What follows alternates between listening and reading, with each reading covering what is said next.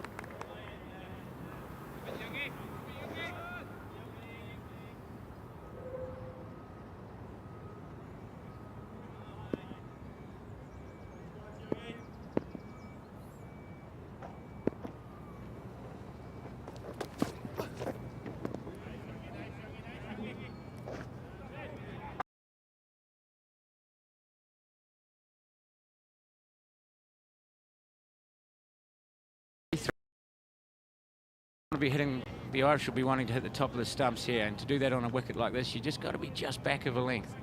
Seen a couple of balls a little bit full that have been scored off, and obviously short and wide is meat and drink for these guys. Just want to keep plugging away at that length.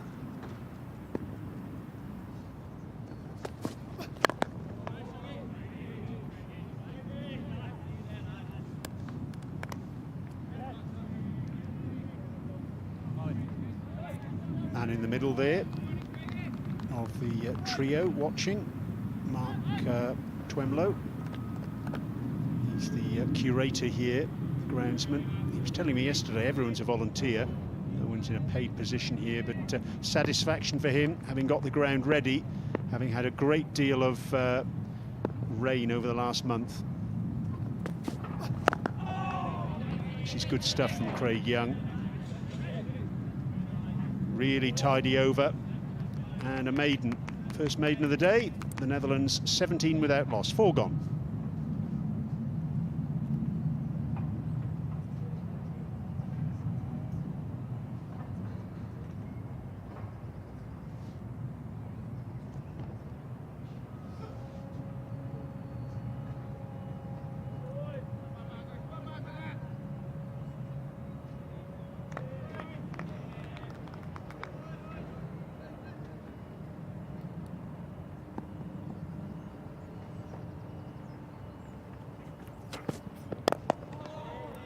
Full, and Myberg looking to drive, and that's been his strength so far today. Full-length deliveries. He's been very quick to capitalise on them. You will see there's not, boundary's not coming for Steph off a length, which is fair enough on the surface, but also McCarthy there. It's great bowling. Mybs has done well there because McCarthy's brought that one back into Steph.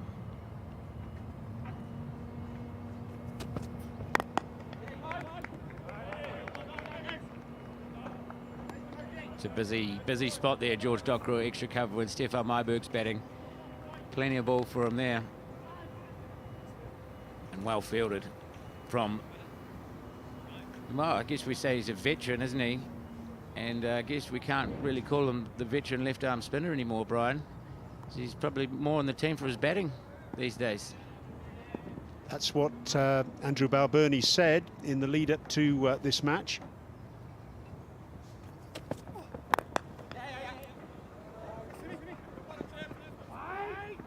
Taken one, that's all they'll get. Simi Singh, the fielder. Yeah, George Dockrell, Andrew Balbirnie said in his pre-series press conference, he sees him now as the number 5 batsman, and a batsman who bowls a bit, particularly given Simi Singh, who just fielded that ball, and Andy McBride. They're in the side primarily as the spin bowling options. There's Paul Stirling to bowl spin as well, of course.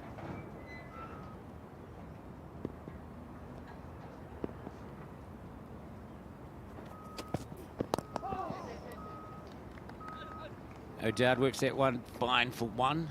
And yeah, no, George Dockrell, he's been around for a while. I've played against him a few times myself, and when he was mainly a spinner, but I see recently in domestic cricket, what is he averaging?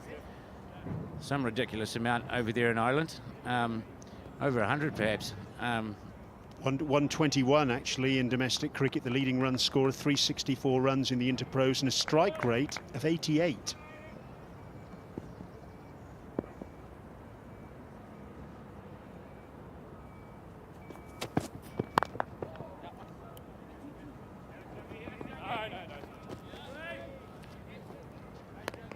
Just the single to Myberg.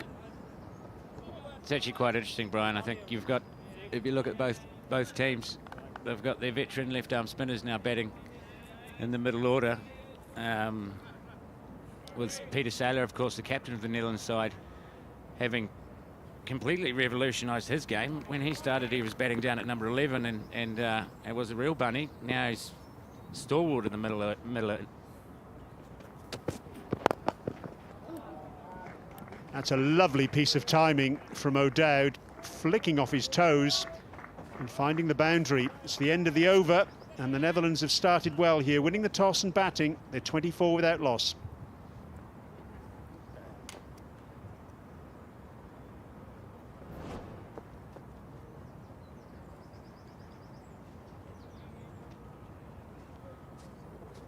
just McCarthy getting a bit straight there, and one has to wonder. Lovely shot from ODI. He's got some nice balance as he's in good form at the moment. But one has to wonder, you know, McCarthy a little bit expensive when. And Young obviously just came off a maiden, but will Balbirnie go for maybe a little bit pace off early here in this power play?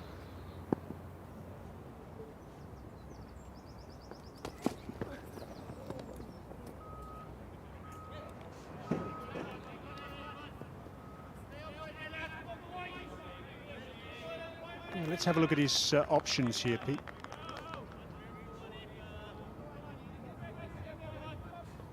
Well, obviously he's got still got Little to have a bowl and in the seam attack, but you've got guys you can bowl some spin in that power play, and I think it's not a bad matchup against Mibes especially.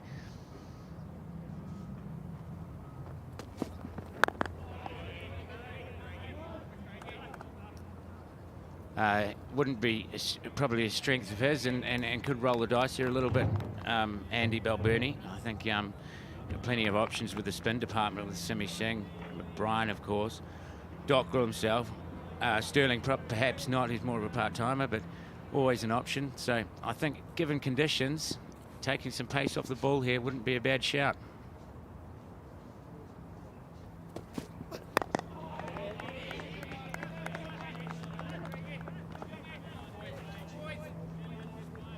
Josh Little is an exponent of taking the pace off the ball, the left armour. Certainly regarded as a death bowler. I'm sure we'll see him at the back of the innings. But maybe he's an option as well. Very clever bowler, very clever left armour.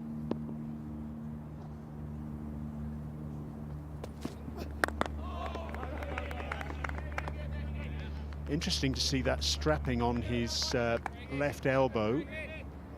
He took part in the Island Wolves tour of Bangladesh in March, and at the end of that tour, he did have a little bit of an elbow niggle, but he's over it now, albeit with that little bit of strapping.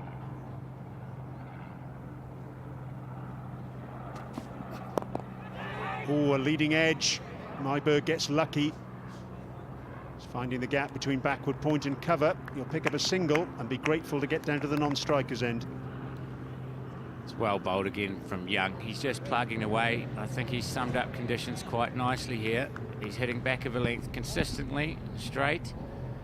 And you can see that Myberg's just not too sure whether it's going off the surface. And a little bit of luck there for the Dutch opener.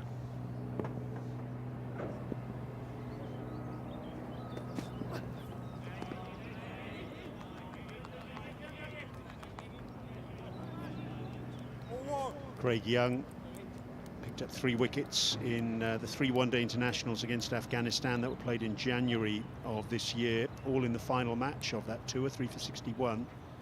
He'd gone wicketless in the first 4 one-day internationals of the tour, 2 against the UAE and 2 against Afghanistan. Here are the bowling options, plenty of them for Andrew Balbirnie, Peter. Yeah, as we were saying, they've got obviously the variation of the left armour, 3 seamers, and then the 4 spinners as McCarthy gets another over here.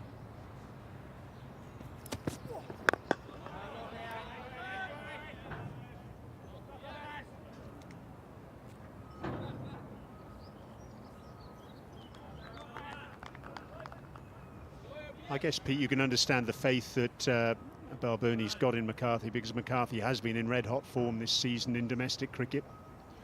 Yeah, of course, he's a proper bowler, and he's looking to shape it back into Myberg, which is obviously pretty tempting for Balbirnie to keep him going.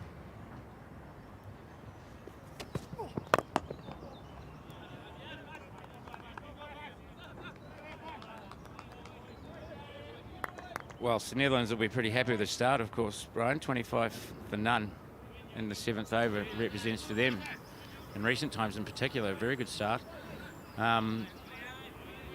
haven't really got away, have they? And we've seen there, that's quite a full ball. It's not been that easy. They'll be happy with the score, but it hasn't been that easy.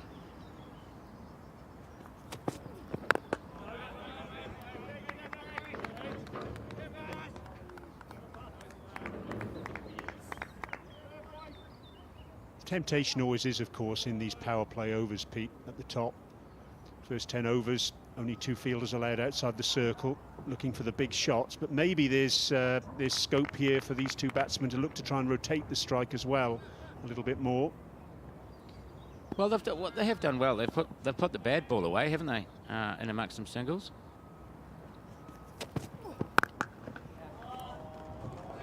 And there's an example of what Peter Boren's talking about. A ball with a little bit of width from McCarthy. And Myberg latches onto it and finds the gap in the offside field. Yeah, that's where he loves them. It's not even that wide, but anything just outside the stumps to Myberg is going to disappear. And as we were saying, that's too much width for him, and he'll take advantage. That's the Myberg of old right there.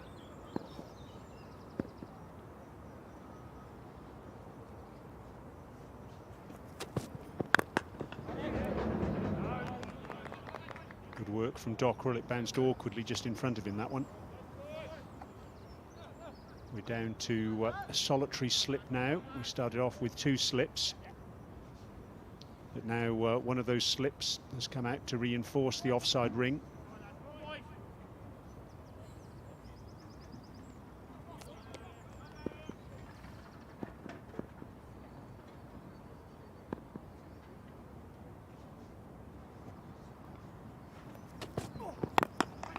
Pulled from Myberg, a little bit short from McCarthy. Wasn't middled though by the left-hander. Balbirnie gives chase just in front of our commentary position, and good running from Myberg, coming back for a 3rd. Good cricket.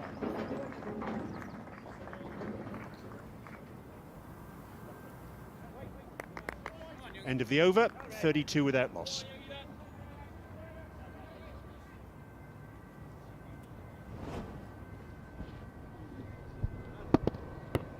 Actually did get up. We've seen that length pretty tough for Myberg today. He's been beaten on the under edge a few times on that pull shot, but this time it gets up. It's a great shot in front of square, and he takes advantage again of a ball that wasn't quite McCarthy hasn't quite got it right today in terms of his line and length, and Myberg has been taking advantage of those loose ones when they've come along. As Young gets another over, he's been impressive. None for 5 off 3.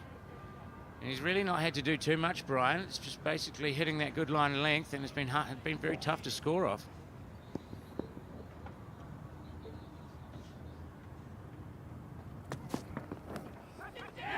Out. First wicket, and Young's deserved that.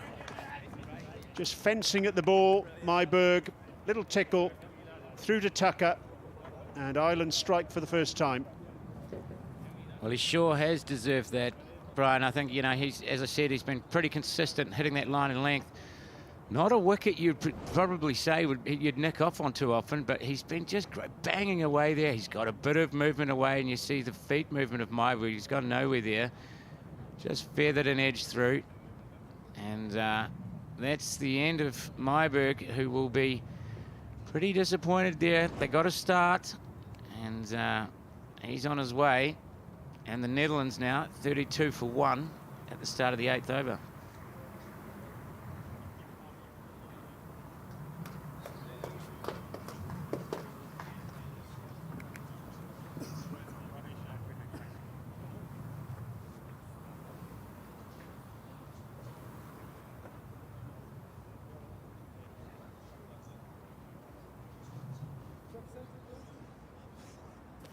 Yeah, that's center.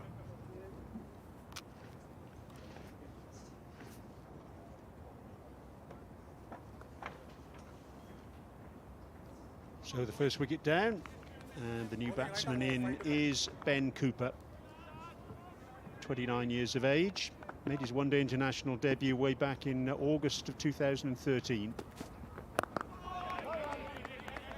Gets his first ball in the middle of the bat, and let's have a look at why he's here.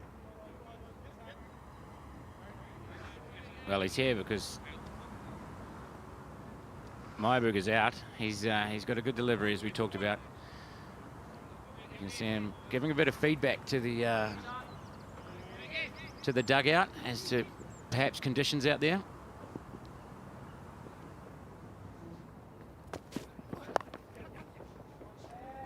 Ben Cooper off the mark. That's a good leg glance. 4 to him. Good start for Cooper. Let's have a look at that wicket of Stefan Myberg. Good carry as well through to Tucker here. Yeah, we see a good length delivery there, and it's carried through nicely, that one. Not all of them have today, but that one has, and would have thought, as we watch Cooper off the mark, he'll be pretty happy about that. Bit straight from Young. Young's going to be very annoyed with that delivery on the batsman's hip first up. Bit of a gimme really there for Ben Cooper. Oh, it's the nicest thing ever, isn't it, Brian, when you walk out there, a little bit of pressure on a massive game for the Dutch. Cooper, who's been a little bit inconsistent with his form, he can just get that one nice straight one there and just tuck it away for 4. There's no better feeling for a batter when he first comes out.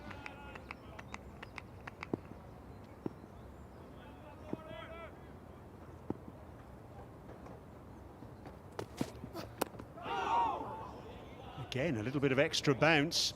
I think that's hit him on the elbow, has it? Yeah, again, he's smashing a length here as Young, and maybe there's a little bit of inconsistency in that bounce there. You see Cooper, he's going forward, and that has taken off to take the glove, which is a little bit concerning this early in the day. Great bowling, though.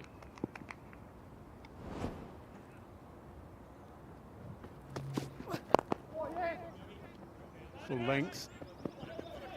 Little the fielder. They'll come back for 2. And the end of a successful over for Craig Young.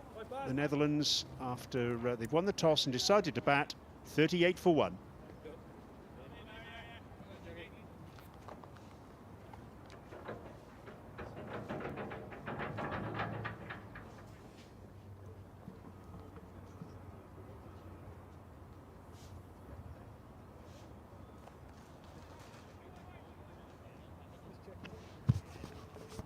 Hello.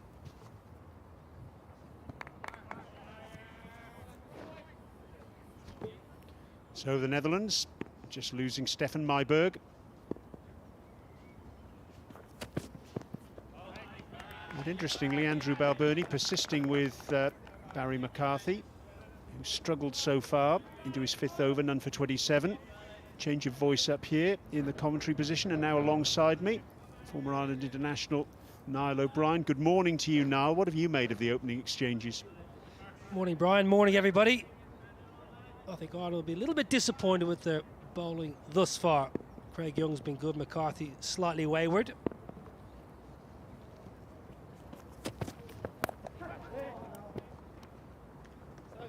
That's gone for 4. Goodness me, that really has raced away. Little down there at third man is quite fine, but not fine enough. Yeah, slightly off the outside edge. I think Max O'Dowd had the ball in a fair bit of control. He's looked pretty assured so far, Max O'Dowd. High backlift, unusual technique. Yeah, as an opening batsman, you earn your luck. 2 slips in play, but that was plenty wide enough. Max O'Dowd is in good form. The game looks in good place.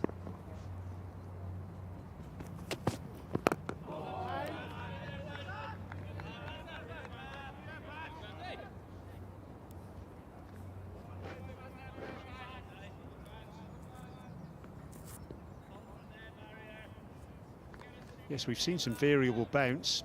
What have you made of the surface so far, Niall? You were out there for the pitch report, of course, beforehand.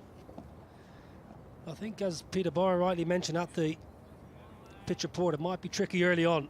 That's why I think this is a really good start for the Netherlands. 42 on the board already.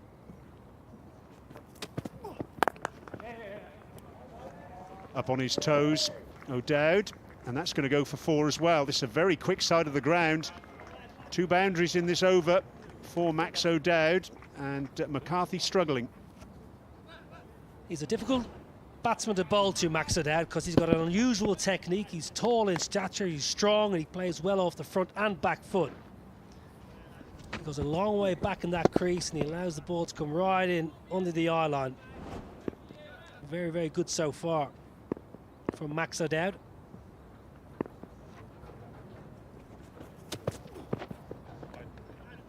That'll be a wide.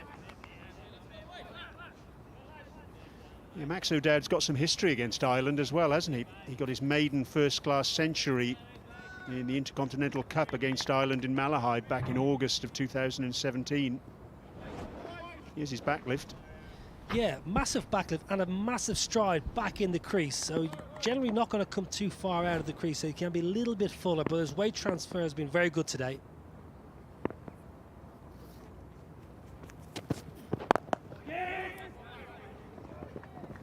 Good cricket, just picking up the single.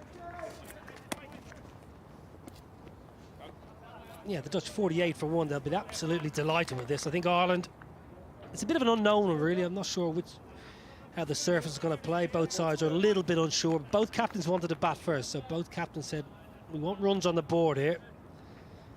Current rate's going to be 272. I think the Dutch will snap your hand off at 272. Anything over 240, 250, I think it's going to be a good score.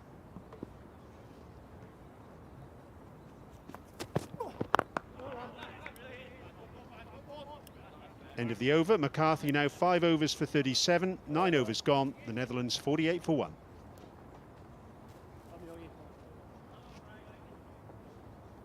Well, this is the Ireland 11 today. Porterfield back in. Nice to see William Porterfield back in. Sterling obviously is the standout player. Harry Tector's a good cricketer. He went through a fitness test this morning after rolling his ankle in a game of football of all sports in training a couple of days ago. George Dockrell, that is the big news story coming out of Dublin. The man in form. Fantastic to see George Dockrell back. Tucker played well in the winter. He had a good tour to the UAE, the Gloveman.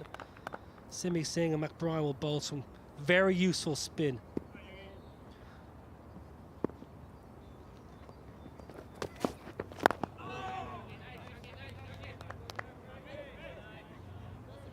Interesting, Niall.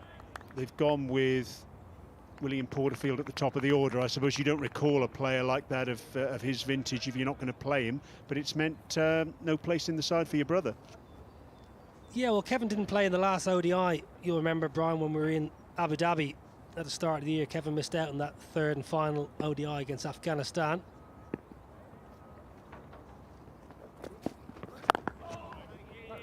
Quite interesting, really, because William Porterfield wasn't even in that squad. He brought back in. William Porterfield's found a bit of form in the Interprovincial Series, so potentially rewarded for a bit of form.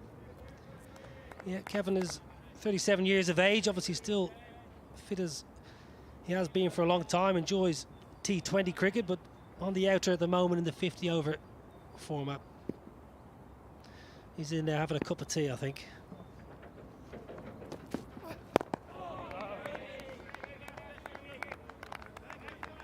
Yeah, the interesting thing is that William Porterfield did actually play for the Ireland Wolves against Netherlands A in the 3 one-day matches that were played in Wicklow in May. Only got 14 runs in those 3 matches. Yeah, he had a tough tour. Tough series, William Porterfield. Did find some form for the Northwest Warriors post that series, so I probably just nudged him ahead of Kevin. Good numbers all the same.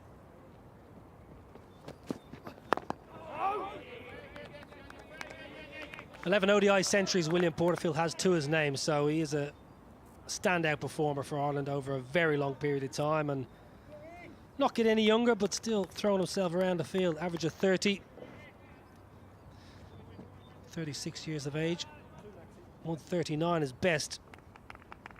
Coming to the end, but still got plenty to give. He'll be charging around the field as always, and he'll open the batting with Paul Sterling.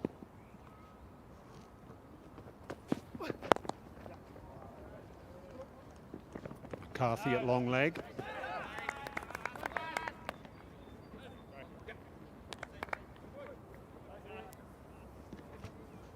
That's an area that Max O'Dowd has been good today. He's put the short ball away, you expect that, but as soon as Ireland have come a bit straight and a bit too full, he's clipped the ball nicely leg side. Balance has been good. His footwork has been excellent, very precise.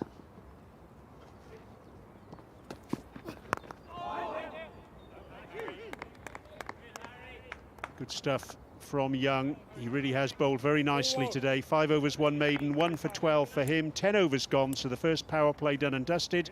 The Netherlands winning the toss and batting, 49 for 1.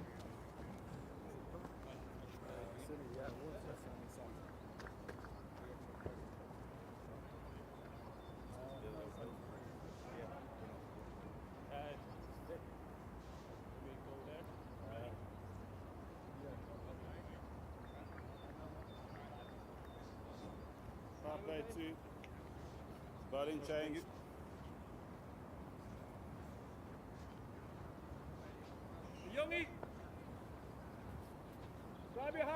So after the first 10 overs, the field settings are relaxed.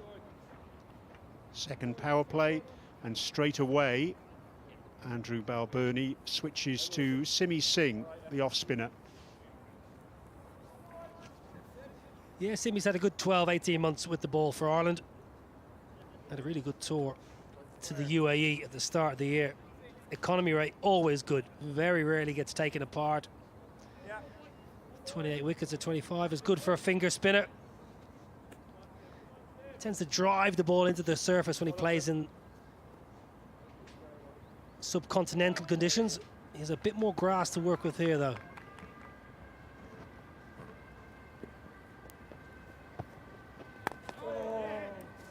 Outside edge from O'Dowd, and that will bring up the half century for the Netherlands. McBride the fielder. So 50 up, just at the start of the 11th over, that's good. Absolutely fantastic. You win the toss. Peter Saylor, you win the toss and bat. Wonderful start.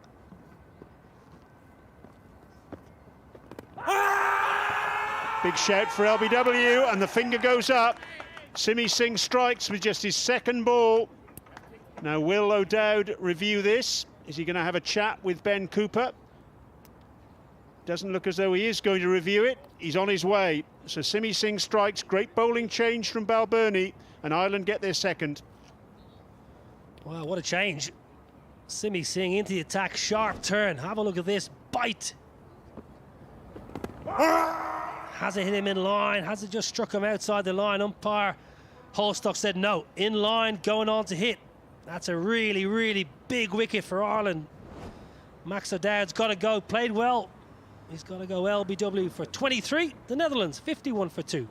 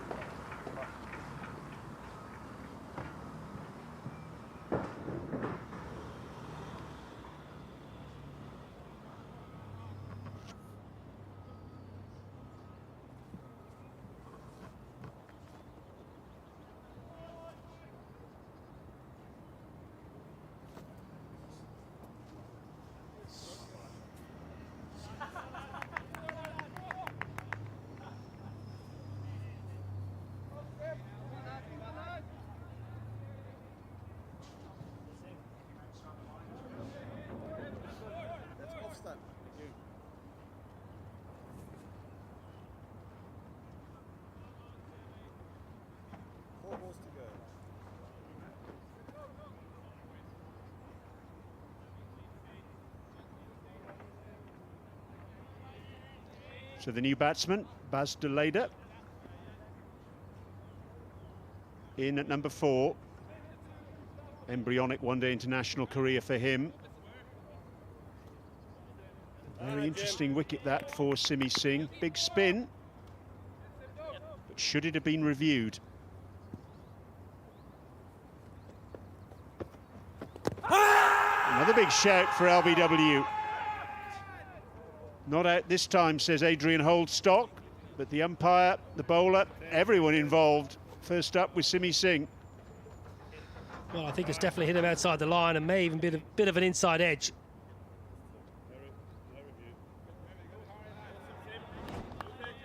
Spin bowlers getting involved straight away. Yeah, outside the line, might have been a feather.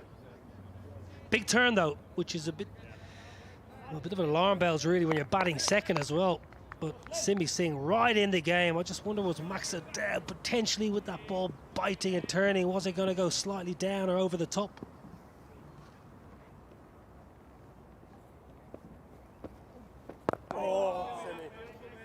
pressure on the batsman. This is O'Dowd's dismissal. Well, just when the ball turns so big, you have a chance as a batsman that the ball may just go over the top. Yeah, big bite, big turn, missed opportunity for the Netherlands.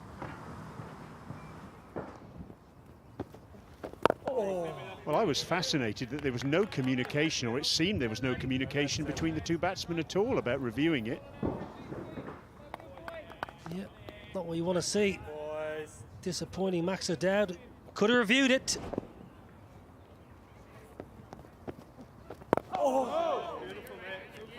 What a terrific first over that is from Simi Singh. A wicket and 2 runs. The Netherlands 11 gone, 51 for 2.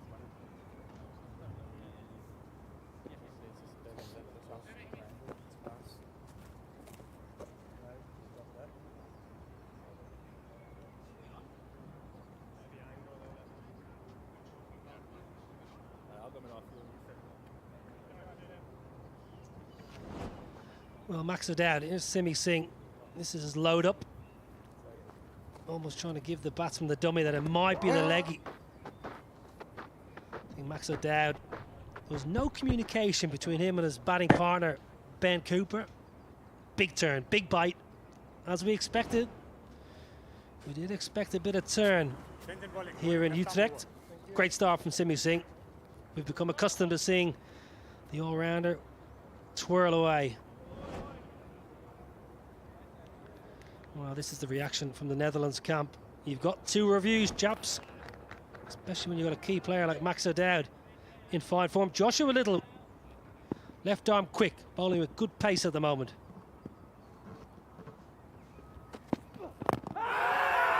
Big shout for LBW. Oh, and Little strikes with his first ball. Ben Cooper's gone, and all of a sudden this match is turned on its head.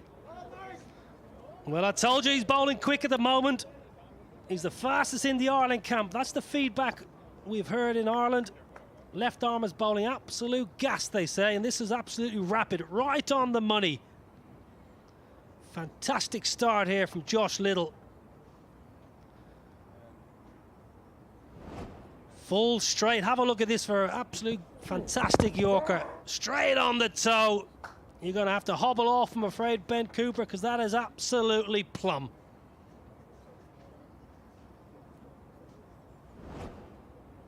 Back-to-back wickets for the Netherlands. Ben Cooper out for 6 LBW. Little.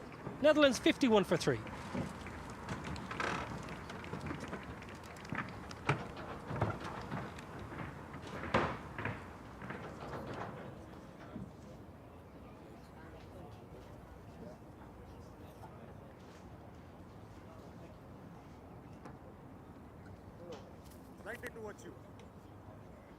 Well, the Netherlands were 51 for 1. Now they're 51 for 3. Peter Sela, the Netherlands captain, in at number 5. That average may look very low. Well, it is very low. But for the vast majority of his career, he's batted way down the order.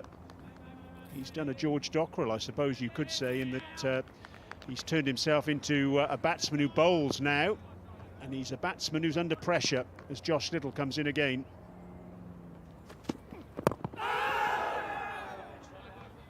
Little inside edge has saved Sela there. Otherwise, that would have been another very vociferous appeal. Well, this is the end of Ben Cooper. That's absolutely stone dead. Absolutely plumb. It doesn't get any plumber. Full, fast, ferocious from Josh Little. Beats Ben Cooper for pace, all ends up. The feedback has been he's bowling mid to late 80s, which is good pace. And when you throw in the left arm angle and his skills with his slower balls, he's a real handful, Josh Little.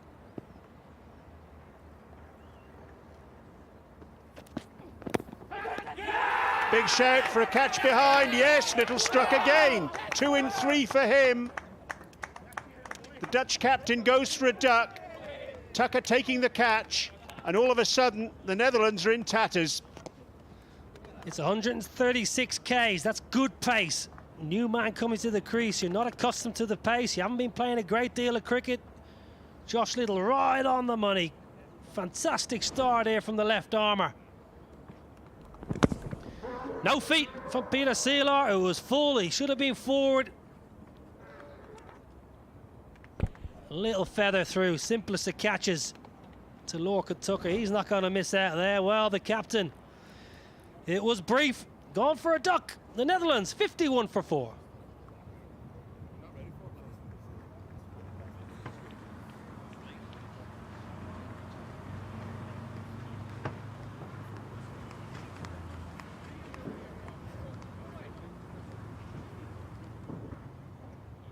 Center, please. A bit towards you. Yeah, that's center. Scott Edwards, the new batsman, coming in at number 6.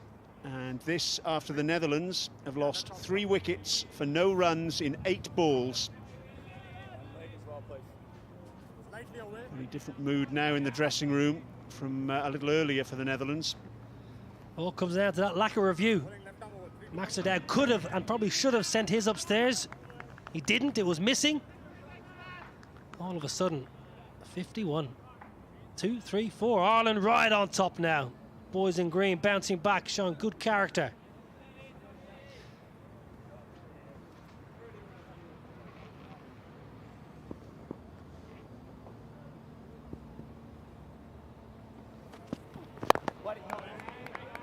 Scott Edwards in at number 6, born in Tonga actually, but brought up in Australia, qualifies for the Netherlands through his Dutch grandmother, who was born and lived in this country.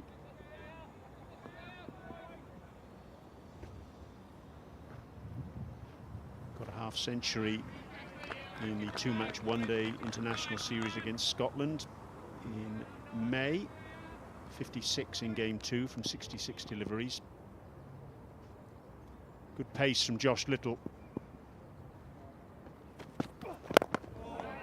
He's been very full as well. I have to say, Niall, I was thoroughly impressed with him in the one match we saw him play in the UAE against Afghanistan. He came in for the final match there.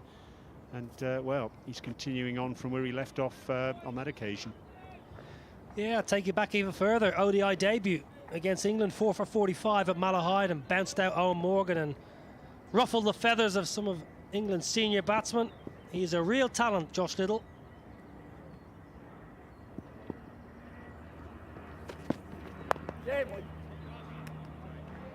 Edwards off the mark, and thank goodness from a Netherlands perspective, they're off 51. End of the over, and what an over that was from Josh Little. 2 wickets, just the 1 run from it, and the Netherlands 12 gone, 52 for 4.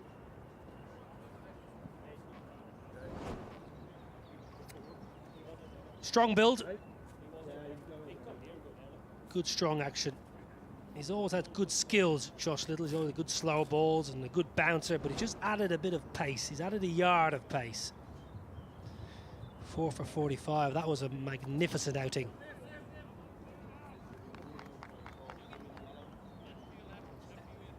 Yes, that 4 for 45, the second best one-day international debut figures in history by an Irish bowler. Only Craig Young's 5 for 46 against Scotland at Malahide in September 2014 is better.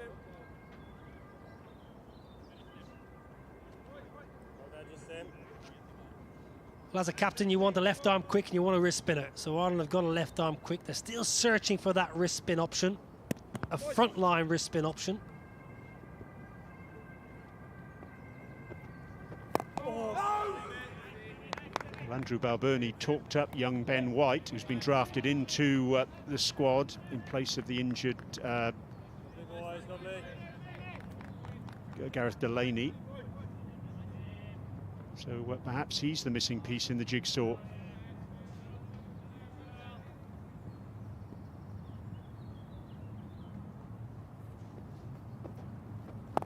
Just wondering here, Niall, with these wickets having tumbled, is it worth getting a man at short leg? Bit of extra pressure on these 2 batsmen? Well, great minds think alike, Brian. I was thinking the exact same thing. Get a short leg in.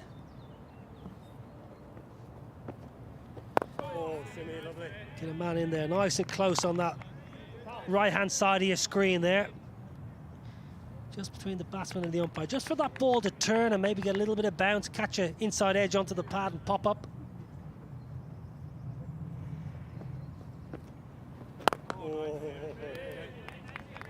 A bit disappointed with these last couple of deliveries, Simi Singh. Nice there, It's lads. just been a little bit short and allowed the batsman just to get onto the back foot.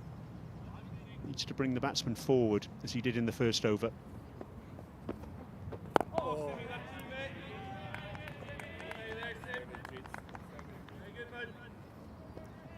Really nice. Simi Singh, his best figures, 5 for 10. Niall and I watched that. That was against the UAE in January. Quite remarkable. It was almost as if he was bowling hand grenades that day.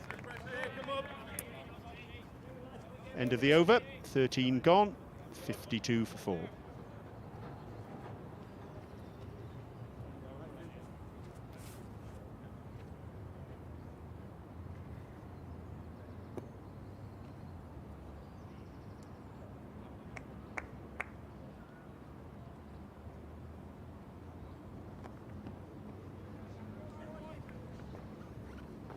These two batsmen, a lot now depending on them.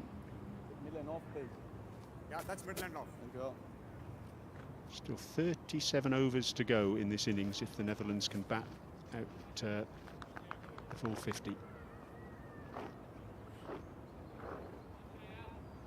No crowds allowed in. Still in COVID times, of course. Still a few volunteers around helping, and a few spectators outside the ground.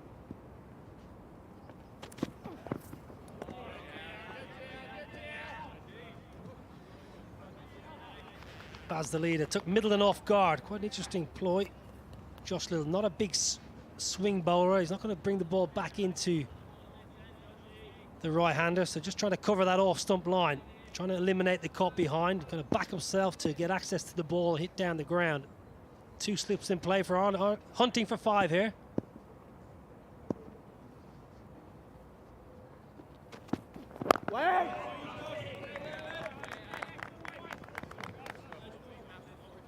Great start for Josh Little, good pace. This is Ben Cooper, this is Plum. Absolutely, just tails back in and then just a very full ball again.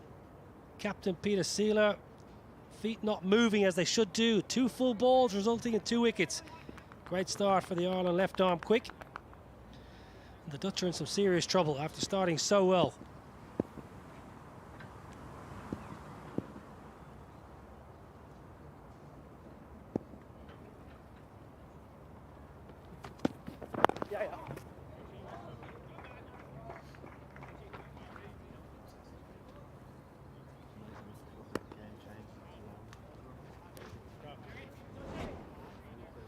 Yeah, just asked for a middle and off, so just going to get himself right across the stumps, Baz the leader. Josh Little's not a big swing bowler, tends to angle the ball away to the slip, so the leader just trying to make sure he lines up that off stump line, and anything outside the line of off he can just leave with relative ease. On the flip side, from a bowling point of view, if you can get one full and straight at good pace, you've got a good chance of an LBW.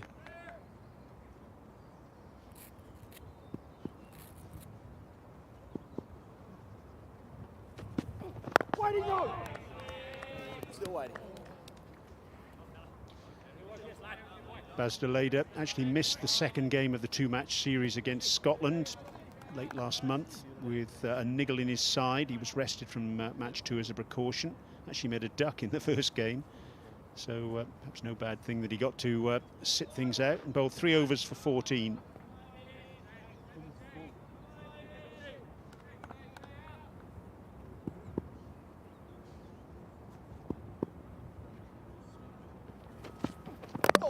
Bowled him. Little strikes again. Oh, this is a tremendous spell. Edwards goes. I think he chopped that one on.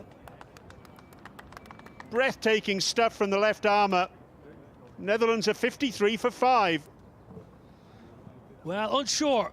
Scott Edwards exactly where his off stump is. Could leave this, decides to play. He's in 2 minds.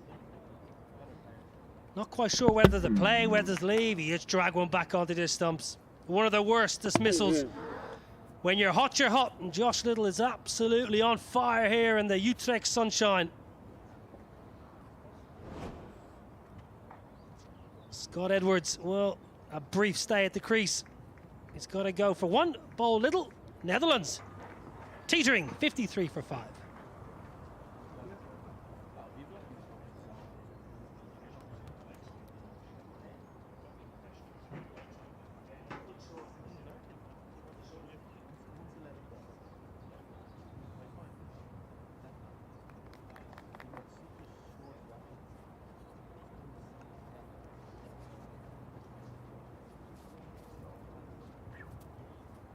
Saqib Zulfikar in at number 7, plays for the Punjab club here in the top class in the Netherlands. He actually missed the second game of the 2-match series against Scotland because it was brought forward by 24 hours due to the threat of rain, and he was unable to get out of work commitments for that second game.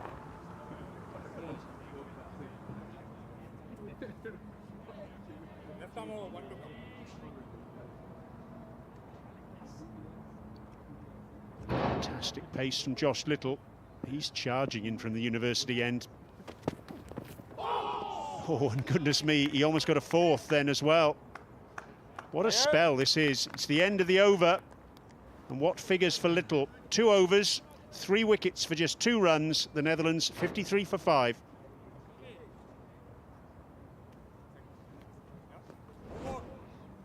Oh, this is not what you want to see when you're new to the crease and you're side of 53 for 5. That's kept low. All started so well with a good opening partnership. Myberg and O'Dowd, downhill. Max O'Dowd could have reviewed it, didn't. And it's been a procession of wickets since. Credit to Ireland, they fought back well.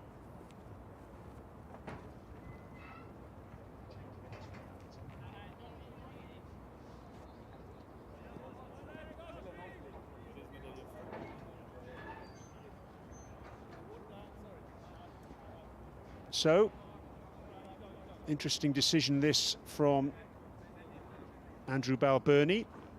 Simi Singh going nicely.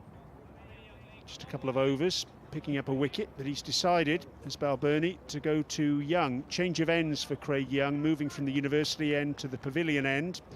Impressive enough opening spell from Young, actually, getting rid of Myberg. 5 overs, 1 for 12. So Balbirnie looking to turn the screw here. And starts off with a wide.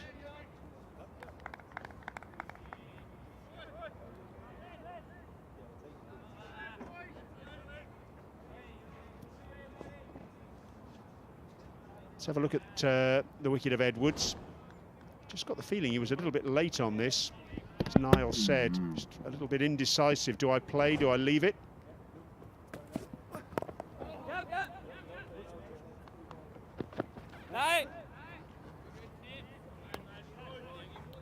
Well, it's an interesting call.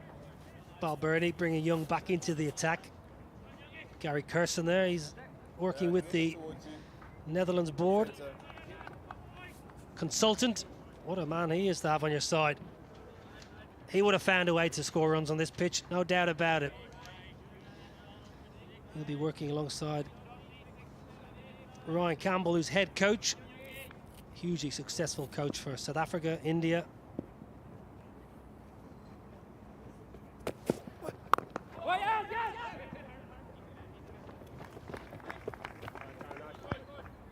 Yeah, this is the first series involved as an assistant coach, Gary Kirsten, with the senior national side. But he has come to the Netherlands over the past handful of years every summer to run a coaching clinic, and Netherlands players have gone the other way as well and been attending Gary Kirsten's academy in South Africa. So there has been a tie-up, and this, I guess, is a slight formalisation of that tie-up.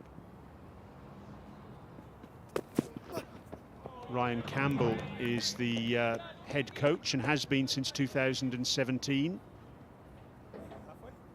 Gary Kirsten, of course, is lined up to coach Welsh Fire in the 100 competition that will take place later on this summer in the UK. You just can't give it up, eh? You can't give up that Welsh heritage.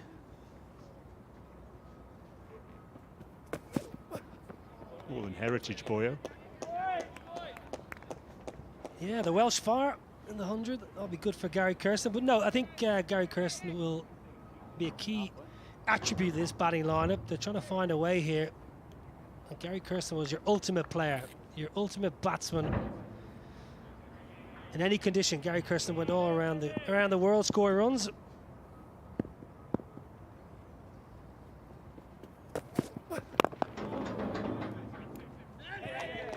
Oh, that's brilliant at mid-on. Great fielding. I think that's Balbirnie diving away. Right hand, Simi. No, in fact, it's Simi Singh. That was tremendous stuff, and some hesitation from the batsman. In the end, they scrambled through for a single. Yeah, it was a nice strike. There was a little bit of a lack of communication between the two batsmen. Excellent from Simi Singh, diving to his left.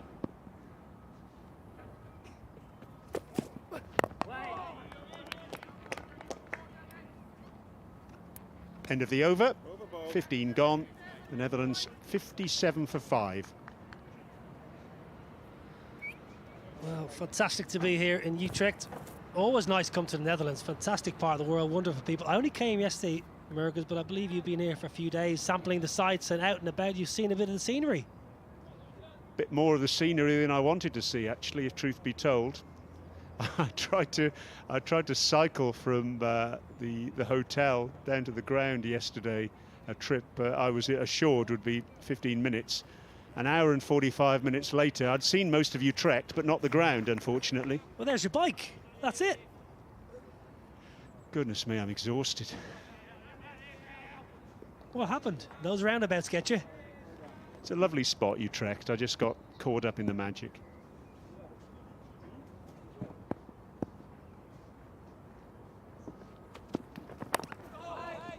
Stays down. Well, it is up and down. We've seen plenty of up and down bounce, inconsistent bounce on this surface.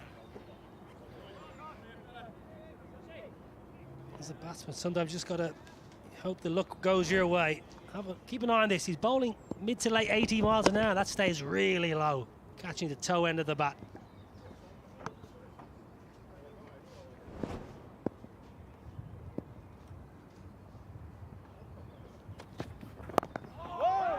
Brian Murgatroyd's off to try and find that bicycle that got away from yesterday. Peter Boren alongside me. Peter, when you left a half an hour ago, life was rosy for the Netherlands. Yeah, it's all changed, hasn't it? And thanks to this man here, Josh Little. He's been outstanding. He's really put in. He's getting some good pace. What is he? He's high 80s and 87 at his highest. And let's be honest, the Dutch have not seen pace like that for a while, and they've struggled. Yeah, it's a good start. We go back to the LBW of Max O'Dowd early in Simi Singh's spell. There was turn and bounce, chose not to review, should have reviewed, and it's all been a procession since. Max O'Dowd looked good. It was a good start. Was a good start. I think they looked actually, not only they were putting away the bad ball and the score was looking all right, but also they looked pretty comfortable actually until that moment. I guess one big appeal and the decision not to review. Change of angle, comes round the wicket, just changing it up a little bit, keeping the batsman on his toes. This one stays down also. It's not going to be easy for Holland, and what the Netherlands need to remember, it's going to be doubly difficult late in the afternoon as this sun takes effect on this surface. So every single run you can eke out is going to be so important. Yeah, absolutely, Niall. I think that was the plan, batting first. Obviously 5 for 57 wasn't part of that plan, but if they can scrap together a score here, they're always a chance.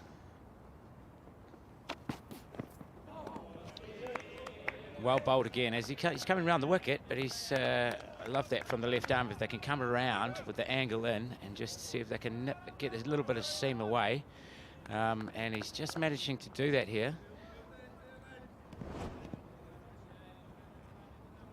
He doesn't tend to move the ball a great deal, Josh Little. He's just trying to play with the angle, play with the crease, just try and drag that batsman outside, feeling for one outside the line of off.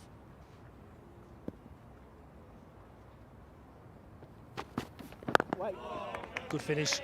Excellent over, Josh Little. Another maiden bowled at high pace, 86 miles an hour. Netherlands 57 for 5. And with that, it's going to be time for a lovely refreshment here in Utrecht.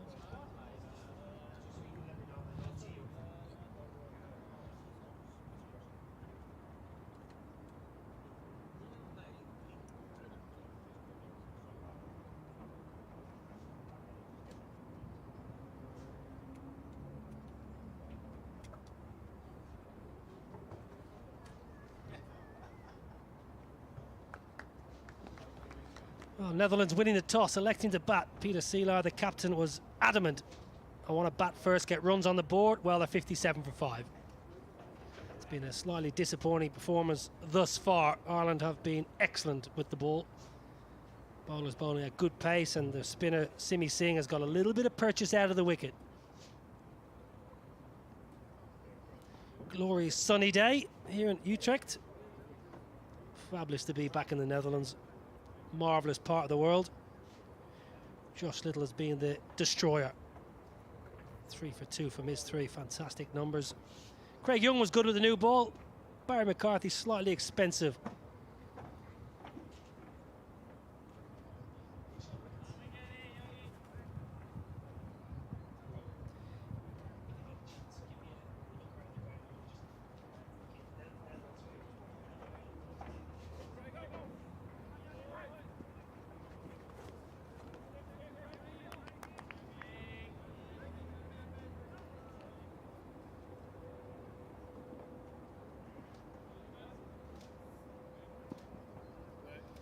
Craig Young going to continue. 2 slips in play. Fantastic effort from everyone at Netherlands cricket. I must say, I must take my hats off to everyone involved in Netherlands cricket for putting on these fixtures. Hugely important fixtures in difficult times. I think they've done a wonderful job getting everybody tested and cleared. Facilities have been fantastic. And they've even turned the weather on. So huge tip of the cap to Netherlands cricket. Yeah, Niall, if you'd been here the last month or so, last week, I think this place was underwater, as was the whole of Holland. It's been challenging, to say the least. But in saying that, it's something that the KNCB and Dutch cricket and everyone involved in Dutch cricket has been looking forward to these fixtures for an awful long time. So it's no surprise to see it all set up so well. Well, it's a marvellous stage for Ryan Campbell and his troops to start putting themselves back on the world map. 24 ODIs over a period of time to try and qualify for a World Cup is a fantastic goal to work towards. Start of international cricket for a long time, not just the Netherlands, but many of the associate nations. And here, a chance to turn over a full member like Ireland, wonderful opportunity.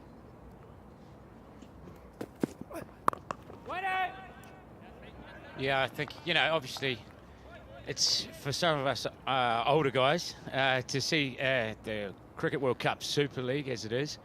It's a pretty amazing opportunity for these guys, and as you say, guaranteed ODI cricket against top nations for the foreseeable future, and lots of cricket in the next 18 months. It's very exciting. And yourself in your own role, happily in retirement, but still giving plenty back to Dutch cricket. You're doing a lot of work with some of the players coming through the system. Yeah, so I've been working with the under-19 side over the winter, and also some of the guys who have missed out on the squads to Nepal and Ireland during the week. And there is talent in Holland. We just need more cricket, Niall. Yeah. No doubt you'll be teaching them all the sweeps under the sun. Nicked short of slip, might run away. Yeah, will run away for a welcome boundary. It was heart in the mouth moment time for the batsman, but gets away with it. Yeah, Shakib, was it Buster later, was it actually, sorry? Oh, here we have a look, and it's just Shakib. I actually don't think he's played that too badly, Niall. I think, he's pushed at it initially, but in the end, he's used soft hands, and he's got 4 down to third man, so he'll be happy about that. 61 for 5, the Netherlands.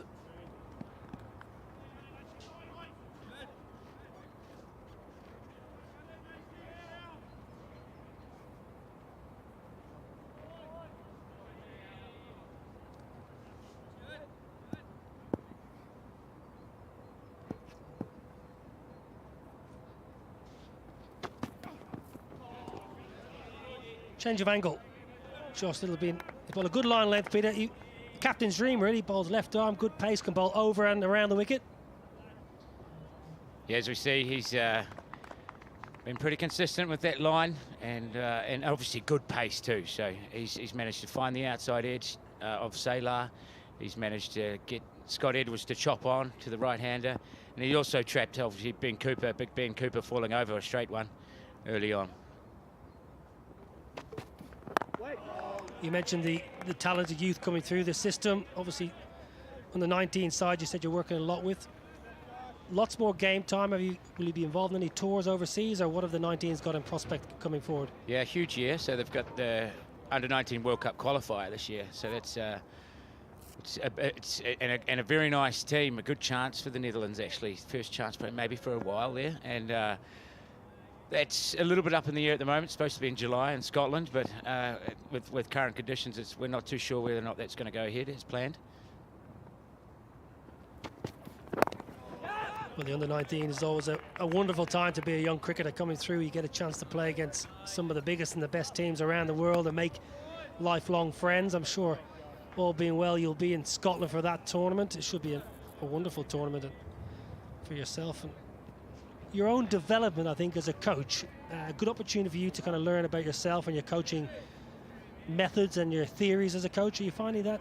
Are you enjoying that role? Yeah, I'm loving it. It's a lot different from being a captain, of course, and I did that for a long time. And as we watch Little coming into bowl here to Zuffa Cup. Another good delivery from Josh Little. Yeah, no, it's great. I think in terms of working with guys half my age, it's a little bit different as well. So trying to get the best out of them. There's a couple of very, very talented young guys, and particularly in Aryan Dutt and Vikram Singh coming through, who have had a bit of a taste of international cricket at senior level now. But under-19 is their chance to really dominate, and hopefully they can do that in the next couple of months.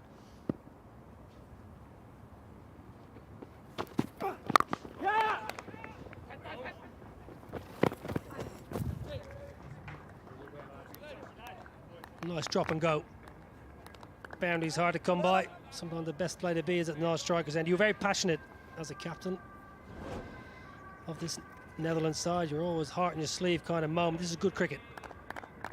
You like to see this as a coach and captain. Just get down the other end. No doubt you'll bring that passion and love for Dutch cricket into your coaching. We'll be watching with bated breath as you develop the next generation.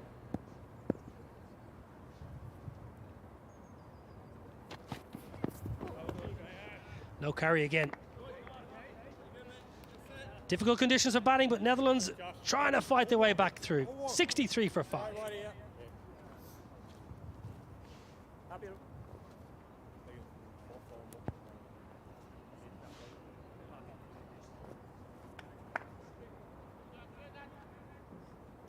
Well, Captain Balbirnie would be delighted.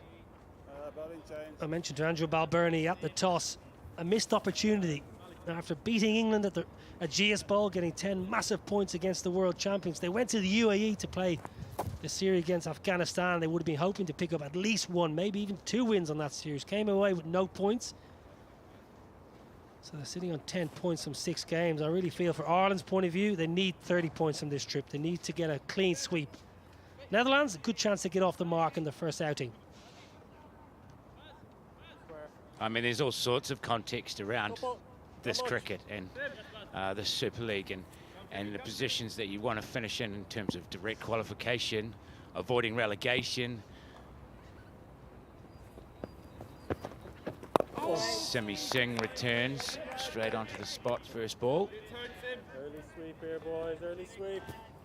But yeah, Niall, I mean, both of these teams have got an awful lot to play for, and we'll see perhaps the importance of these games maybe later on in the series. Who knows? But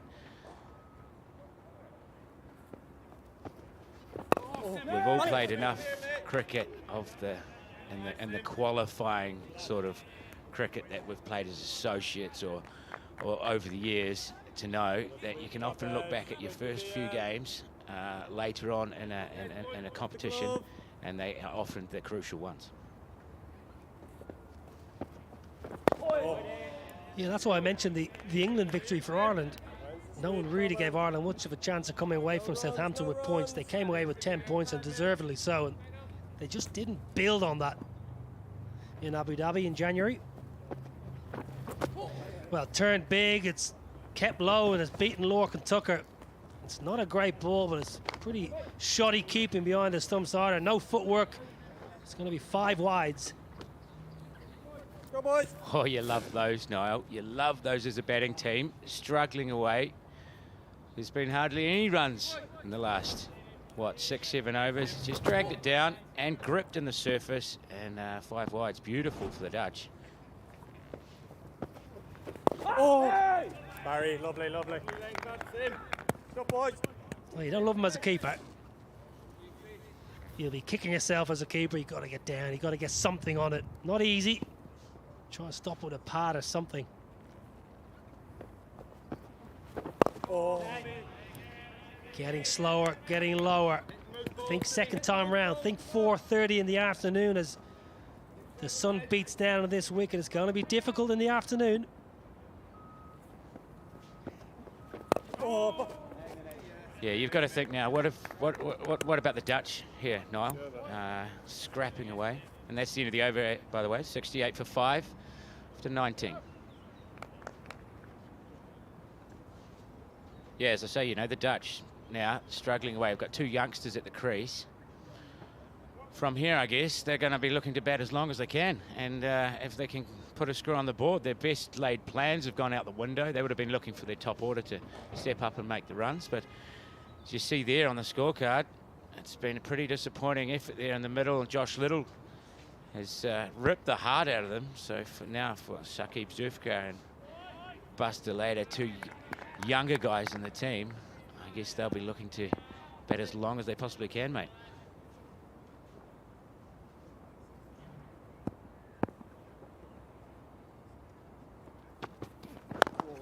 In the air. Good hustle. Good energy from Josh Little. Really, really good. Thundering it in on a good line of length. And it's again that slight inconsistency. Batsman not sure whether they go forward, whether to leave it, attack or defend. Gets lucky in the end. Well, we have seen a couple from Little over the wicket and also around the wicket. Just keep a little bit low, so I can see why Delayed is looking to press forward there. It's great bowling from Little to make sure that he keeps him back in the crease. Because that one, I'm not sure that's really popped off a length. He's just dug it in short, and Delayed is pressing forward, of course. Well, you mentioned potential targets. I'll be totally honest, Pete, I was never a good judge of a pitch. I used to look at a pitch and I'd say, this is an absolute belter, and you'd be skittled out for 160. Before balls bowled, I thought if the Netherlands get 230, 240, that's a good score. Coming over the wicket again. Got to reassess now, 69 for 5. Still 30 overs to bat, so anything over that 200 mark will be difficult to chase. Well, it certainly looks that way. Obviously, anything over 200, they'll be very happy with as things stand. Back over the wicket, Josh Little has mixed it nicely. Ryan Campbell, former Australian and Western Australian wicketkeeper batsman. He was playing that Dill scoop well before Tilakarani, Dilshan and the reverse sweeping brigade of the modern era. Used to scoop the ball over the keeper's head. Wonderful cricketer, Ryan Campbell. Used to have a lot more hair, if I remember correctly, when he was playing at the Wacker. Well, we're not playing at the Wacker today, that's for sure, Niall. I think he's probably, after 3 or 4 years here, getting a bit more used to these tracks rather than the Wacker. Should get back for a couple. There was a shade of a catch. I'm not sure if it was just hip or a little bit of a feather. Yeah, a little bit of an inside edge onto the leg.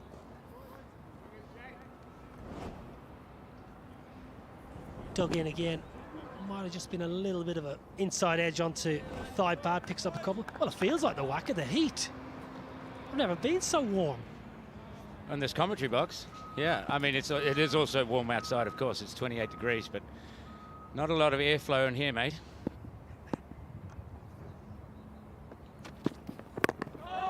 Stays down.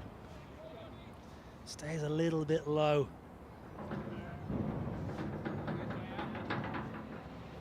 He's been impressive, hasn't he? Who's that on the bench? You see Cooper and O'Dowd there. They've already had their bat for today, having a snack.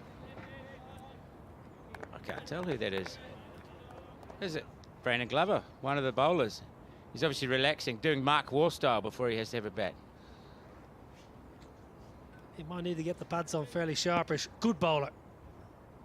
Got plenty of good bowlers, the Netherlands. Plenty of pace on offer.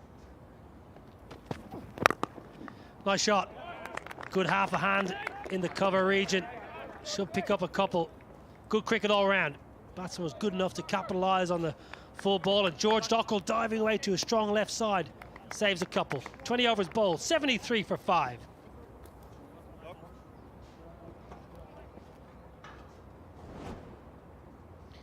You see Little, he's just over-pitched there a little bit, and Shakib Zulfikar, he's a really nice young player. You know, he's been around for a little bit actually now, Niall, but he knows how to bat, and there's not many guys in Holland, young guys who actually, a lot of them look very good, but knowing how to score runs. And Shakib is a guy who over the years, whether it be club cricket, Netherlands A cricket, he's actually put some runs on the board. So in a situation like this, I think that's very, you know, that counts for a lot.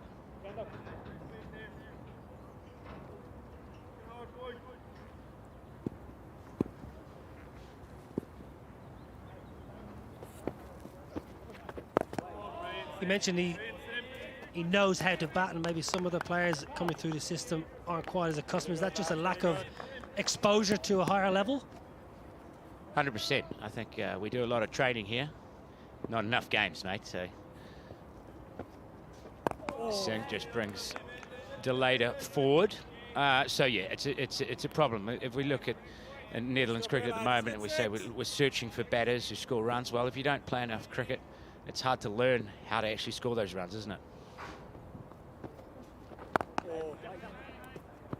There's Delata. He's played that beautifully down the ground. He's another example of a young guy who, all the talent in the world, just needs more games, doesn't he? See, as we look at the pitch map here for Singh, as a finger spinner, you wouldn't want to miss too many more than that anyway. I don't see the red dot for the 5 wides there, but he's been impressive.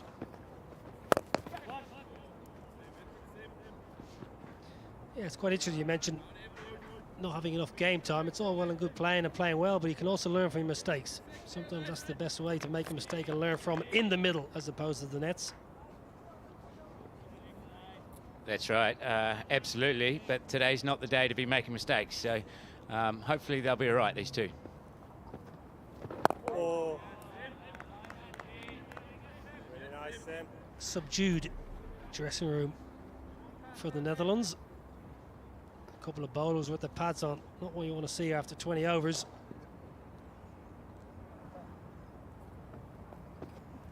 Oh. Good finish. Simi Singh.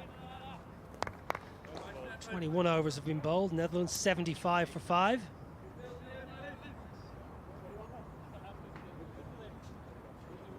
And you're still playing a bit of cricket yourself? You're still tormenting bowlers on a Saturday afternoon? I'm a walking wicket this year, Niall. Yeah, so no, I'm not tormenting anyone with the bat this year, but I'm captaining my local club team, VRA Amsterdam, and we've got a good young team, so it's good fun. Loving it. You've been busy in the transfer window. You've brought in a player from Ireland. We do, which is great. The brother of, we've got Jack Balbirnie this year, and he's added a lot for us actually in terms of his attitude and his batting, and he's been bowling a few loopy leggies for us, so he's been great. And it's nice to have we haven't had an Irish player at VRA ever, I don't think, so it's great. Lovely to see. Andrew McBride, off spinner from Donaghmana in the northwest of Ireland.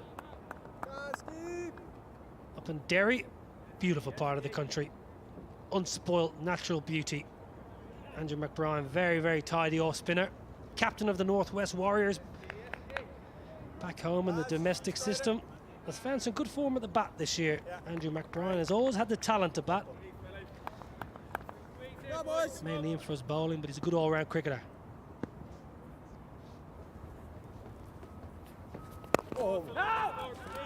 Need to see if the Dutch batsmen are happy to use their feet. They know exactly where Simi Singh's going to bowl the ball. He's generally on a good line of length. Will they be brave enough and have the ability to skip down the pitch?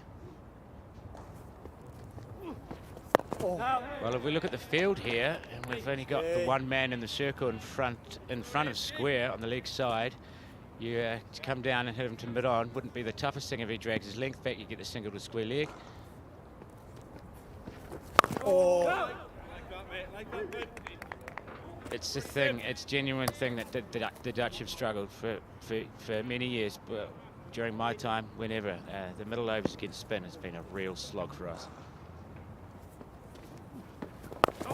Wider in the crease. Really nice, really nice. Andrew McBride just going a little bit wider. Just trying to change the line and length of the ball. That run rate's dropping.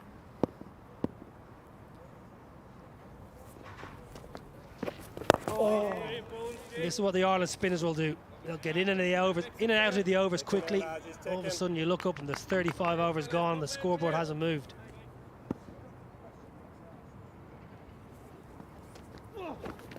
Oh, lovely skate. It's a good shot. A bit of footwork there for the last ball. Down the ground for 1, and that's 22 overs gone. And we're 5 for 76.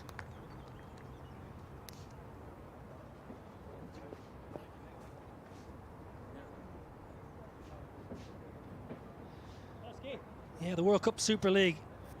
Each side will play 8 other opponents, 4 home and away series. 10 points up for grabs per win. No results will get you 5 points. The weather's set fair here, so it should be fine.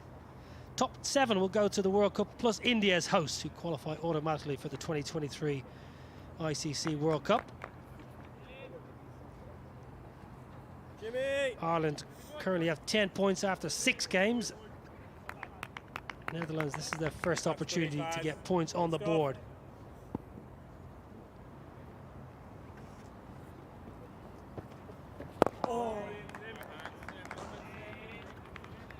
Dotty dot dot, lots of dots at the moment, playing from the crease, and these finger spinners, they're not going to miss their spot. Got to see a bit of proactive batting here. Leg spinner. Simi Singh for 3 years has been working on this. Watched Rashid Khan bowl in Greater Northern many years ago and started practicing leg spin. Has been bowling a little bit in the Interprovincial series back home. Oh, that's the leg.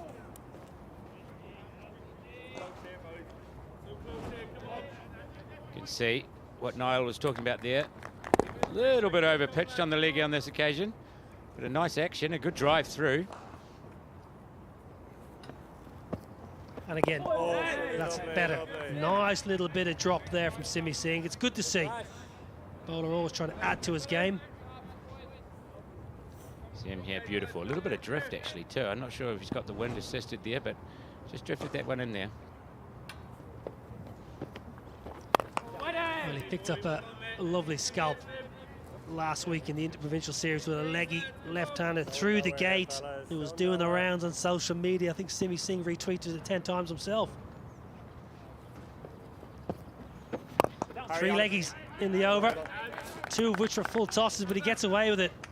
It's a maiden. Simi Singh gets in and out of the over well, 76 for 5. Yeah, Super League up and running all around the world. The race to the 2023 World Cup, Bangladesh, top of the log, fantastic to see. A couple of wins recently over Sri Lanka. World champs England in second place. Still a lot of cricket to be played. Afghanistan, I think, will be thereabouts for automatic qualification. A couple of big nations looking over the shoulder. Likes of Sri Lanka, West Indies. Just be a little bit worried about where the next wins are going to come from. Zimbabwe and Ireland, they'll do battle in August in Ireland. Well, South Africa early days. South Africa travel to Ireland next month, so they will be there for 3 ODIs, so points up for grabs.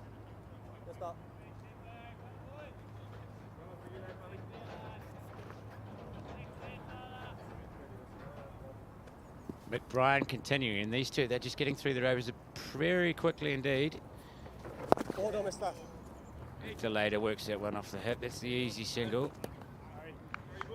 Rotating the strike. Maybe, Niall, when you've faced more of this, if they keep going, maybe they get those singles. They get up to 4 singles and over. At the moment, they're really struggling to rotate. Well, thought about a sweep. If you have a look, we might try and get a replay of this. If you have a little look at the backlip, looking for a sweep, bails out at the last minute. Oh, he Very good, certainly lads. was. Well spotted, Niall. And a bit of turn there from McBride. Well played in the end, Shakib. Shouldn't be one. That will frustrate the bowler and captain, Andrew Balbirnie. That should not have been a single. Straight to Josh Little's strong left-hand side. It was telegraphed and knew exactly what the batsman was looking to do. Had to be sharper. Really tight. Don't quite slow.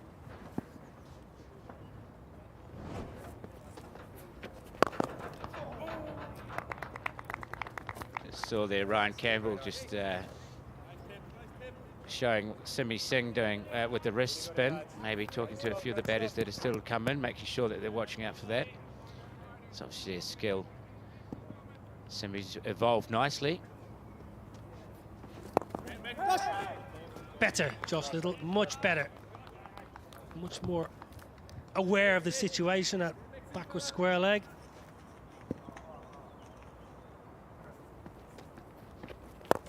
On the charge, chipped in the air. Good effort. Harry Tector sniffing around a short mid-wicket for something in the air. Better over that for the Netherlands. And you see, a bit of footwork. Didn't quite get to the pitch. And, it's 80 for 5 after 24.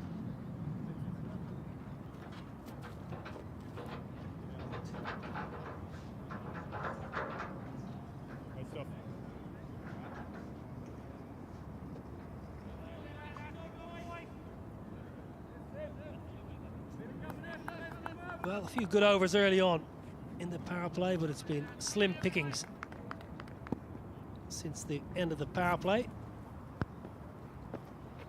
A lot more confidence now. Netherlands batsmen just starting to get into their work, and you can hear a couple of rounds of applause in the dressing room, just getting a little bit more confident about how they go about their business against the turning ball. It tends to be the way, doesn't it? It does get easier. But they've also been a little bit more proactive, Niall, and then you get the rewards for that.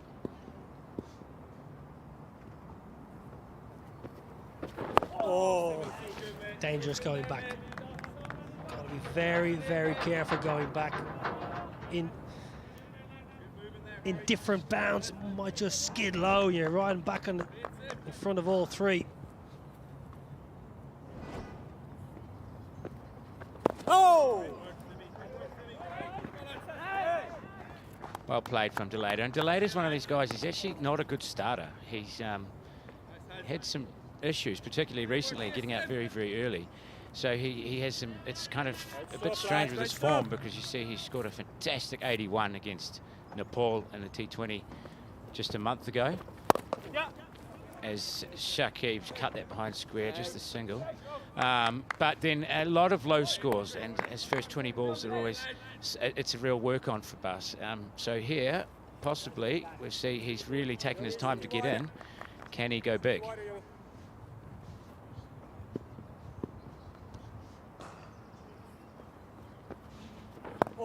Yeah, he comes from strong cricketing pedigree. Tim DeLeader, of course, ex-Surrey Nice, boys, nice. county cricketer, good cricketer, excellent crop of Netherlands cricketers around that era. Rolf Lefevre, wonderful player. Bas Zuiderend. Outside the line of off stump, I'm sure of it. I don't think they'll be reviewing that. He is reviewing it, and Balbirnie's going upstairs here. I think I agree with no. It could be outside the line, but might be worth a shout at 83 for 5. A little bit of a partnership building. Not out, thank you. Director here, third umpire. We have a review for LBW given not out. It was a fair delivery. Can we start with spin vision, please?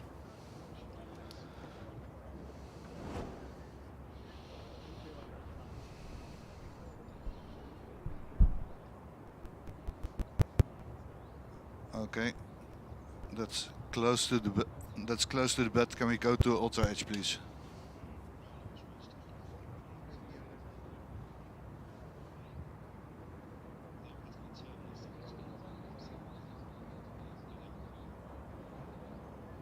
Can you work on all that, please? Go back.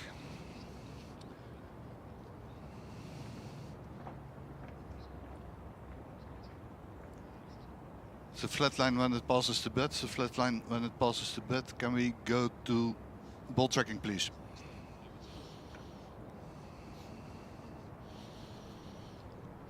Let's say pitching outside off, impact outside. We can go back on field to Adrian, please.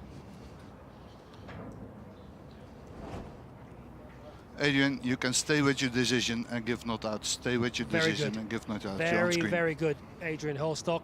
He was under pressure. Great call by the umpire. Decent over from Simi Singh all the same. 83 for 5. Nice off, Sim.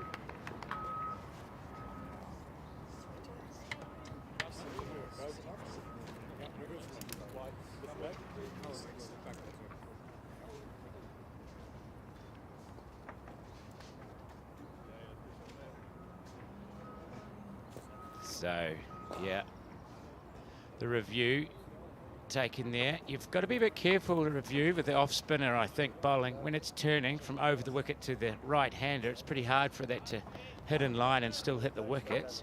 We saw one earlier that was given, actually, no doubt failed to review.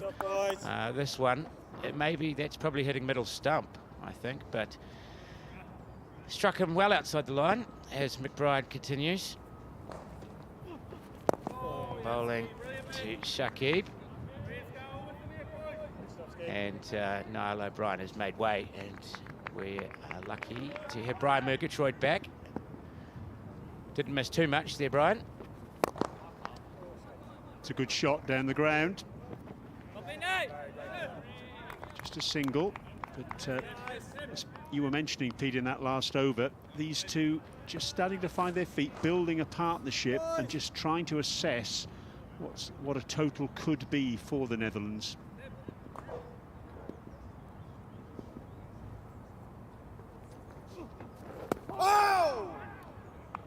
Well, I think as that one turned and bounces again, I think Niall with his 240 was a little bit optimistic at the start. Even I think 200 was always going to be a reasonable total here, and it's proving difficult at the moment. That's good cricket. Little skip down the pitch from Deleda, just nudging the ball into the gap, turning the strike over. That's really what these two have got to do, isn't it, Pete? Just tick the strike over. Yeah, there's heaps of overs to go, isn't there? 25 overs to go. They've lost half the team.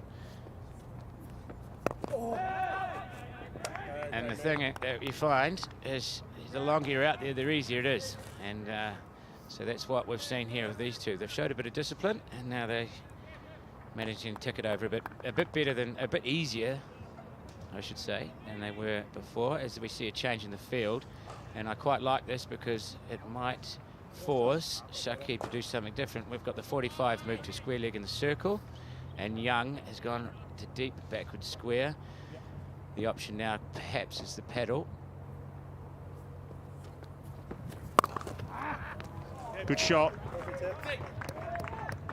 Brian short, and Zulfiqar goes back and cuts and finds the boundary. That's a bit of a stress relief for the Dutch. When the bad ball comes along in these conditions, you've got to take advantage of it, and that's exactly what Zulfiqar did. Yeah, good footwork. Press forward and then deep into the crease. Short ball. Last ball of the over. Be a bit disappointed with that, McBride, and well put away there from Shakib Zulfiqar, who moves to 21. It's good little partnership this. 89 for 5 at 26. Simi Singh to continue to do later.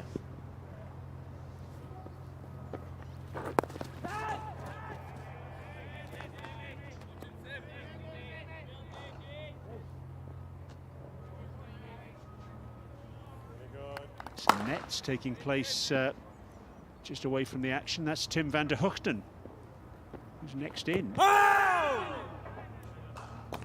It's what's called getting ready for the action, Pete. I quite like it, actually. I don't know why it doesn't happen more often. It's something that I've actually started to do. As I've got glasses, I'm getting older and I'm struggling to see the ball. I sort of have to walk from the net straight in, and it looks like Timmy's doing the same thing here today. When I started playing club cricket more years ago than I care to mention, He used to say to one of the young lads around the ground, "Oh, can you give me a few throwdowns before I go in, please?" Didn't have any effect, of course. We see a change of angle here from Singh. He's coming round the wicket, and actually, if he can get one to straighten from round the wicket, he might be more chance of that LBW. Delator going right back on his stumps here.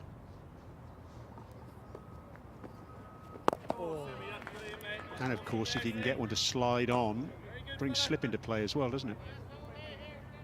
Yeah, quite like the angle. I quite like it. There's more mode to dismissal for mine from round the wicket. Has he straightened that one? Not enough, judging by the stifled appeal. The end of the over, 27 gone, and the Dutch are 89 for 5.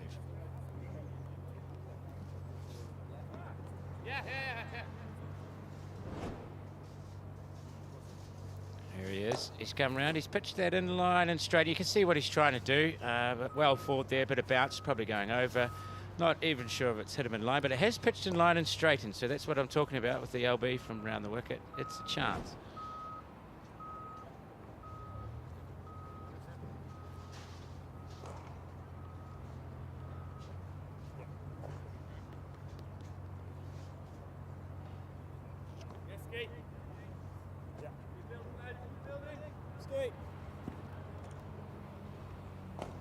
Zulfikar on strike. Oh my God, backside. Made his international debut actually in a 2020 international against Ireland in Rotterdam in June of 2018. Batted at number 4 on that occasion. Oh, O'Brien just keeping Zulfikar honest there, not having him skip down the pitch with impunity.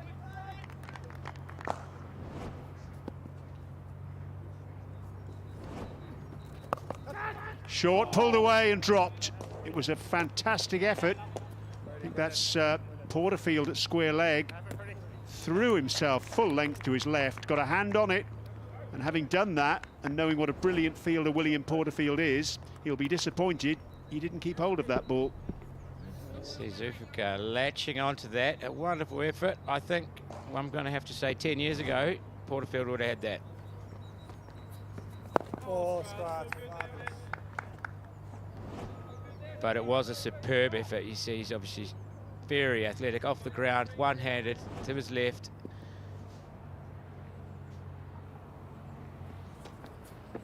Oh. Very good, man. Scratch.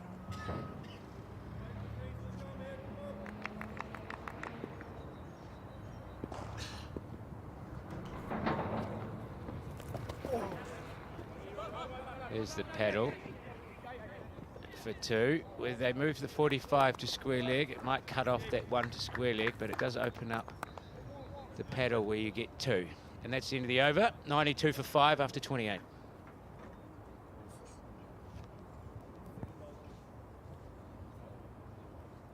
Well, here's an interesting scorecard from a long time ago. World Cricket League Division 1, a tournament that took place involving the top 6 then associate sides here in the Netherlands. This game took place at the VRA in Amstelveen, and this was a pitch that turned quite a lot.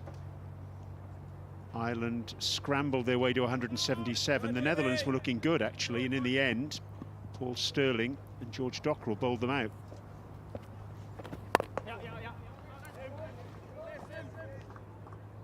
Another single for Shakib. Yeah, I remember it well. Brian, this game was not one which I remember fondly because I think we had the game, if I remember it correctly, we had the game not in the bag, of course, but we should have won that one, and one that got away. I seem to remember the last 5 or 6 Dutch wickets went down for about 6 runs actually, as Paul Stirling came on and spun a web around the tail. You were top scorer there, Pete. A very rare occurrence, that, Brian. Have to thank the production team for bringing up a scorecard where I was top scorer. That's not an easy find. Brilliant work here, fellas.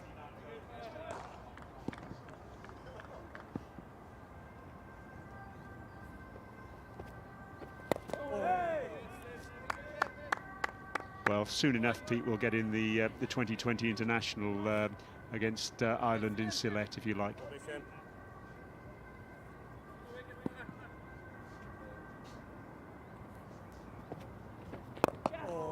Leg spinner again there from Simi. Just getting a bit of drift. Haven't seen a lot of turn on that leggy just yet, but a bit of drift there. Come boys!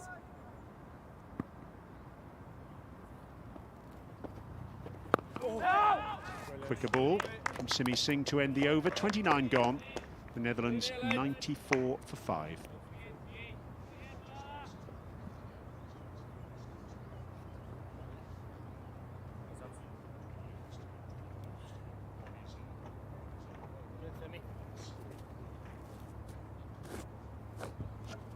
So 5 bowlers used so far by Ireland. They've got plenty of other options.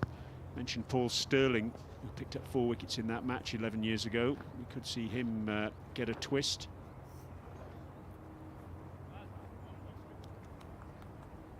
A bit of gardening there by the looks of things, just outside the ground.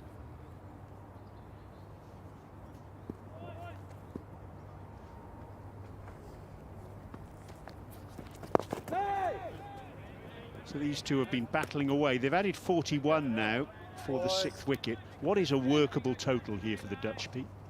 Well, look, if we go, there's 21 overs to go, Brian, and at this stage, I guess they'll be looking to more of the same. So they've put on 41, as you say. If they can put on in the next 10 overs perhaps another 41, they get to 130. It's McBride bowling. Actually not far away, that from Sterling at slip, who read that nicely, came across, couldn't quite get there. 2 more for Delata. But yeah, if they can go at 4 and over for the next 10, maybe keep 4 wickets in hand. As you can see, Sterling there, he's gone early. It's awesome he's read that really nicely. And Delata also played it well, but Sterling had a chance there.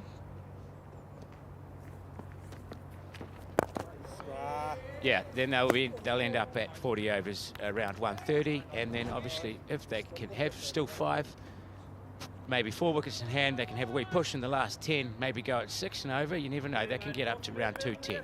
I think that should be the target here, 210, 220, because and I think that'll be a very competitive total.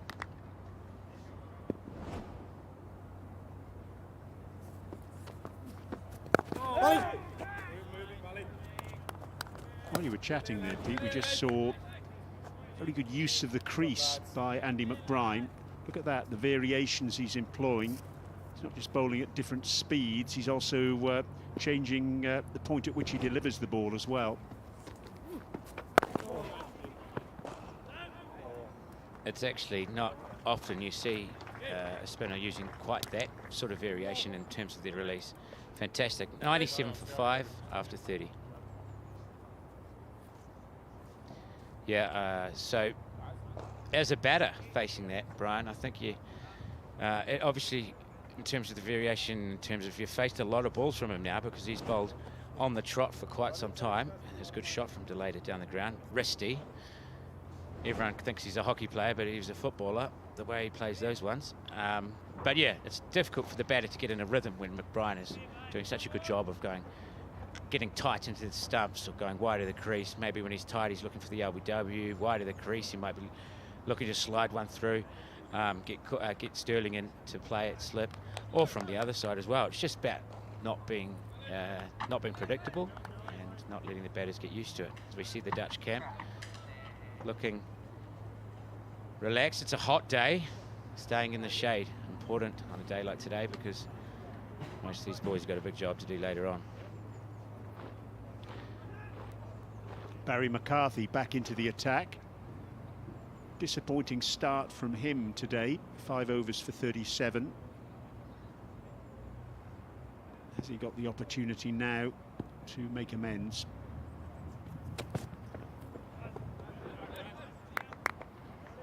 A good start there, just outside off stump. We see that one not carrying through. Yeah, McCarthy was a bit loose early, fair to say. He gave O'Dowd and and Myberg a few freebies. We haven't seen many freebies today. Those two, they don't need two invitations. They took them. And actually, without that spell of McCarthy, the Netherlands would be in all sorts of trouble.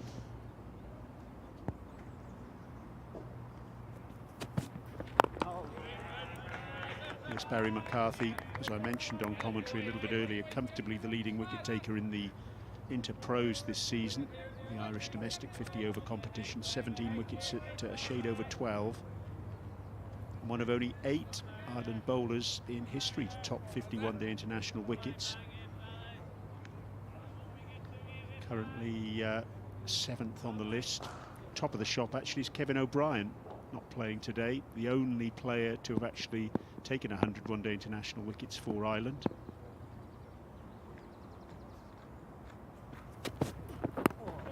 And again, he's got the ball to kick quite wickedly. The odd variation in bounce here is quite disconcerting for the batsman. It is, but the Dutch won't mind seeing that, Brian. I think also very well played by De Leede, but that was actually not a dissimilar length to the one that we saw not quite carrying to the keeper earlier. It's not short, and it's popped up beautifully played by De Leede, deep in the crease, standing tall, keeping that one down.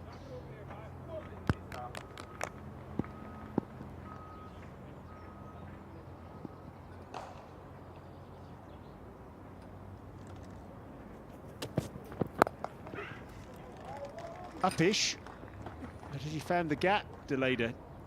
I think he has.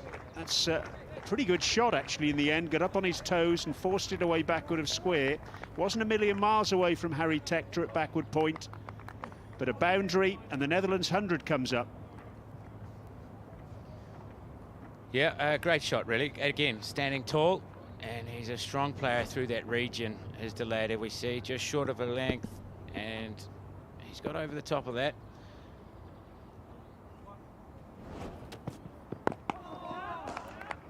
And we have a look here, De Leede's gone to 21 of 57 or 56 balls, 57 balls. Seems to be pretty slow, but he came in when they were in an awful lot of trouble. And let me tell you, he's the kind of guy, as we see a fantastic effort on the boundary there. That's 4. He's the kind of guy, De Leede, who from now on will probably go at least at a run a ball, and you can just see him starting to tick over a little bit in terms of his fluency.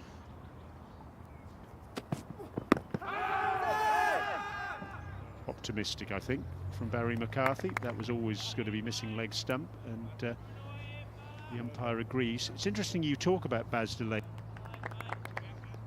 and you mentioned earlier about his predilection for getting out cheaply. 31 overs gone, 102 for 5.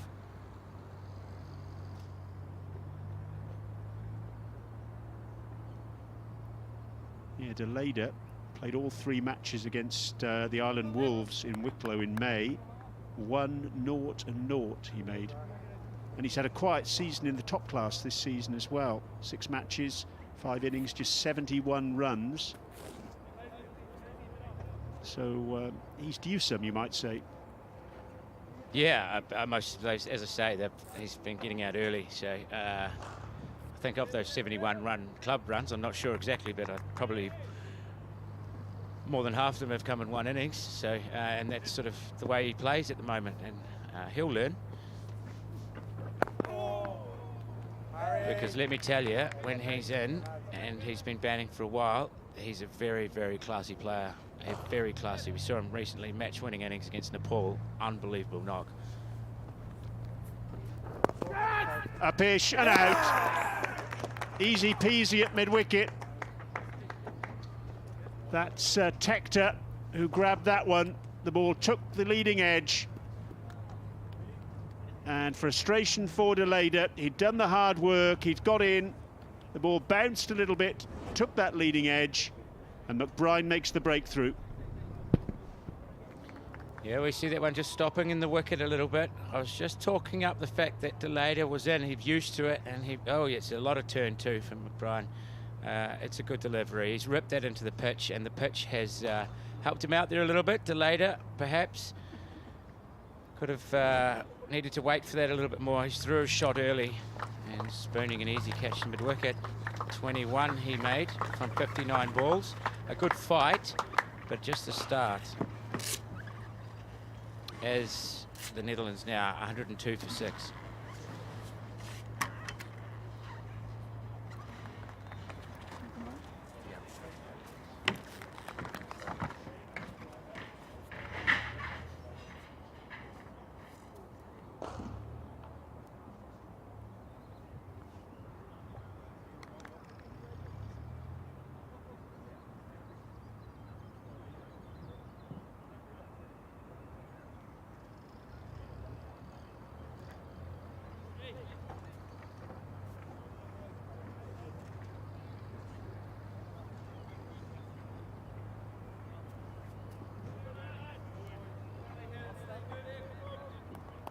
A bit towards you.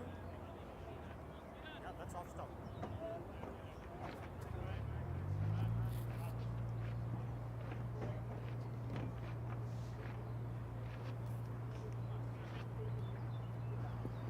Bowling right now, over 4 to come. Logan van Beek in at number 8. Come boys! 7-8.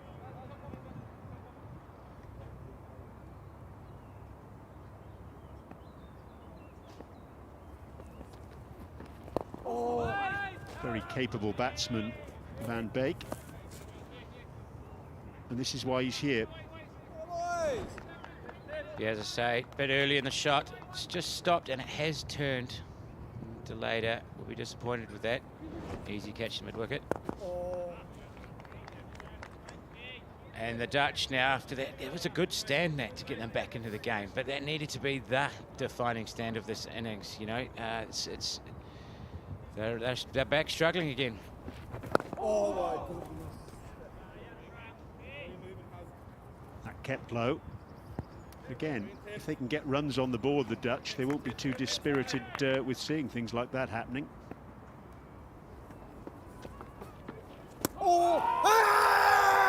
Appeal for a stumping. And they're going to go upstairs for this. Tucker very excited. Has he got grounds to be? We have an umpire's review for a stumping. It was a fair delivery. Can we go back to spin vision, please?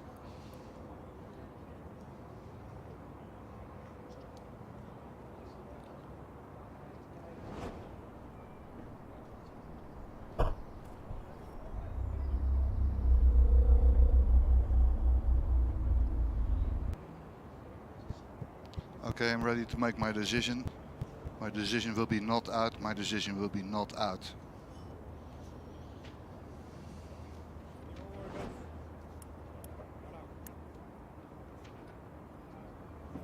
Yeah, that's the over.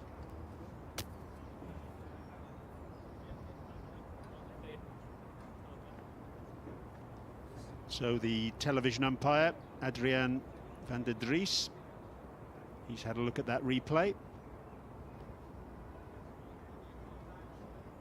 Just the one look, and I think he's comfortable with the fact that Logan van Beek had something behind the line when Lorcan Tucker whipped the bails off. Yeah, just pushing forward to that ball. No turn on offer on this occasion, and just got to watch that back foot dragging a little bit when you're going to be stretching so far forward, as Logan tends to do against the spinners. Very technical player. He gets right forward to those spinners. It's McCarthy continuing.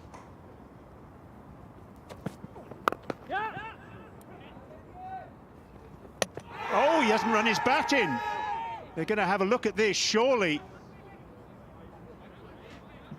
What on earth was Zulfikar doing there?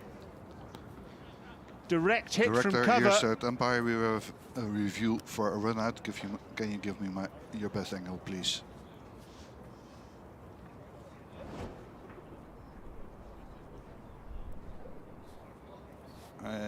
Yeah, the bat is not grounded. The bat is not grounded. We need to give the batsman out. We need to give the batsman out. Well, That was absolutely dreadful cricket, you have to say. Wicket for Ireland out of absolutely nothing. Zulfikar thought the throw was going to go to the striker's end. He cruised at the non-striker's end, the direct hit, and he's been dismissed. You saw the reaction of Ryan Campbell on the sidelines there, and no wonder. There's the reaction of Zulfikar. He's dismissed, and the Netherlands now have lost their 7th. They're 102 for 7.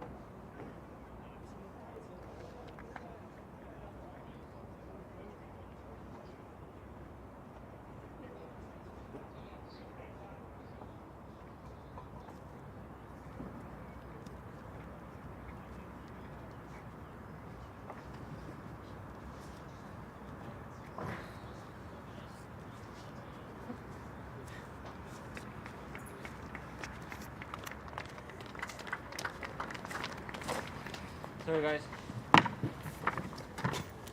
Zulfikar making his way back into the dressing room, not a word spoken as he went past his teammates, and I'm not surprised. Peter Boren alongside me, and Pete, you just can't legislate for that, can you? No, he's had a serious brain fade there. Yeah, I mean, there was a run there, and Van Beek actually reacted well. It's good soft hands into the gap. But you just got to make your ground. You got to slide your bat. You got to make your ground. You don't assume what end they're going to go for.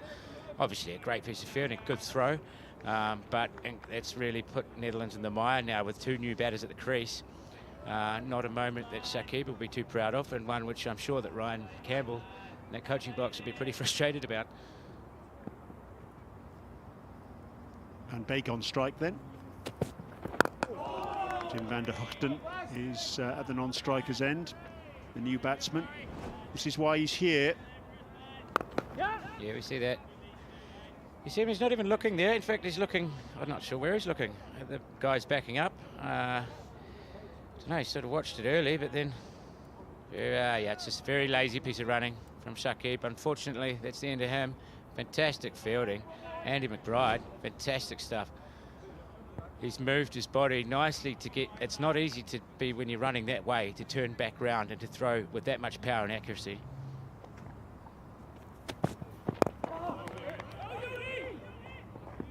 Van Beek off the mark, comes back for a second. Yeah, I've got to say, Pete, just watching that last replay of Zulfikar once again, I don't know where he was looking. He wasn't watching the fielder at all.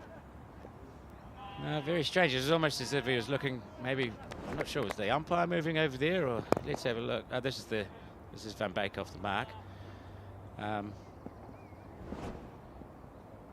here comes McCarthy again to Van Beek, who's on 2. Logan Van Beek is a capable batsman. He's got a first-class century, 750s in first-class cricket. Have a look at Zulfikar here. He starts looking across towards mid-wicket, and all of a sudden he hears the death rattle. Ball hitting the stumps at the non-striker's end, and I think the realisation would have struck him pretty quickly. Oh my goodness, what have I done? Or rather, what haven't I done? Haven't run my bat in.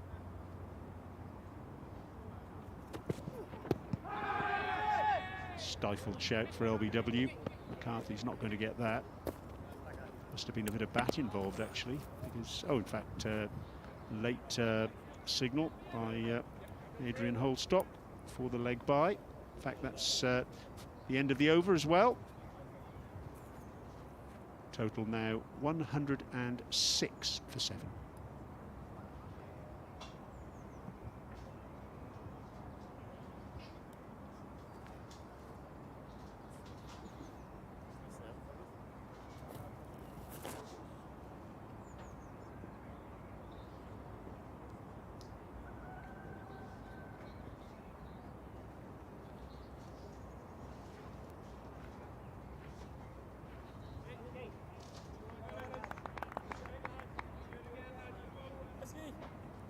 Plenty of time for reflection in the Netherlands dressing room area as McBride continues, the man who effected that brilliant run out in the last over. It was a brilliant piece of fielding, such a brilliant piece of running.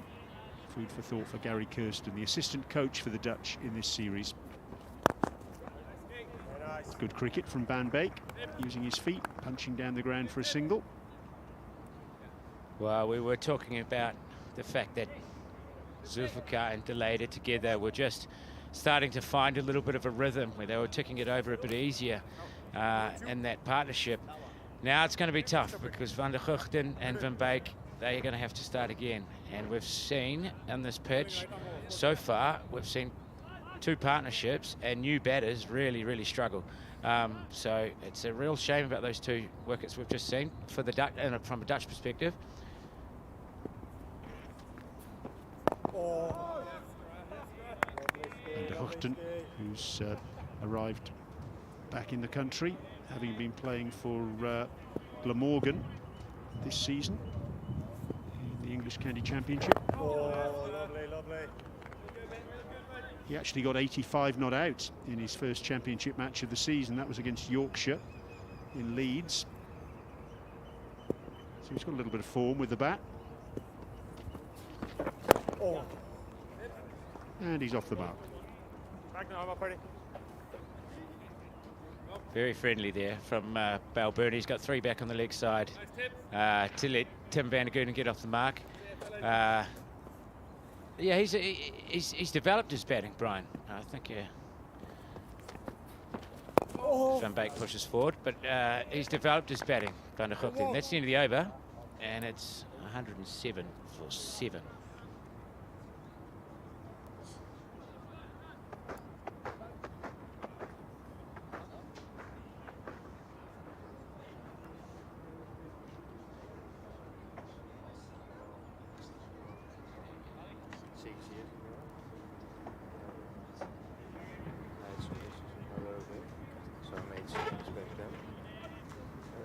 But I didn't have any issues since then until just now, so I went for scans again just to check it out, and it hasn't gotten worse. That's the best thing.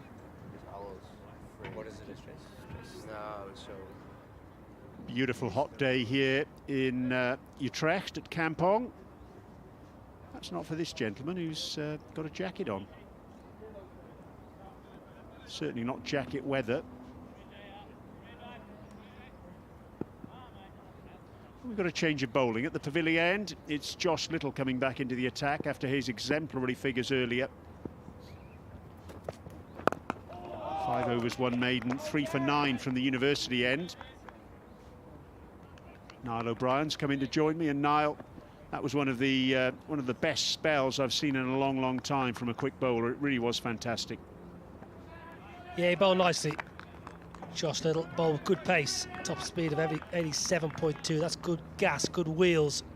Left arm angle, chucked that in the mix. Beat the batsman for pace, really. Seelar, Cooper. Beat them all ends up. Good work from Tucker. He's done really well there to get across and stop that ball going for 4 leg byes.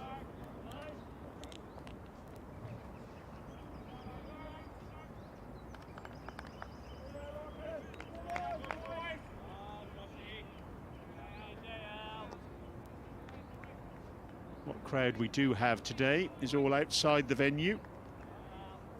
Still on COVID restrictions, sadly.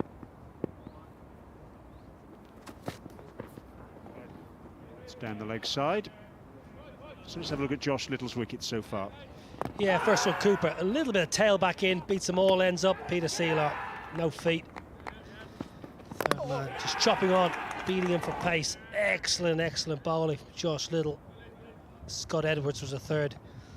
Good pace, good energy, and he looks like he's hit some really good rhythm. Josh Little, straight from the off here, just what Ireland needed. Good left arm quick, good to see.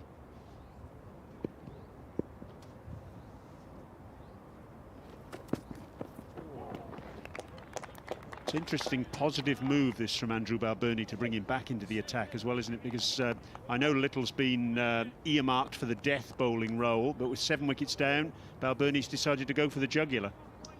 Yeah, I think Andrew Balbirnie wants the Netherlands out. 1 away for 7, and why not?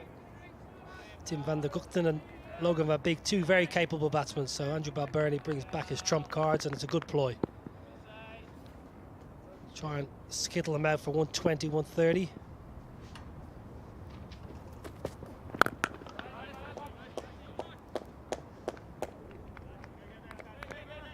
Been around a couple of years now, Josh Little. He's always had excellent skills at the back end. This is his action.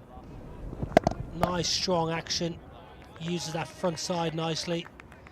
Gets off the pitch fairly quickly as well, so he's not running down the centre, which is good to see. He's always had good skills at the back end of innings, Josh Little, but now he can be destructive up top as well.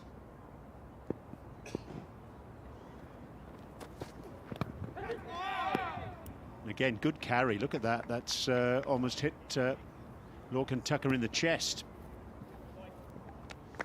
Netherlands' lowest total versus Ireland, 125. At Clontarf many years ago. They've been dismissed 4 times under 150 in ODI cricket against Ireland. So anything under 150, Ireland will be absolutely delighted with. Lorcan Tucker making the wicket-keeping position his own.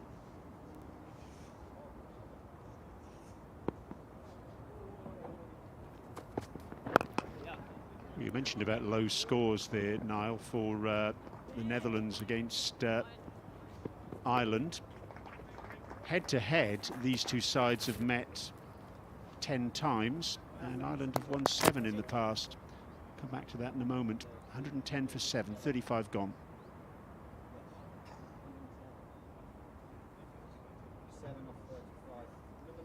Yeah, 7 wins for Ireland of the 10 matches played previously. The Netherlands winning just 1, and that was way back in 2007 in Nairobi, before the World Cup of 2007 that you played a key part in. There was a tie at Amstelveen in 2013 and 1-0 result in Ayr in 2006. That was the first one-day international meeting between these two teams. So Ireland have had the wood over the Netherlands in one-day international cricket over the years. Of course, haven't played a lot of one-day international cricket in the recent past because the Netherlands haven't had one-day international status. Yeah, new man into the George Dockrell. Primarily in as a batsman, but more than useful left-arm finger spinner. Been around a long time, 2010. I remember he joined up with the Ireland squad from the Under-19 World Cup. Joined up with the squad in Dubai and then went on to the T20 World Cup in the Caribbean, George Dockrell. Nice story. George Dockrell currently studying on a work placement with PwC in Dublin City Centre, so he's got an interest away from the game, which is obviously helping his on-field performance.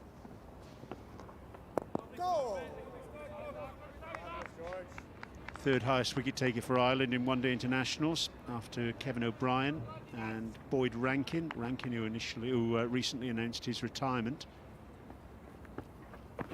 Oh, well bowled. Little nick I rather fancy there, and Tucker not able to cling on. Yeah, a little feather. Lorcan Tucker behind the sticks.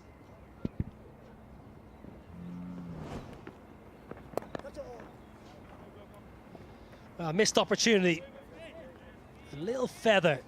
Just what George Dockrell would have loved to see. Get into the attack and get an early pole. Well, maybe he missed everything.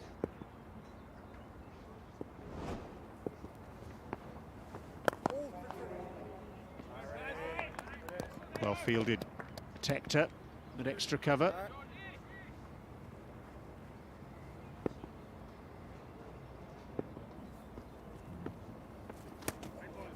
It's going to be a wide. Let's have a listen to this, see if there was a nick. I thought I heard something, but maybe we've done Lorcan Tucker a disservice. Pulled away for 6. That's a good shot from Van der Hoogten. Short ball from Dockrell, and Van der Hoogten latched onto it. Yeah, it's a bad ball. It's a drag down. It's a hit me ball. Tim Van der Hoogten, well, he puts this away well. Short of a length, gives him the length just to get up and under. Still got to put it away. It's a good stroke. Might take some finding, that.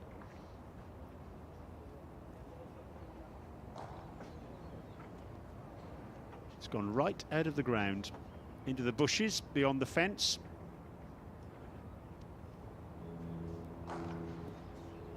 It is a seriously big hit.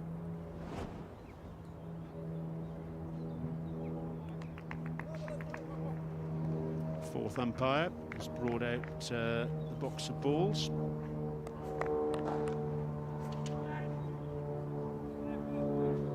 Fourth umpire today, Rizwan Akram. I think they can actually see the ball beyond that fence, but it's a case of getting there to get the ball back.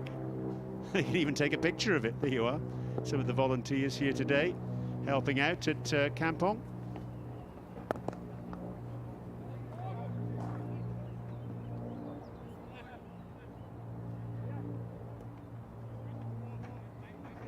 End of the over, 36 gone, 119 for 7.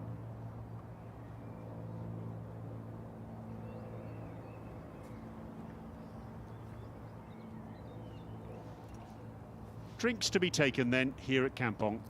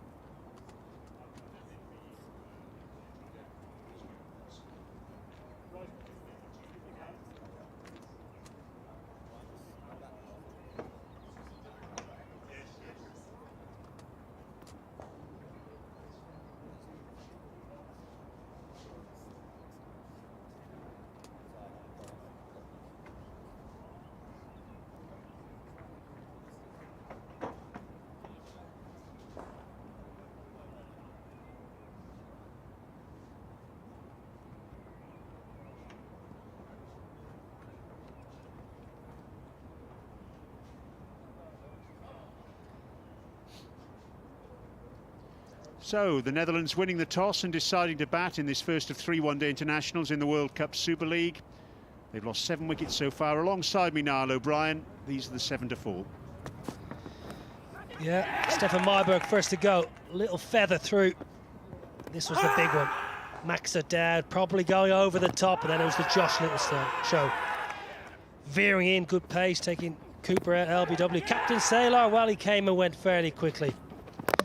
Scott Edwards, he chopped on. Little was destroyer in the middle overs. Soft dismissal. Really soft dismissal. Caught by Harry Tector at mid-wicket. And this is one that you don't like as a coach.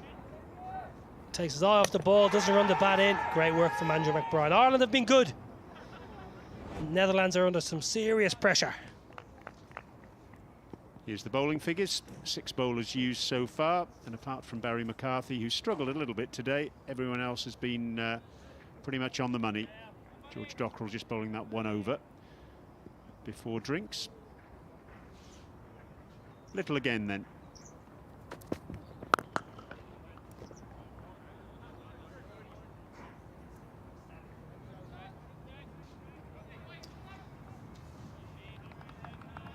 Well, I've been reliably informed by a stats guru back in Ireland, Mr. Ger Siggins, that Adrian Holstock, ex-pro for CYM and Terranure in Dublin, got me out in 1999. There we go, in a club game.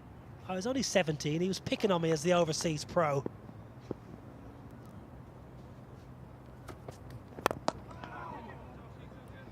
We're rattling through the archives to try and bring you that dismissal of CYM against Railway Union way back in 1999.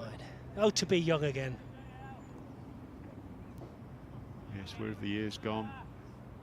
It's funny, actually, Andrew Balbirnie on screen, you can see there, was talking about whether he'd played at this ground before. He couldn't remember, but some of the lads have played on this ground previously in age group cricket.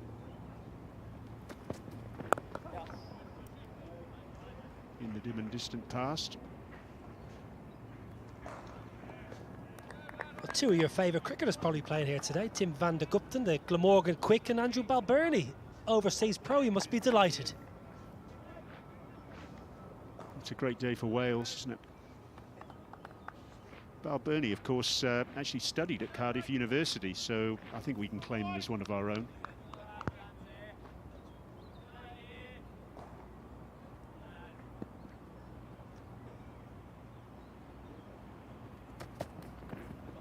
Oh, look at that. Great carry again. Keeper's taking that in front of his face. Great pace, Josh Little. Good shoulders on this one. Puts plenty of effort and energy into the ball. Look at this ball fly through. It's off a good length. It's not a short ball, that. Everyone's going to have to get chased down. It's going to be a difficult chase, no matter what Netherlands get. That's what they got to keep thinking to themselves, Holland.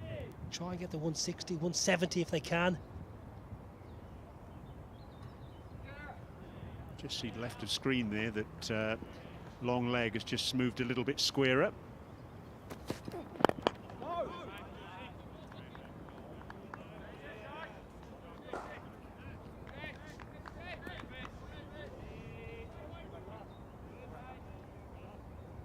Yeah, glorious setting here in Kampong. Very fine sporting facilities all around us. Wonderful hockey club across the road. David Hart has been here for 10 years, Ireland's international goalkeeper. Playing his club hockey here for the last 10 seasons.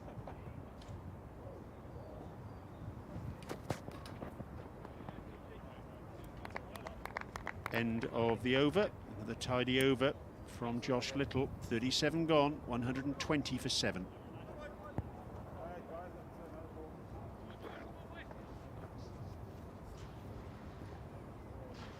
Very fine facilities here at Kampong. 210 members in the club.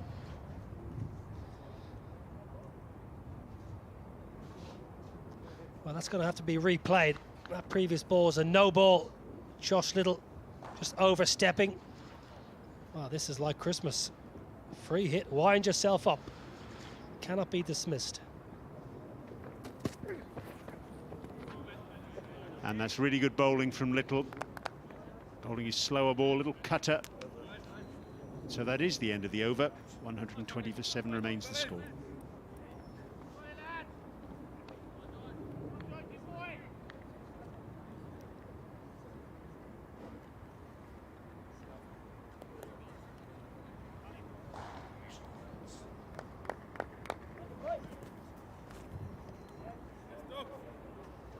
Fantastic facilities.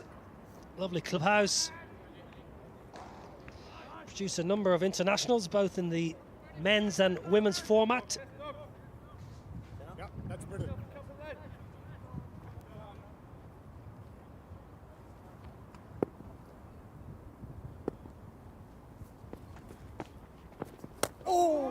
That one's kept low. Yes, you mentioned actually, Niall, about this club and everything it's done. Had a bit of a senior moment myself yesterday after I managed to get here on the bike. Because one of the people I saw around the club was Floris Janssen. Now he's one of the club managers here, and it suddenly occurred to me that I'd seen him bowl for the Netherlands in the World Cup in 1996.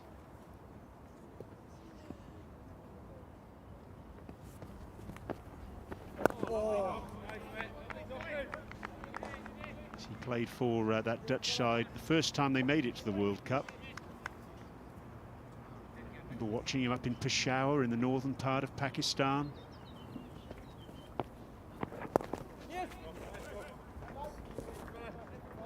Was Was that the same World Cup that the UAE batsman walked out to face Alan Donald with that helmet? George. Yes, Sultan Zarawani, and he very much regretted that he didn't have a helmet after he got clobbered on the head. Hesitation in the running. Good work at 45 round the corner by William Porterfield. Well, that was the birth of the pinch hitter. Sanat Jayasuriya and Kulawitharana, the wicketkeeper from Sri Lanka. Oh, goodness. I remember it well. 38 bowled, 123 for 7.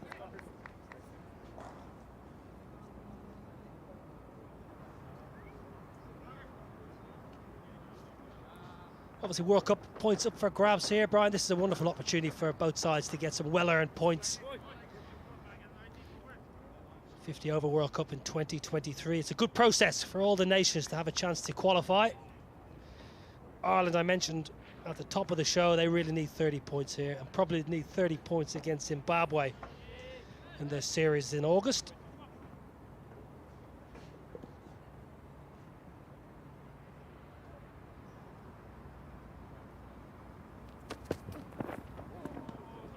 Logan van Beek, just letting that one go through to the keeper. Dutch shirts for this series, incorporating the Dutch lion. It's the first time the lion has been on the shirt, apparently, since 2003. Shirts manufactured by Gray Nichols.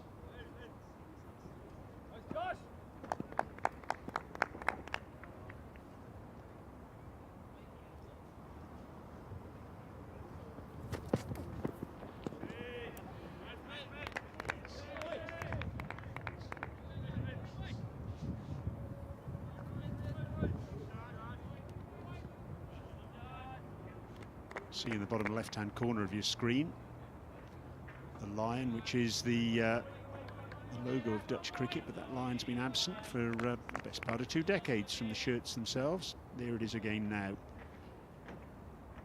On top of the heart.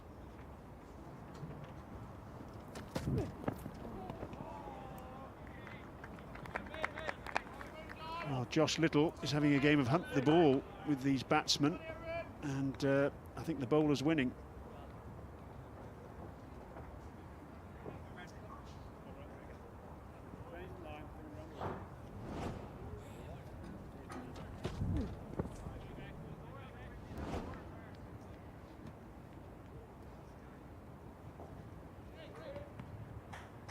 Plenty to reflect upon around that Dutch dressing room.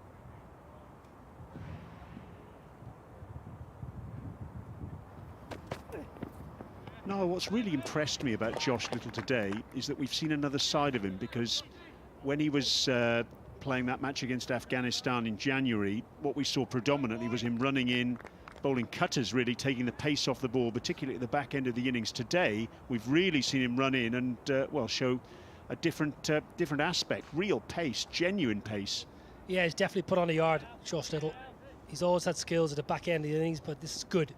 Good to see him bowl sharp and hit a good line and length. He's always had the ability to unsettle a batsman with a good bumper, as we've seen all through his short career to date. But the fact that he's able to run in and bowl a good line and length, he's got a bit of help out of the surface. I think we can all reflect on that, but he's certainly hit it, banged away at a good line and length. He's bowled a heavy ball, as they say. One thing he hasn't done quite so well is overstepping. That's his second no ball in consecutive overs, and got away with the last one. But it's an area that probably just keep an eye on.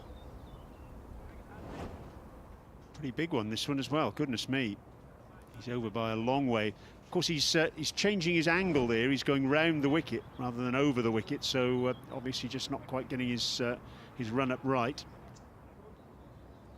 Well, they can change the field because the batsman switched ends, so that is one credit in the bank, I suppose, for Ireland. Paul Stirling's gone out to deep mid-wicket.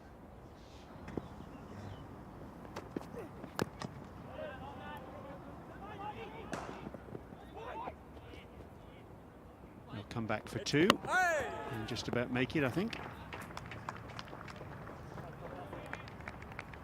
Direct hit, but That's Craig Young from long leg, but the batsman in quite comfortably. It's Josh Little actually in the lead up to this series was crediting Stuart Barnes, the new assistant coach and bowling coach, with a lot of the progress he feels he's making, and we're seeing that progress writ large in this match. Yeah, Stuart Barnes, highly acclaimed bowling coach, has been with Surrey and Somerset down the years in the county championship.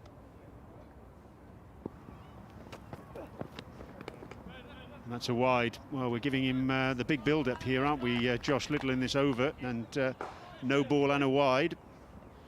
Just a change of angle for him here by going round the wicket, and he hasn't quite got it right.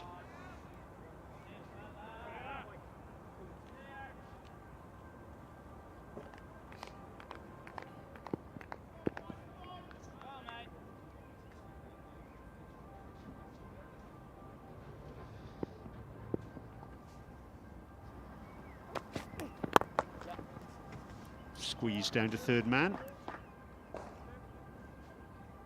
Simi Singh down there, just the single. End of the over.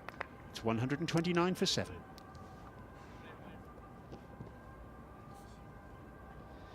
Stuart Barnes, Ireland's bowling coach and assistant coach, moved over 5-6 months ago to take up the position that was left vacant when Rob Castle went to the IPL to work with the Rajasthan Royals, and Barnes made a good impact. Liked in and around the dressing room, and as you mentioned, he's been working well with the quick bowlers. Richard Holder, Performance Director, Cricket Ireland, overseeing proceedings.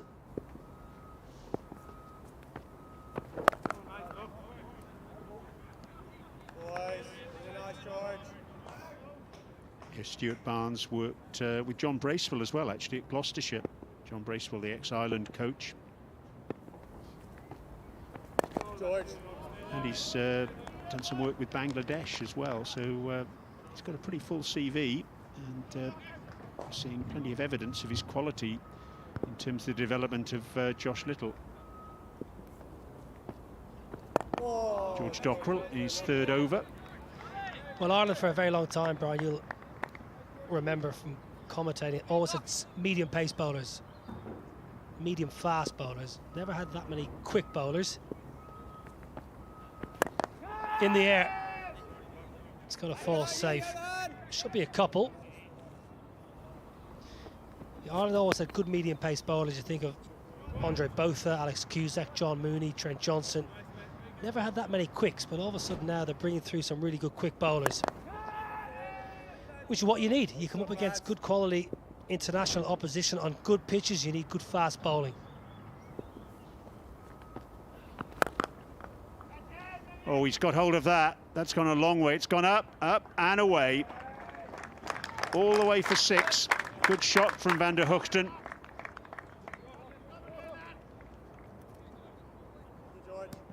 Well, just keep an eye on the bottom hand coming into this stroke right at the last minute. Have a look at the bottom hand. Yeah, just drags it nice and straight. Really good execution.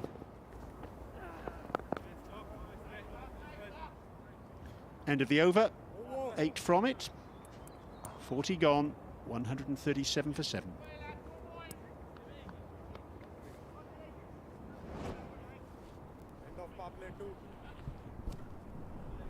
Certainly wasn't a half volley, but the thing you've got to say there with Tim van der Hoogten is he was fully committed to the stroke, stayed on the stroke, and well, he got his reward.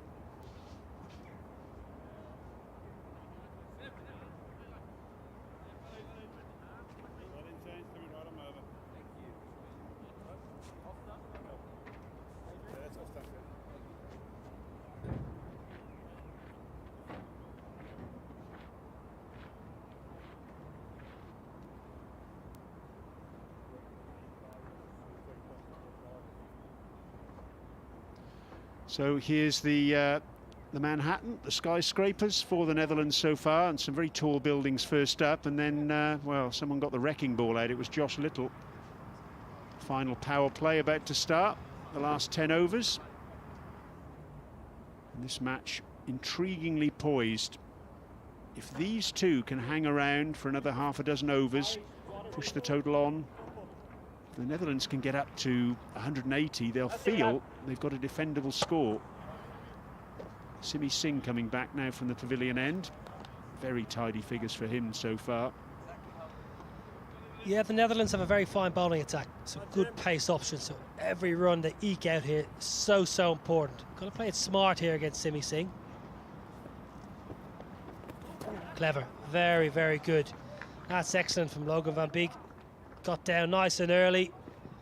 Kept his eyes nice and still, his head still. Excellent batting. Premeditated shot this, no slip in position. Just helping it on its way, really. And that takes the partnership up to 38. What a good little stand this is. Good bit of fielding from Little as well.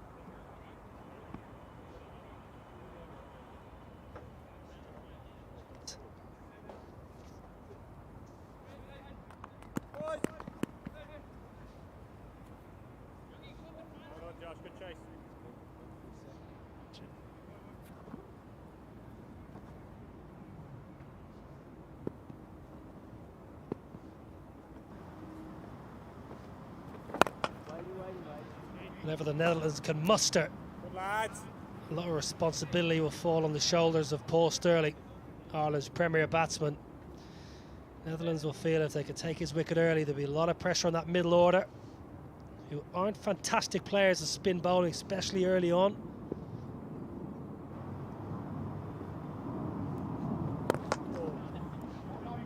Paul Stirling, of course, will fly from Schiphol Airport into London to play for Middlesex in the T20 Blast, so he's got some excellent cricket on the horizon.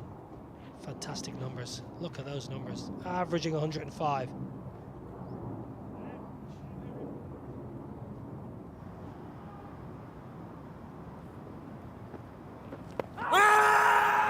Shout for LBW, optimistic I rather fancy.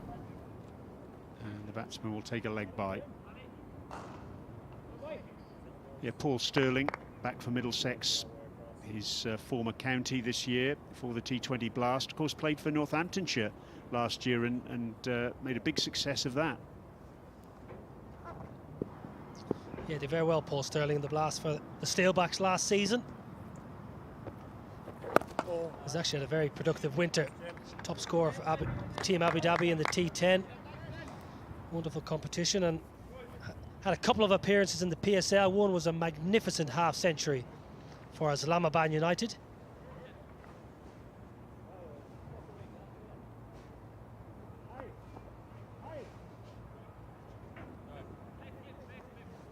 Yes, Stirling now the leading 100 maker for Ireland in one-day internationals, just moving ahead of William Porterfield, 12 to 11, thanks to those 300s that he got over the winter.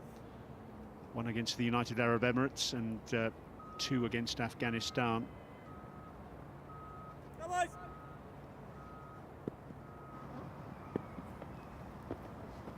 Oh, Simi, you gotta go, you gotta go.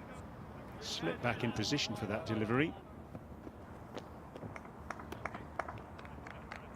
That'll be the end of the over. 41 gone, 143 for 7, the Dutch.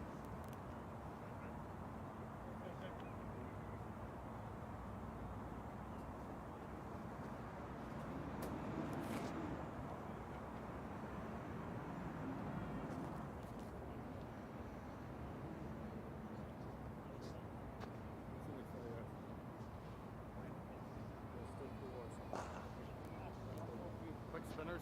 41, this pair have added now. The highest stand of the innings is 49. That was by Deleda Yeah, that's center. and Zulfikar. Change in bowling, right arm over.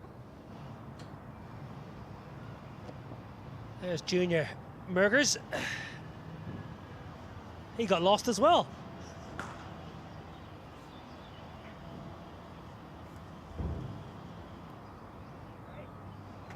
Never to be seen again in the bushes. Yeah, it did make me tickle. Checked in yesterday afternoon, and first thing I heard, it wasn't about the conditions or start time, it was about your erratic cycling.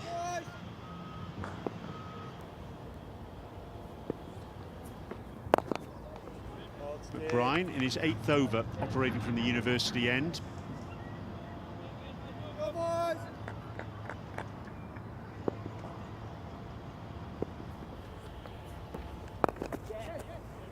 These two have done it well, haven't they? Van Beek and Van der Hoogten, in their contrasting ways. Partnership now worth 42 from 60 deliveries. Yeah, good cricket smarts. They haven't done anything out of the ordinary. Got a bad ball they put over the ropes by Dockrell. Took a chance downtown, hit a big 6. Generally just rotated the strike.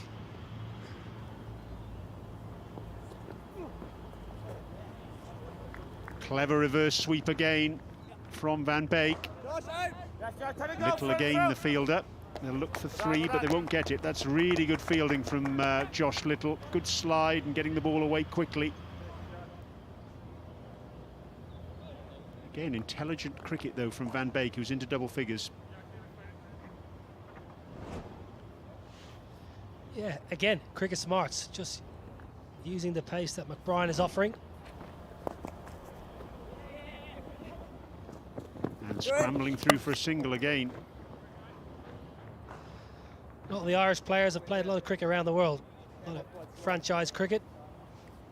A lot of experience. Irish cricketers are hugely experienced. 759 caps in their squad. Netherlands only 104 caps combined, so that is a massive difference.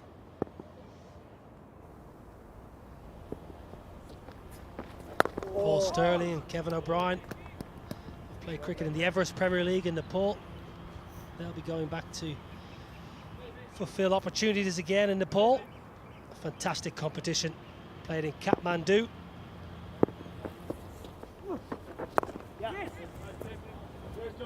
Another single to end the over. 42 gone. It's 148 for 7.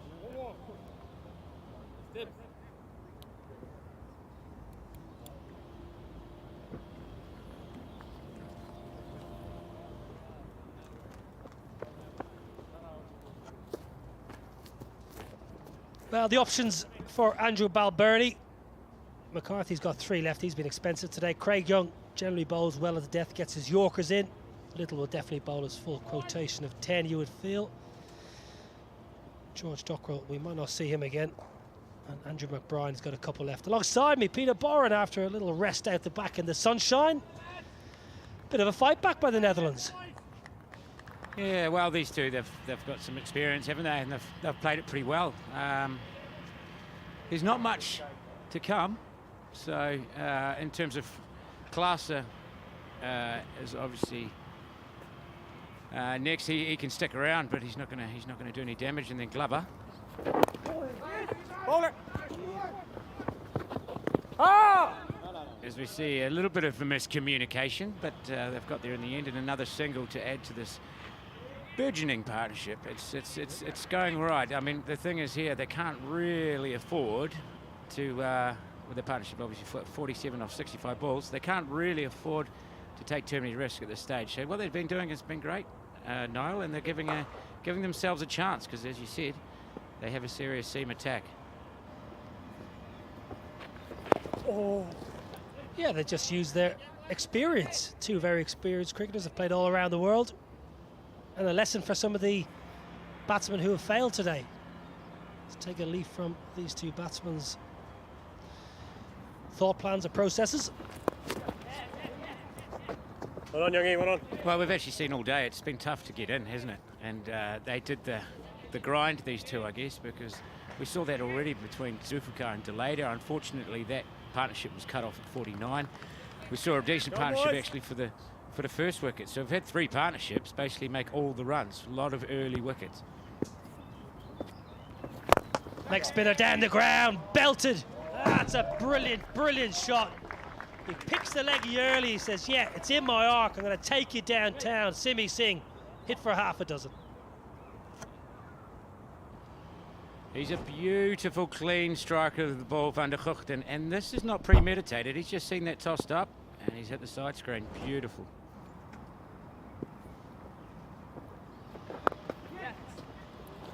Good, really good. That was an absolutely fantastic stroke. Just backs his ability. Have a look at this. Boom. Belted down the ground. Straight as a die.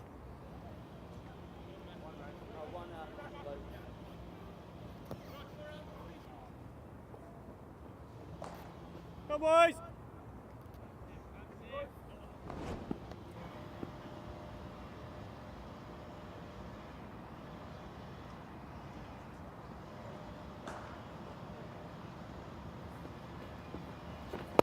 Well, Timmy.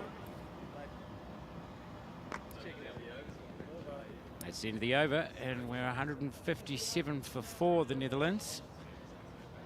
For 7, sorry. Just another 7 overs to go. Can these guys continue this partnership and maybe push on towards the 200?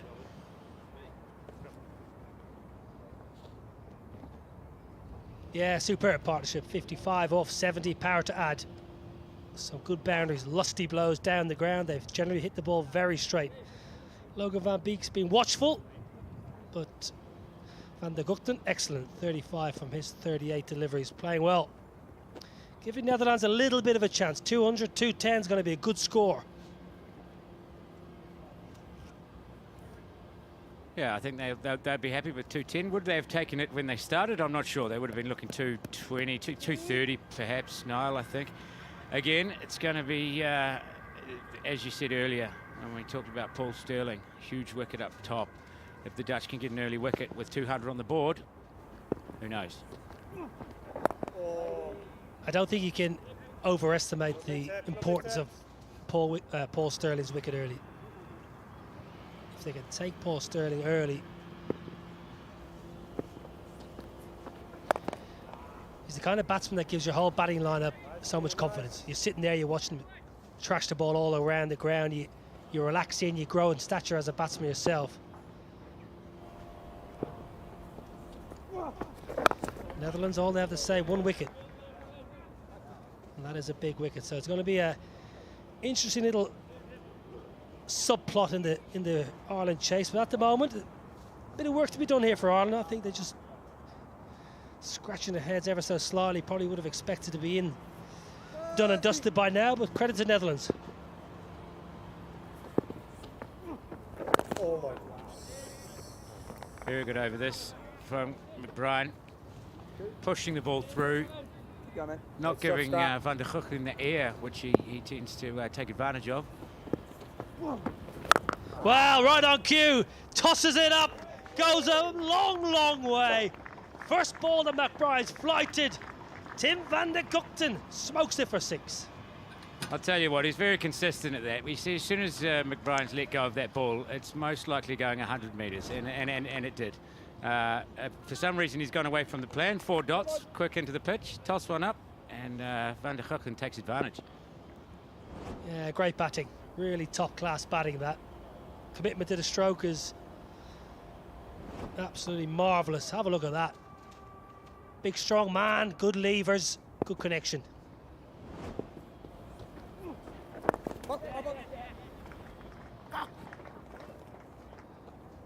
Well, good finish. Another good over for the Netherlands. 7 coming from it. 44 ball, 164 for 7.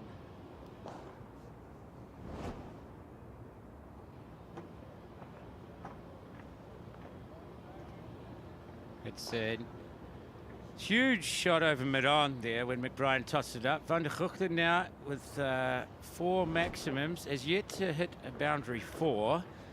When it's tossed up, it's going out of the ground, Niall. And I'm not sure what Ireland's plans are going to be here, but I'm not sure they'll be wanting to toss too many more up to Tim Van der Gugten.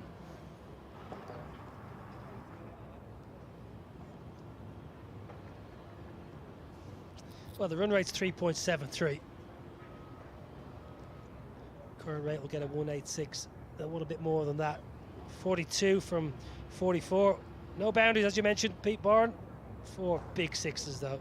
Excellent. But 25 dot balls, it might be that kind of pitch where it's hard to rotate the strike, but when you commit to the big shot, you really got to try and put it away. Here he is in Van der Gugten. You can see he's got a zone, and it's not a zone which is unfamiliar to those batting where he does. Down the order, number 9. You toss it up, they're going long on, and they're going deep mid-wicket. very good. As we see the Irish here, they're making the bowling change. Well, both these Netherlands batsmen have been technically sound. They presented the full face of the bat when they've needed to, and they've got a bit of width or a bit of length. They've latched onto it. Craig Young back into the attack. Bowled well this morning with the new ball, was very consistent in his line and length. Bowled a good pace. You just see his plans here, whether he goes hard length or whether he goes Yorkers early.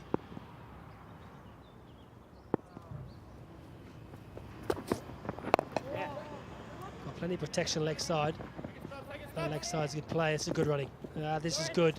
And all of a sudden, for the first time in a while, the Netherlands are giving Ireland the runaround. Well, it tends to happen, doesn't it, in 50 over cricket? Niall, I think you sort of, when you have a bit of a partnership, you get to these last 6 overs. The fact of the matter is that Holland are still 7 down. They're 1 wicket. Irish are 1 wicket away from this possibly not being much over 180.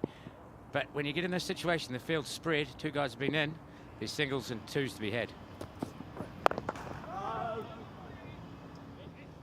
Yeah, Netherlands have been good for the last 30, 40 minutes. They need to finish well.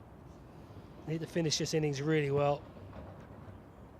Ideally for these 2 set batsmen to bat the majority of these last 5.4 overs. Glorious sunny day here in Utrecht. Marvellous parts of the world. Short ball, pulled away nicely. It's gone nice and fine. Yeah, it's another boundary. Beautiful, beautiful execution. Yeah, I think it looked like a slow ball bumper into the wicket from Young. I'm not sure if that was necessarily required, but he's just caught up with it nicely, Van der Guchten, for his first boundary to move to 48. His first boundary 4, that is. He's hit to go along with his 4 sixes. But yeah, we've seen a bit of inconsistent bounce on this wicket when you've hit a good length. I'm not sure that Young really needed to go away from that just yet. Bit of a gimme there.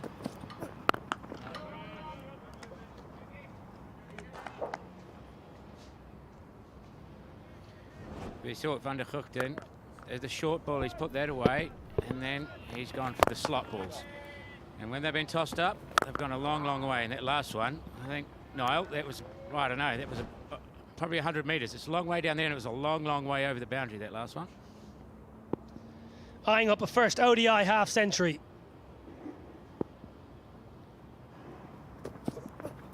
Waiting.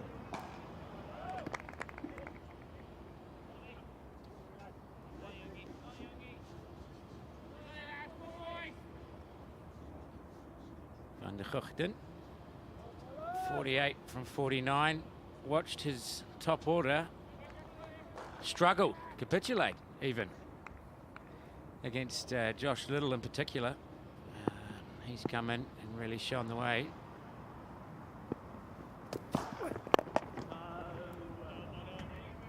And that one's full, and he's pushed it to mid-on to end the over. And after 45, the Netherlands 170 for 7.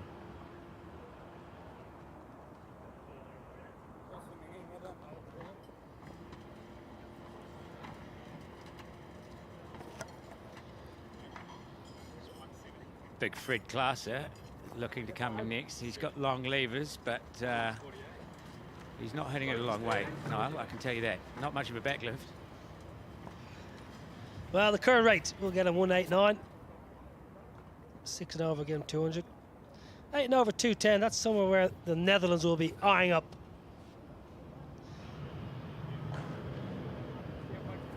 Pitch seemed to have maybe got a little bit easier. Flattened out a little bit. Yeah, maybe the ball's got a little bit softer. The 2 balls, obviously, that they're using. We saw a bit more variable bounce with the new ball, and the Netherlands will be hoping that it is not the fact that the pitch has got any better. They were hoping for a bit of deterioration, but it's fair to say these 2 have made it not look too difficult out there. Obviously, they're good players, but perhaps maybe it's flattening out a bit, mate. Golden arm, Barry McCarthy back into the attack. Pulled away leg side. There is protection. Harry Tector out in the deep. Barry McCarthy is a wicket taker. He's had a wonderful couple of years in international cricket, always picks up wickets. Has found himself out of the team at times when many at home have found that decision a little hard to take, but he's made the position his own now. One of the first names on the team sheet now, Barry McCarthy, ex-Durham, played county cricket for a number of years from Pembroke Cricket Club.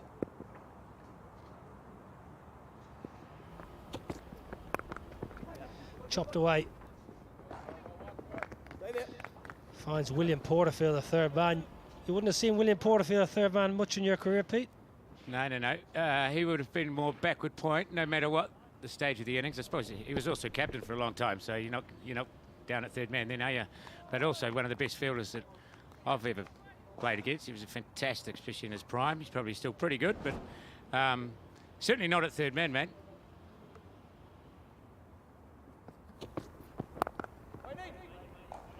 Paul Sterling, backward point, excellent. Tumbling away to his left, gobbles one up a backward point.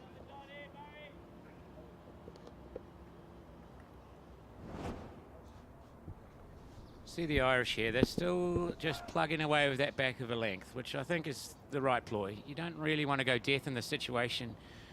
Of course, he's got the deep leg side cover, so he can bowl the cutter into the pitch too. Oh, what a seed. What an absolute jaffa. 46th over of the game. This is the 23rd over with this ball. That's an absolute peach. Well, that's the thing, isn't it? I think if they're too early in this situation, it's quite tempted to go death and just Yorkers and slower balls. You're basically giving the opposition 8 runs and over. And if you're the Netherlands now, you still can't really afford to lose a wicket. We've still got 4 overs to go and not much batting to come. So I think it's good tactics from the Irish. Well, if you've got a pitch that is a little bit invariable and bounce, the last thing you want to do is take the pitch out of the equation by going full. So it's good just to hammer away in a good length. He has got protection, leg side. If the batsmen want to try and take him downtown, I take him to the bigger leg side boundary, I must say, about 70 metres. Straight down the ground, 65 metres.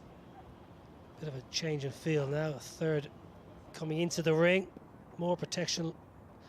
Long off boundary, got long off, long on, deep mid wicket, deep backward square leg.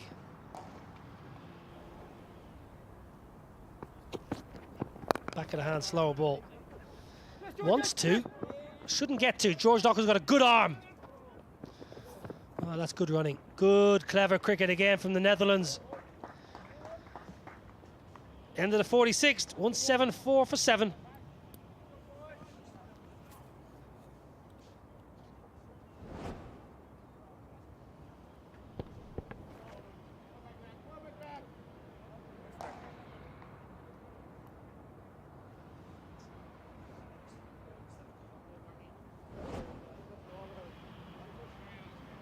Come back, get we've got only 4 overs to go. I suppose now what are the Netherlands taking from here? I'm Van them.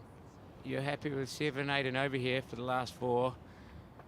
Get into the sheds over 200, which would represent a fantastic fight. I'm not sure you really want to see one of these guys hold out here in this over now. We've got Van der Guchten, 49 not out, 51 balls. Fantastic innings this has been. He's taken advantage of the ball tossed up, as we've talked about. He's played sensible cricket, and he's on the verge of a first ODI half century.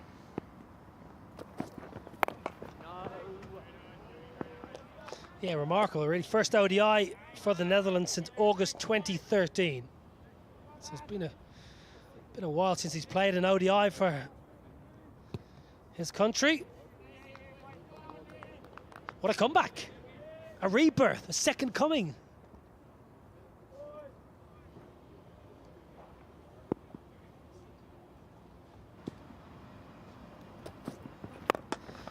In the air, simple as you like. Well. Andrew McBride takes an absolute dolly at short cover. And the search for the first ODI half century for Tim van der Guchten is going to have to wait, but he's played so well for his 49. Yeah, I mean, he's given his team a chance, hasn't he? And he'll be a little bit disappointed there. I think that was a good length ball. We haven't seen too many good length balls being hit on the up today. You see, it's just back length. He's going to swing through, and yeah, it's a dolly to cover. I guess there's only 3.5 overs to go. It's fair enough that he has a bit of a crack. And a great knock from Van der Guchten. Very well done from him. As we see, walking off to the applause of his teammates. And Van der Guchten dismissed. Court McBride bowled young for 49, 53 balls. It's 174 for 8.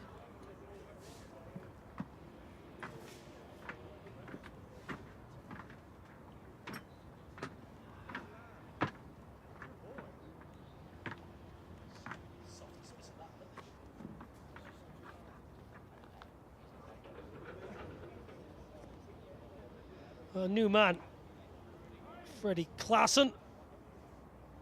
Kent, left arm quick. Earned himself a contract with the Canterbury County a couple of seasons back when impressing in a couple of T20 games for the Netherlands against Kent. Good opportunity to play some county cricket. Can bowl good pace. An average of 15. I think you were slightly harsh on him earlier on, Pete. Average of 15. Oh, it's the strike rate I was more looking at, Niall. 57, which I think is generous. Right back and across in front of all three. Craig Young, yeah, you might as well have your head in your hands because that would have been cannoning straight into middle. Okay, Van der Guchten, great innings from him, obviously. But as we see this one, Young, a little bit of width. Van der Guchten got a bit excited. He's maybe been a little bit late on it, actually. And a length ball, spoon to cover. Well played. Good bowling from Craig Young. He really has improved over the last 12 to 18 months. He found himself out of the side for a period of time. He's come back nicely. Spearheads this attack. A little bit of tail back in. Good athletes, fit, strong. Used to swing the ball a fair bit with the new ball, but now gets a nice bit of a shape back with the older ball.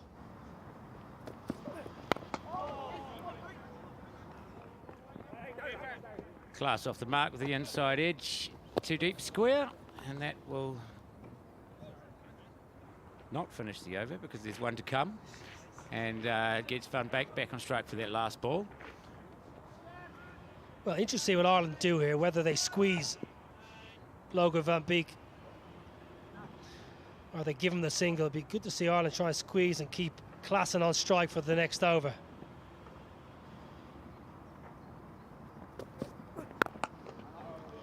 Excellent from Craig Young. Really, really solid over, and the big wicket of Tim van der Guchten. 47 ball, 175 for 8.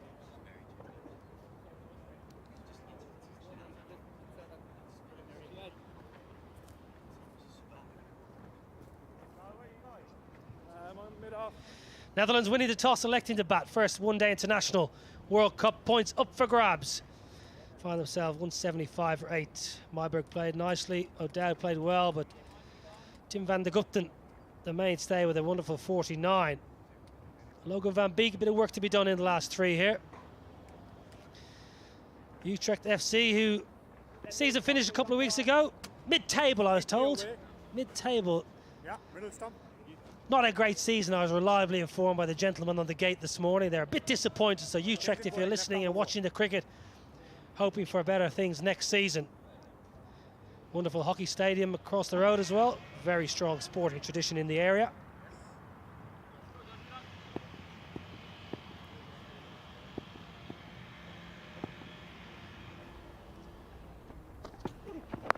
Wow, look at that. That's just reared. That is not what you want as a number 10 batsman. Josh Little, he has been absolutely wonderful today. Hasn't he? He's brought it from the start, from the very first ball that he bowled. Little has put energy into this wicket, and he's got something out of it. It's been fantastic. There we go. That's not what you want if you're Freddie Klaassen. Just walk to the middle. That one probably has just popped a little bit. It was back of a length, but it's got higher than, certainly than Klaassen expected. Fred Klaassen would do well here to get off strike, I think, Niall.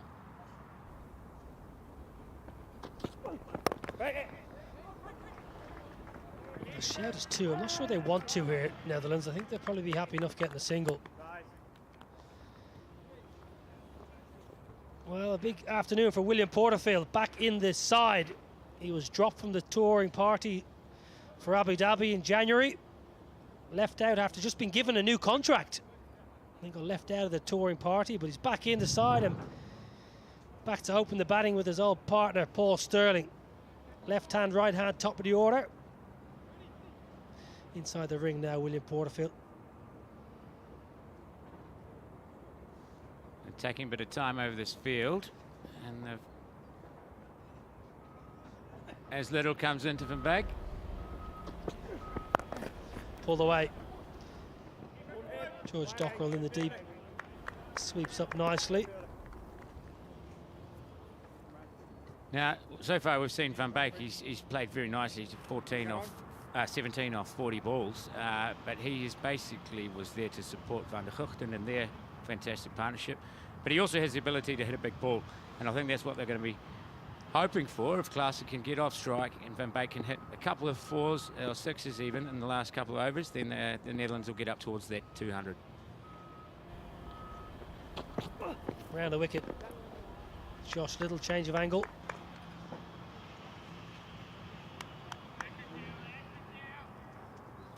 Ten and over will get him 200. 10 and over. Logan Van Beek's going to have to do a bit of damage here. Winning the toss, Netherlands, of course. No hesitation. I think the right decision to bat first. Runs on the board on this surface.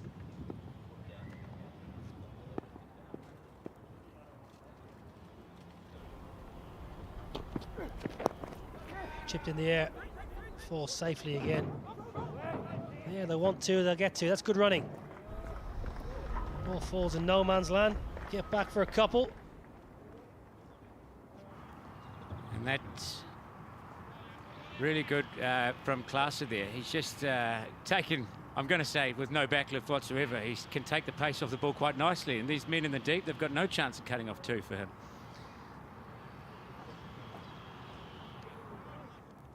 As we got Little, he is bowled fantastically today. One would presume that he would also bowl the 50th over. 3 for 24, last ball of his 9th to Klaassen.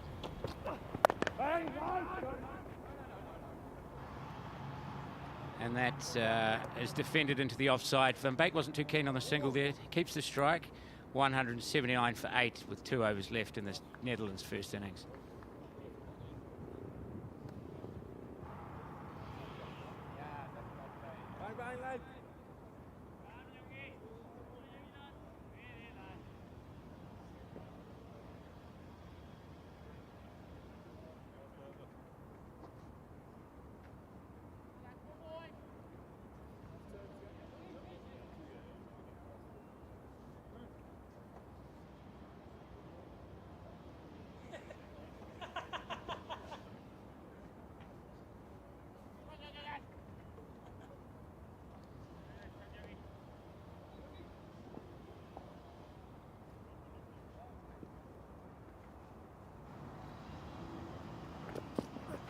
Deep in his crease. Logan Van Beek eyeing up that leg side. Craig Young wise to it. Bowls him a slower ball, 70 miles an hour. Lorcan Tucker has been in and around the side for a couple of years. Only in the last 12 months he's starting to cement that position as his own. Pembroke Cricket Club, Leinster Lightning, wicketkeeper batsman. Played nicely in the UAE in January. Got a good score, a good half century against Afghanistan. Clobbered leg side. It's a big boundary.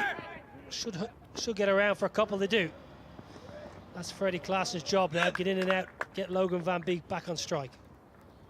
Yeah, you'll see Van Beek here. He'll probably sit up deep in the crease and wait for those the back of the length slower ball as he gets back in, and he's going to be looking for that shot. It might be worth for Young here to maybe mix that up a little bit as well, because if he gets that a little bit short, it's not the longest boundary out there, and if Van Beek can get one, it could go all the way here. So you can, as I say that, he's bringing up the mid-on and pushing back the fine leg. So in all likelihood, he's going to go short again.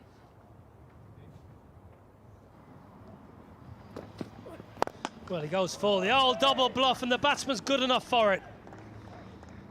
Been around a long time, Logan van Beek. He's seen this kind of predicted performance before. Bombs him over the top. Craig Young getting dealt with.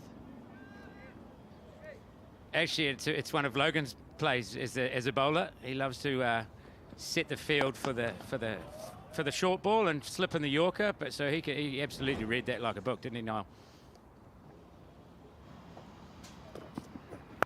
Goes short in the air. Andrew McBride wants it. He's not going to get there. Well, could Craig Young have made the ground as the bowler himself and taken a caught and bowled? Yeah, the pace on this time with the short ball. He's given it, dig it right into the deck, and Van Beek was definitely late on that one. It seemed to pop up, and from our position, it seemed harder for it not to be out than it was, but just found some space there, so Van Beek survives. Klaas has got 2 balls to go here in the 49th. Poles into the middle and off stump. Craig Young just tails one back in, full it straight. It might have taken a little bit of an inside edge. Too good for Freddie Klaas, and he's got to make his way back, and it's a good reward for Craig Young, who's bowled well today. Yeah, Klaas, it's not really his game, but he's had a good old swing at that. They all practice at the tail enders, don't they? He's got this full and straight. Klaas swinging for the hills, but just not enough connection there. Need to keep the head down a little bit more, I think, next time. Well bowled by Young, and that's the 9th wicket fall for the Netherlands, and they're 186 for 9 with just the 7 balls left. Klaassen out for 4 from 9.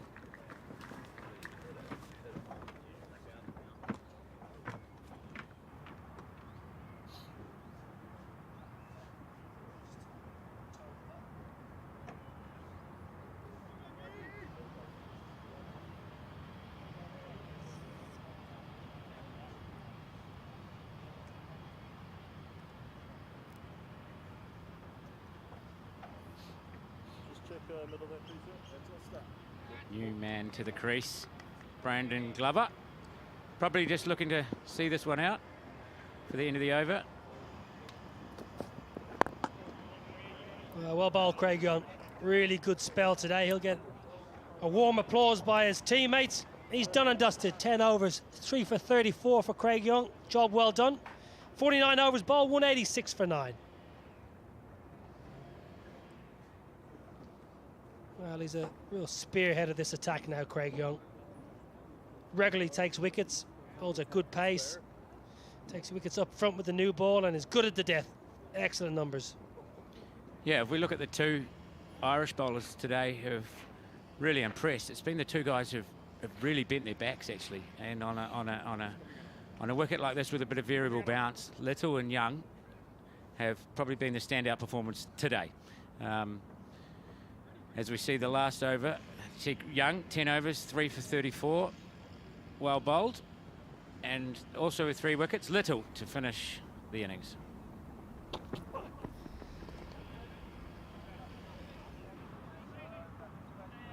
Yeah, both bowlers, Josh Little and Craig Young, have really bent their back, put the effort in today. Full of energy, full of vigour. Showed some really good skill as well. Josh Little in particular has been very, very impressive, both over the wicket and around the wicket. Nice position for Ireland to be in, having a good left arm, quick in form. Goes across the stumps, helps the leg side. Yeah, it's going to be another boundary. It's good batting, very, very good batting. That just shuffled across to the offside, got himself outside the line of off stump, and was good enough to put it away. Yeah, we see here Little looking for the variation, the cutter into the wicket, and as you say, I think Van Beek's almost read that early. He's got that behind square where the gap is. There's obviously 3 men out leg side, 4 men out leg side. So he's done well to find the gap there. It's just probably half a yard inside the boundary as Van Beek moves to 28. Nearly took your car out there, Pete. That's my sponsored Netherlands under-19 coach vehicle, is it? I think. You'd be doing well to get a kit bag in there. Lovely motor. Again, goes across the offside. It's going to be a wide. Logan van Beek is going across the stumps. Little needs to fire in potentially that Yorker on off stump, or even just outside off stump. All Logan van Beek wants is a bit of angle to help the ball leg side. Yeah, they've done well here, the Netherlands. I mean, it's going to sound a bit funny because it's a 50 over innings and it's 300 balls. But the next 4 balls, I think, are kind of important as well, Niall. I think if you can take a bit of momentum into the shed, maybe get over that 200 mark. Full toss clobbered. Takes Josh Little out in the leg. Not what you want as a quick following through. We've seen some near injuries in the last couple of seasons. Bowlers getting hit in the follow through. Big full toss. Van Beek will be disappointed. Didn't put it away to the boundary. Yeah, could have been a lot worse. Hit him on the forearm. Could have been on the fingers. Dangerous game at the death. That is off stump. Glover now on strike to Little, who's sniffing 4 wickets here. Is he going to go full and straight? What have we got? We've got mid-off up. Fine leg and third man. Deep square. I think full and straight here, Nobby, for 4 wickets. Sliced away. Should be safe. Should get a couple. Logan van Beek happy to give the number 11, Brandon Glover, some strike and show confidence. Not sure it's necessarily a skill set I'd be going with. I think Logan van Beek is well equipped to take as much of the strike as possible. Eking towards that 200, 194 for 9. Brandon Glover, the Northants quick. He's playing for the Oval Invincibles in this year's 100 competition.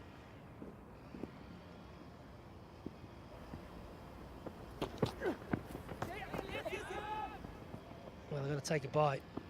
It's pretty, well, from a wicket-keeping point of view, you've got to read the game. Lorcan Tucker's got to realise that the batsman wants to get on strike. You think of MS Dhoni, you think of keepers down the ears, take your right glove off, your throwing hand glove off, so you can release the throw. There was a really weak throw to try and affect the run out. He had no real chance there, did he? If it was a slower ball, if he has the glove off here, he has a throw at the stumps, but it's an easy single in the end. Too easy. He's not attacking the ball. 2 gloves on, last ball. Good finish, good finish. And there's going to be a run out. There's going to be a run out. Josh Little playing a bit of cat and mouse, so that's going to be it. Netherlands all out for 195. Josh Little's had a wonderful, wonderful morning's work. He'll finish with 3 for 32 from his 10. Great to see the left arm quick doing some real damage early on, and his partner in crime, Craig Young, was excellent. He also picked up 3 wickets today. The opening bowler was excellent from the start and came back well at the death. Craig Young, good to see a left arm, right arm quick combination performing for Ireland on the world stage. All in all, I think Ireland done a pretty good job. Lost the toss. Peter Saylor, the Netherlands captain, wanted to bat first. They've restricted and bowled Netherlands out for 195. I think William Porterfield, Paul Sterling, Andrew Balbirnie, Ireland's linchpin with the bat. I think they'll be pretty happy. It won't be easy. It's not an easy pitch. Surface is not free-flowing, but the boundaries in the outfield is quick. All in all, job well done by the men in green.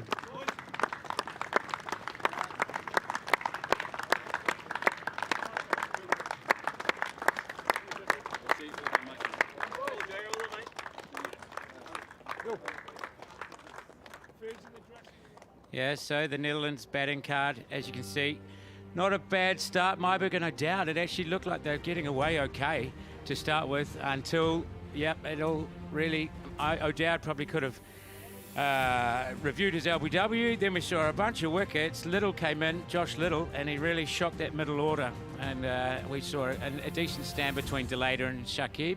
Not quite enough, and then it was the Van Beek and Van der Guchten show who got them up to a 195. Probably 15 short, but defendable. Yeah, the bowlers for Ireland, McCarthy was expensive, not like him, not for 48. Craig Young, I thought, was magnificent with the new ball and then came back well at death. 45 dots for Craig Young and his 3 for 34. Singh was good, 1 for 28. Josh Littleout, the mainstay, 3 for 32, 43 dot balls in that spell, and bowled very, very quick. All in all, a pretty good disciplined performance from Ireland with the ball. Ireland, well, they're going to need 196 to win at just under 4 runs and over. We're going to take a break, and when you come back, there'll be some live action.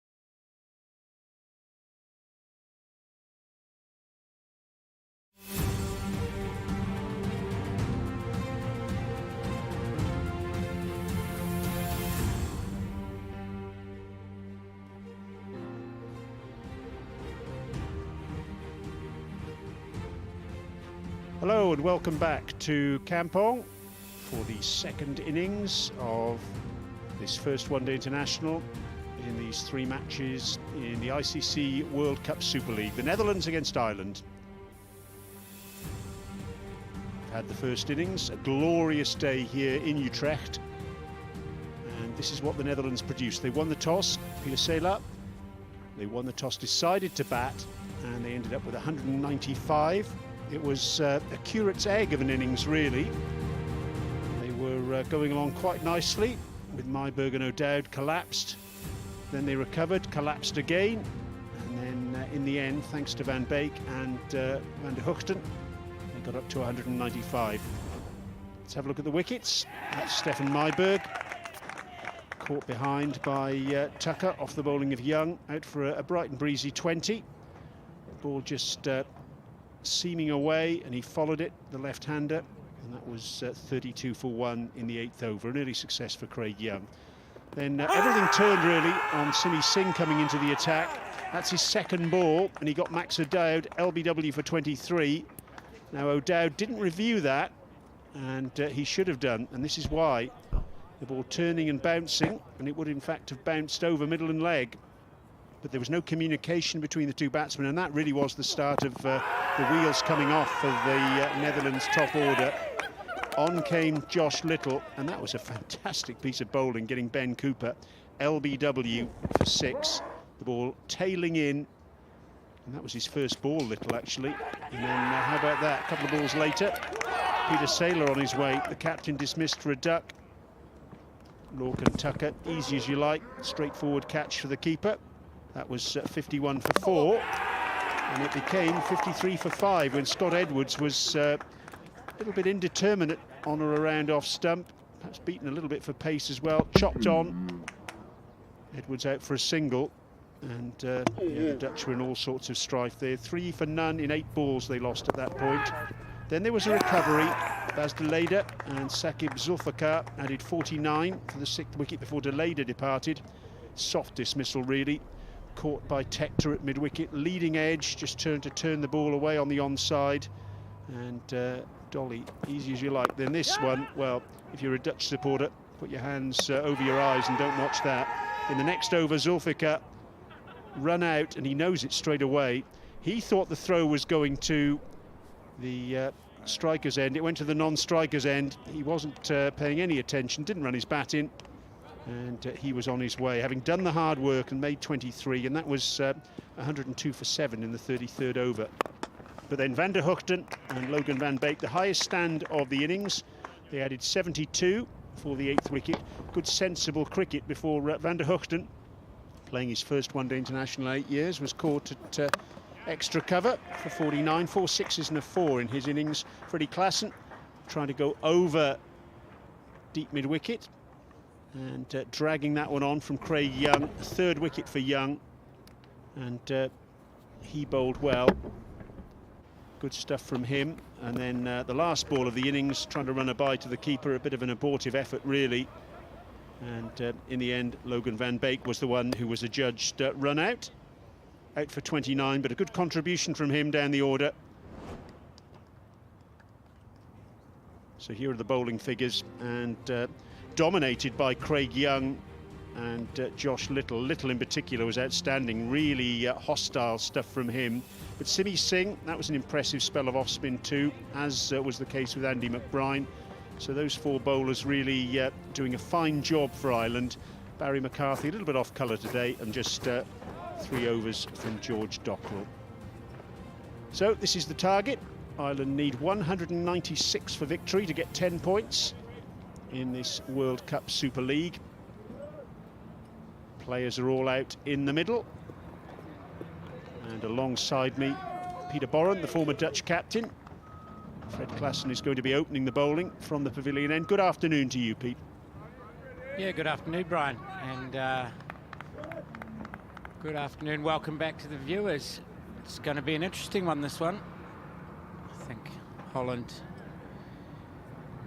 will have been reasonably happy at half-time to come back from 53 for 5 to post a score which, whilst not what they might have been hoping for, is possibly defendable with a couple of early wickets.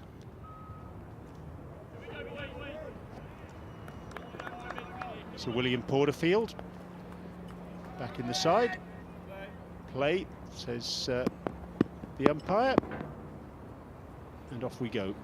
Here's Klassen.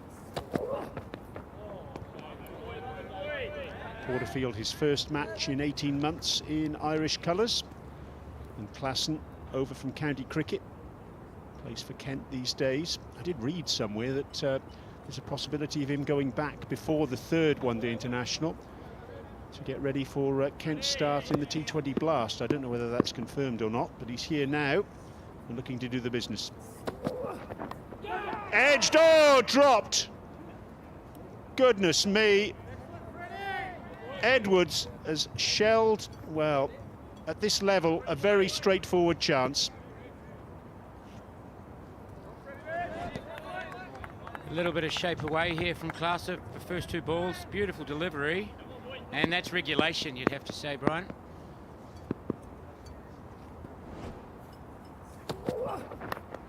Another edge, this time between the keeper and slip. It didn't carry. Porterfield off the mark, a nervy start from him, but Ireland get underway.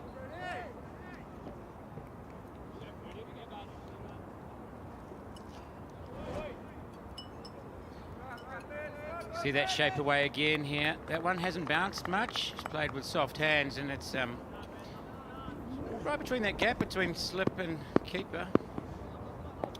Very good start here from Fred Klaassen. It'll be encouraging with that shape away. Well, Scott Edwards, he'll be thinking about that drop catch, I guarantee it. Glove, I think. Maybe the splice of the bat. Porterfield gets to the non-striker's end.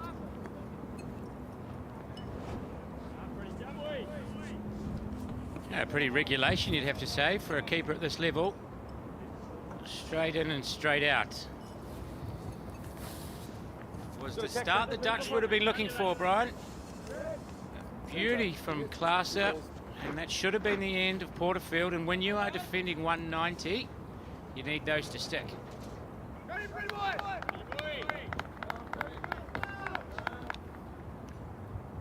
Coaching consultant for Ireland, Ben Smith, working as the batting coach for the men in green on this trip. No run.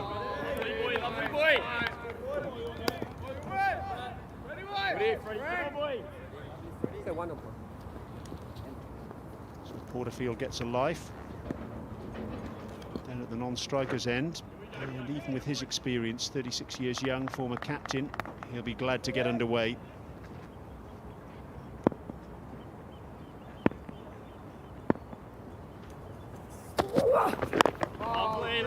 Good start from Fred Klaassen. Really good over. Should have brought a wicket, didn't. Ireland 5 without loss.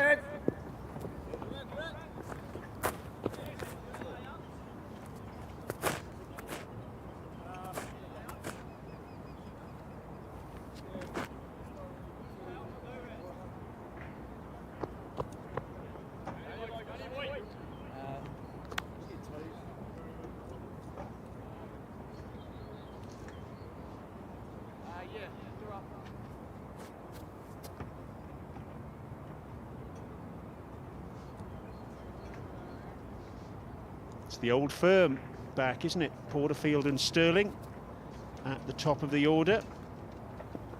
Boy, have they enjoyed some partnerships over the years. Touch away. They've had 6 century partnerships together, these two, in one-day international cricket. Sterling's been involved in 18 100-plus partnerships in one-day internationals, Porterfield in 16. And Logan van Beek getting ready to operate from the university end in this second over. 2 slips in position for him, and he's going to be operating to William Porterfield. Big shout for LBW, and the finger goes up. Van Beek strikes with his first ball. Porterfield doesn't even consult his partner. He walks off. Well, he's had 1 let off, but he hasn't taken advantage of it. At LBW, the perfect start for Van Beek. Good start for the Netherlands as well. Ireland 5 for 1.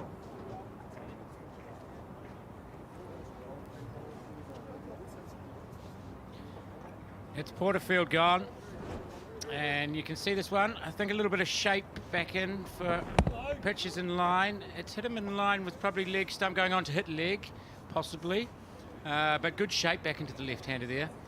Might be interesting in the replay. I think I'm saying that's hitting leg, Brian. And Porterfield has gone for 5. LBW bowled Van Beek, and it is 5 for 1.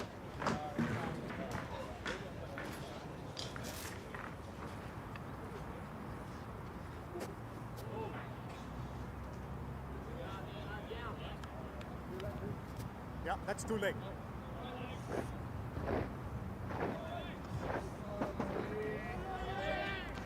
Slightly away. 2 leg.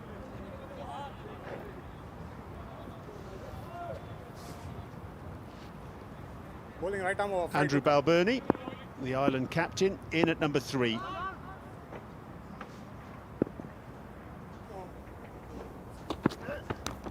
Edged, oh, and just wide of Edwards, down to the boundary for 4. Well, you can't take your eyes off the start to this innings, can you? Balbirnie gets underway, but perhaps not in the manner that he would have wanted.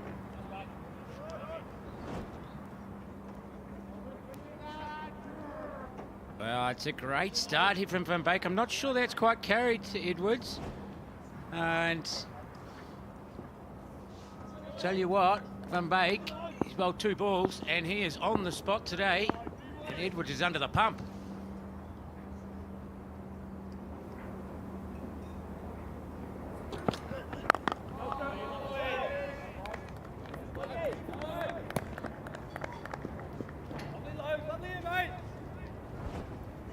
We see here, pitching in line, straightening to hit leg stump, I think, middle and leg.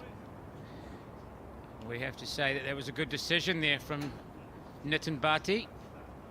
Very good decision indeed, just straightening down the line, no need for a review there. Porterfield gone early.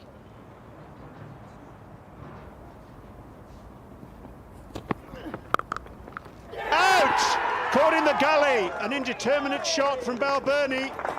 O'Dowd takes the catch, and Ireland in real trouble first up. Van Beek is on fire.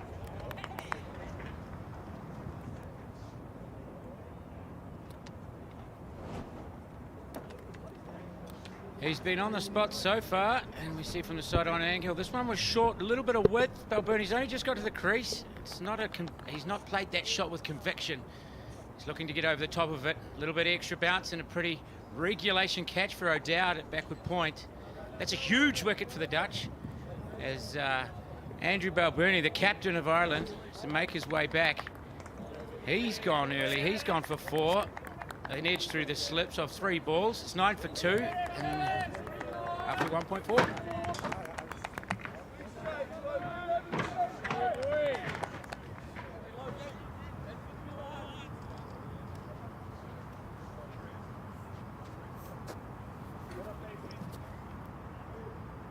Yeah, that's middle.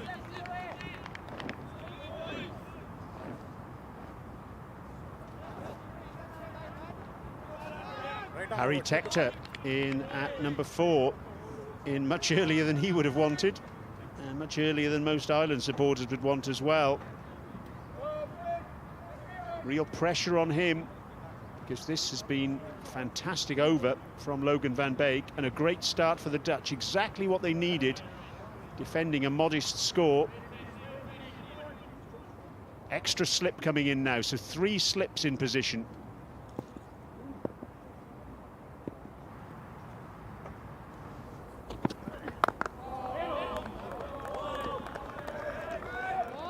Logan Van Beek has been absolutely on the money right from ball 1.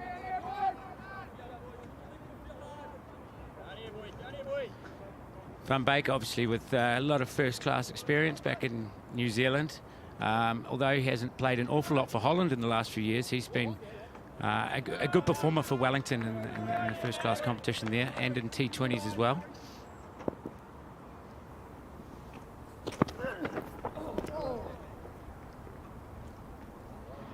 Yeah, to say that. Not signalled a wide there. As Nitin Bhati must have flicked the batsman's pads, I assume. So that is the end of the over. A terrific over from Logan van Beek. Ireland 9 for 2.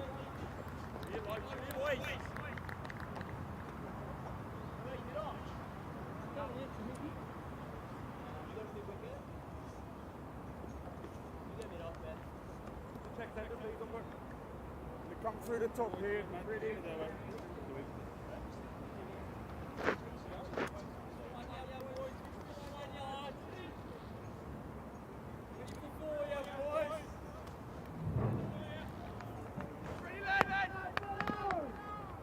Van Beek. And Ireland in trouble.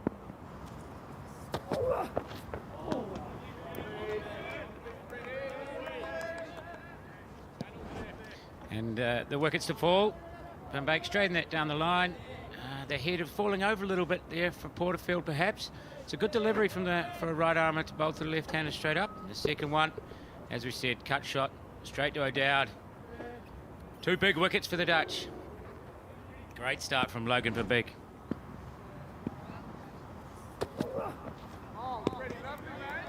Paul Sterling just having a couple of deliveries for reconnaissance.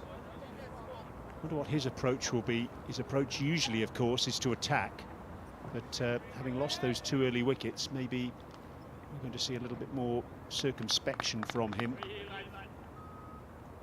I think his attitude will surely be, if he's batting at the end of the innings, Ireland should win. Oh, that's well bowled. It's not easy out there, is it? No, I'm not sure. I'm not sure if Klaassen rolled his fingers over this one or not. He seemed to shape the ball. Let's have a look. As he comes in, I think he might have done. I think that might have had a little bit of grip. He shaped the ball away from the left-hander we saw. He would normally bring it naturally in to Paul Sterling, but I think that's a little cutter and beautifully bowled. Just saw a shot of the form man in the Ireland batting lineup. And call of no ball, which is checked by the TV umpires these days. So a free hit now for Paul Sterling. For a man on naught, that's ideal. What a great invitation to get off the mark.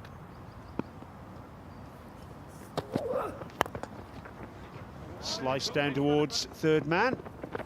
Sterling does get underway. Lovely Just a single. Lovely boy. Can't be dismissed, of course, off that free hit.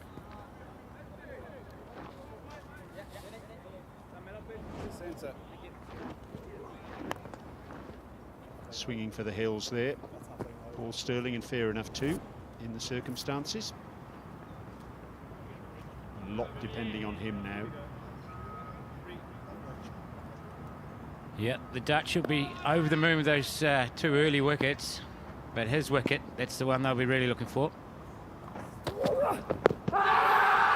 Shout for LBW, and out. Tector pushing forward, hit on the move. Little bit of shape back into the right-hander, and Klaassen getting in on the act. They're thinking about whether to review or not. Tector and Sterling discussing, and in fact they go upstairs.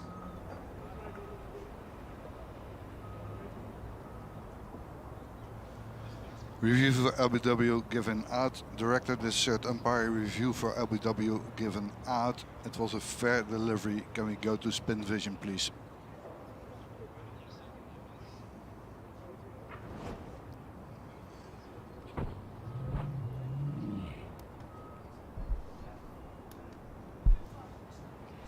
Okay, there's no bet involved. Can we go to ball tracking, please?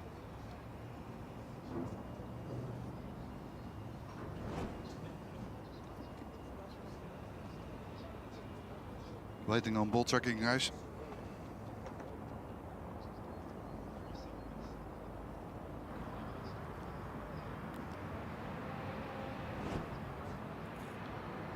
Okay, impact in line. Pitching in line, impact in line, wicket umpire's call. We can go back to Adrian on field. Adrian, you can stay with your decision. You're on screen now and give out. Stay with your decision and give out. Adrian Holstock's decision upheld. Adrian van der Dries was the third umpire. Harry Tector out for a duck, and Ireland in tatters, 11 for 3.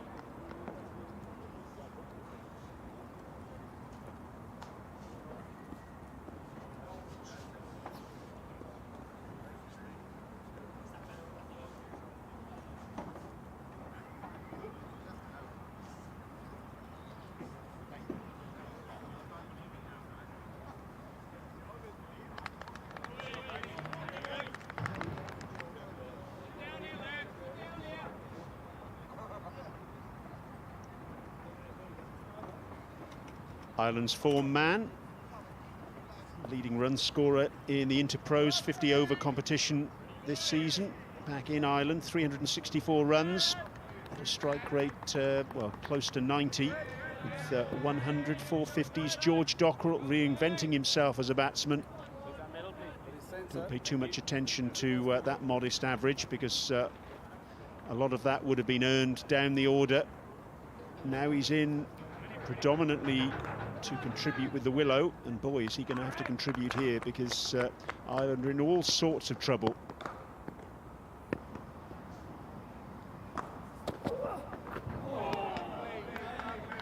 Freddie Klassen, very impressive. Yeah, we see him standing that seam up as a left armour. If you can swing the ball back to the right-hander, and you see, as he did there, you can pitch it in line, and I know that says that it's hitting the top of the wickets, but it's a pretty good shout, that. I think it's pretty it's a left armour's dismissal, isn't it? And they've got the early wickets. Well, it's interesting that Andrew Balbirnie was talking about the depth of the Irish batting. It's going to be tested here. End of the over, 3 gone, Ireland 11 for 3.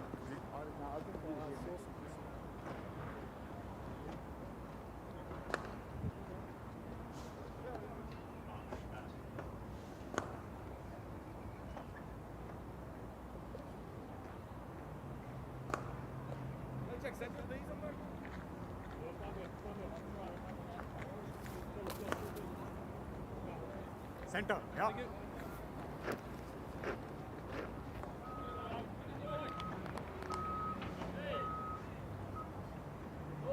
Well, I won't say Peter Boren's a clairvoyant, but he called it. He said that the Netherlands' new ball attack is very impressive, and they're showing that. They really are, these two, Van Beek and Klassen. And now Van Beek's got one to bounce. It's hit Sterling on the glove, and Sterling looks in a bit of trouble.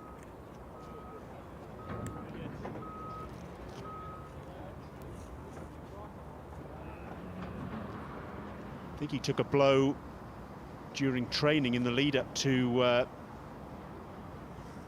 this match.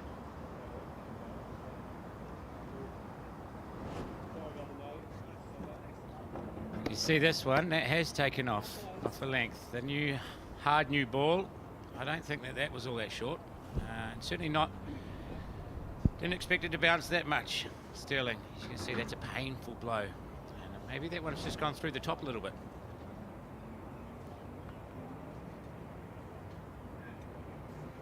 A little bit of treatment for him.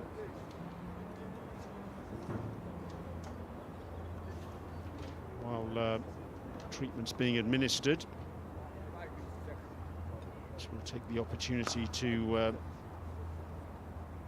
have a look at the wickets that have gone down. Mark Rauser out there trying to look after Paul Sterling's digit. You can see he's being a bit ginger with that right index finger. Here are the 3 wickets to go down then. First one, Porterfield, LBW. Balbirnie pushed one straight to cover, and then that is just absolutely stone dead plumb. So 3 for. The ball's swinging, and it's coming off a length. Great start for the Dutch. They've still got, obviously, Van der Guchten and Brandon Glover to come as well. All 4 of those guys probably could have taken the new ball. But Van Beek he's looking pretty impressive here. Be interesting. They would have done an awful lot of homework on Paul Sterling, and how they were planning on getting him out, how they were planning on restricting his scoring. But in the end, when you get conditions like this, I think banging the pitch nice and straight, hitting the top of the stumps isn't a bad ploy to anyone.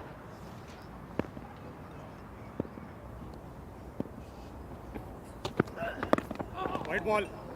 Wide ball called, and that's a good take by Scott Edwards down the leg side, and he'll need that as well, because his confidence would have taken a little bit of a battering in the first 3 overs or so. 1 drop catch, a couple of balls going very close to him as well. Sort of situation where you want that ball in the middle of your gloves, you want to feel the ball, feel the confidence of a good take.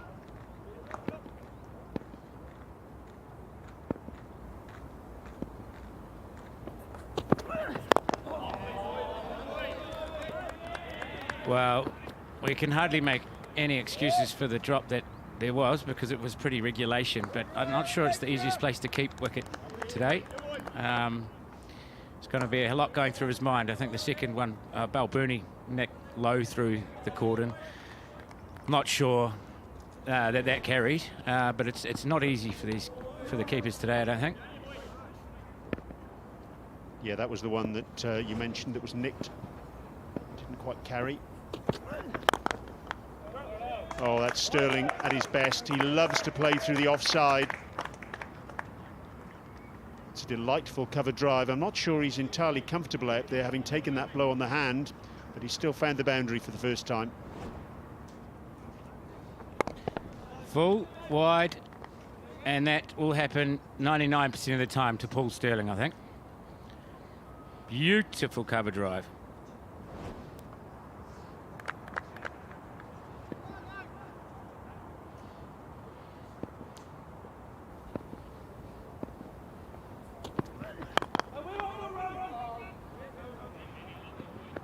Pete, we know Paul Sterling loves to play through the offside. He loves to free his arms and play in that arc between mid-off and cover.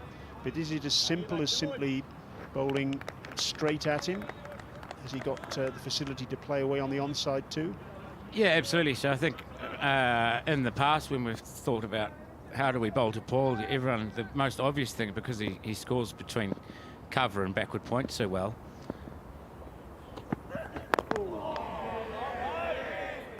is that we should try and bowl straight to him. The thing is, though, especially on a good wicket, is that he hits the ball from off stump through point anyway. And then, obviously, like any batsman worth his salt, if you get too straight, he'll take you through the leg side. So I think it's more, can you get that delivery that looks like it might have width and then nip back? And that's the ball that, for us, obviously he's a fantastic player, but for us, that was the ball that we thought might be able to get him out.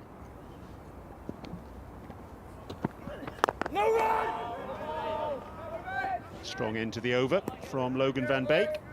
4 gone. Ireland 16 for 3. Can here, boys.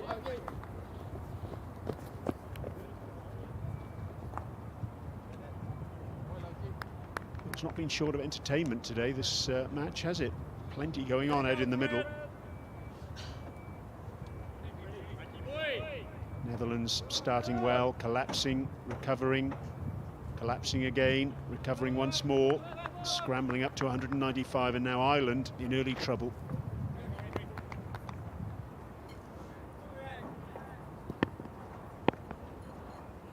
Here's Klassen.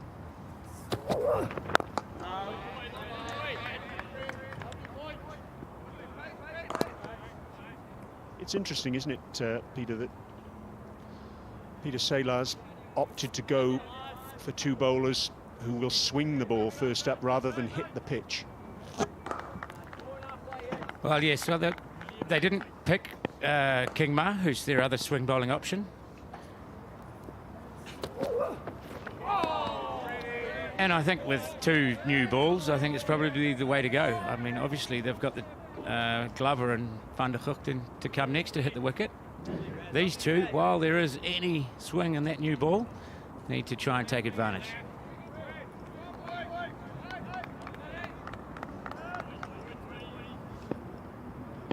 Tim Van der Guchten. Oh, and very nearly chopping on George Dockrell. Again, that ball coming back into the right-hander.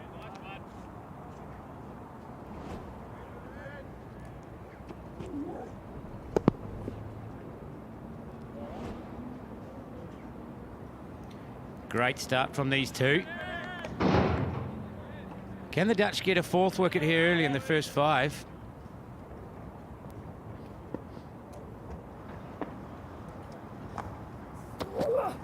Oh, and that one's almost run along the ground. Goodness me. Well, that's one of the reasons I think that Peter Saylor was so happy to win the toss and bat today, because the lasting qualities of this pitch may be questionable.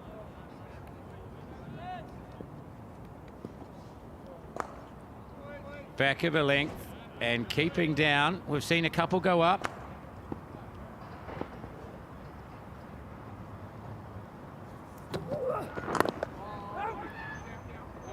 We've spoken about Scott Edwards behind the stumps having a difficult first few overs, but as a keeper, it's no fun at all when you're getting balls sometimes that are bouncing and some keeping low like that.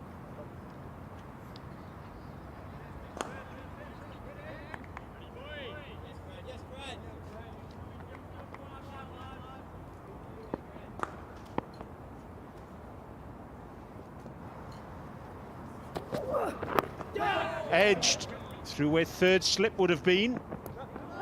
There's a case for saying that at 16 for 3 there should have been a third slip in there. There wasn't. Dockrell gets off the mark, and it's the end of 5 overs. Ireland 17 for 3.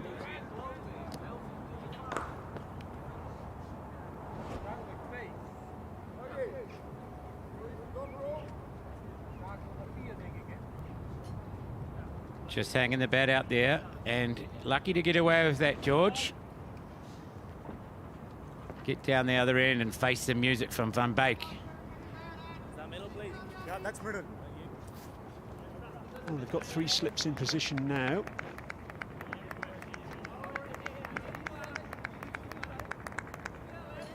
Van Beek operating from the university end. 3 men in the cordon.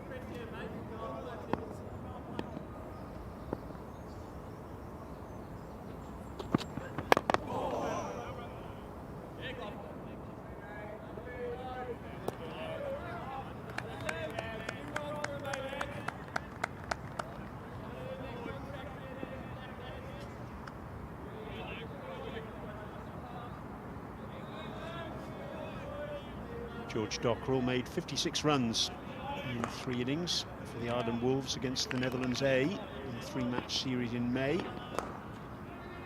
was in Wicklow, rather different conditions to this.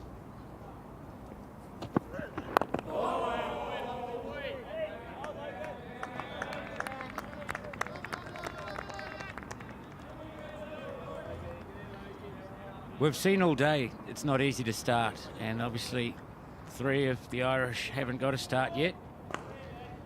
But there's opportunity, and we've seen that too, Brian, that if you stick in there, there's a chance that you can... that there are runs to be had for those who have actually faced some balls, which is not too many guys.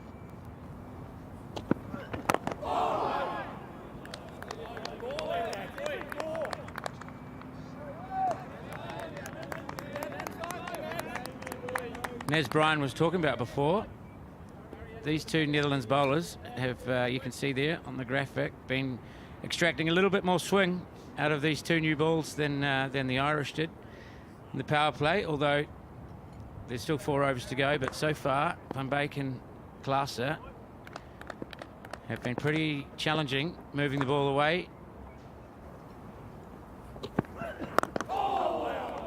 And that, obviously, as we talked about before, is their job with this new ball. And it's nice to see them stand up the same. Swing bowling in these conditions with a new ball, it's not necessarily what we would have expected. But if we look at Klaassen in particular, he has he's certainly got that movement back into the right-handers. Van Beek a little bit away from the right-handers.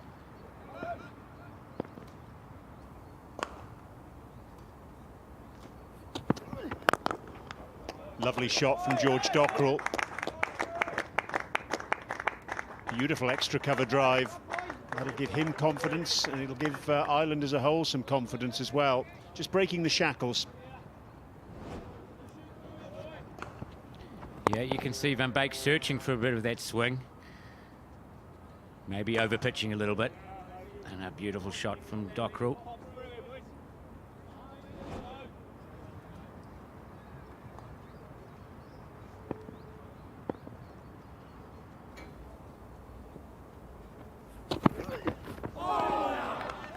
Pretty good leave in the end, that, from George Dockrell. 6 overs gone. Ireland 21 for 3.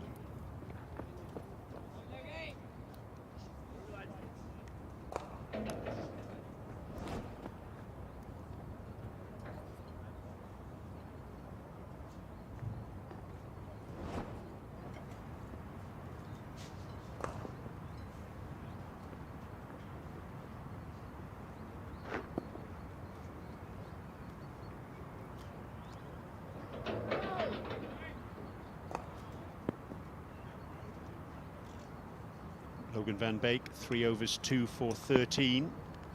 Very impressive stuff. Klaassen about to start his 4th.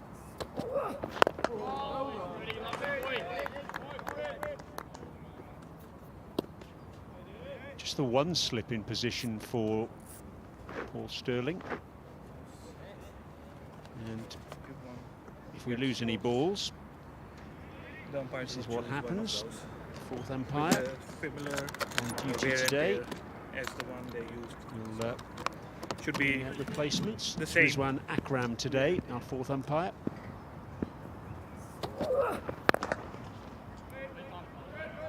Peter, you happy just with the one slip in position? Well, I was just going to say, it's easy in the commentary box. We always want to have more slips, I guess, but the way that Klaas is bending them back, but also the way that he can bowls that cutter that goes across. If we can get Sterling feeling for one out there, I'd probably get another one in there. A little bit uppish through mid-wicket. They've taken one, that's all they'll get. No doubt out there at deep square leg. Interesting thing with the field for Sterling there was that the slip was a floating slip. He was neither first slip or second slip, and I always feel, well, it's a bit of a gamble there, isn't it? That, you know, the orthodox edge to regulation first slip is always in danger of being missed there. The second slip has now come back in for George Dockrell.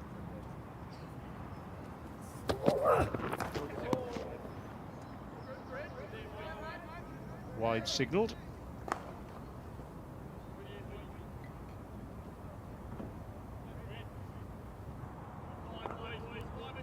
Yeah, he's probably trying to cover his bases there a little bit, I think, with the left arm angle, particularly if it's the cutter that's going to find the outside edge. It might go a bit wider, might be a bit slower.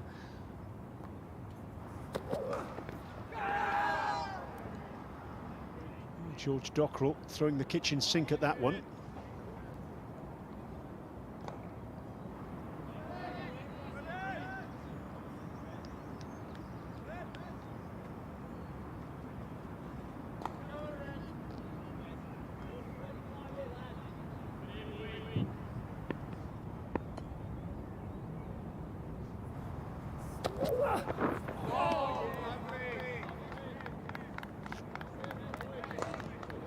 It's very impressive, this from Klaassen. We see there, just 130 kilometres per hour, but he's hitting the deck hard. We've seen he has the ability to swing it. He's also got the ability to get it through to the keeper and maybe entice Dockrell here to give a catch to the cordon.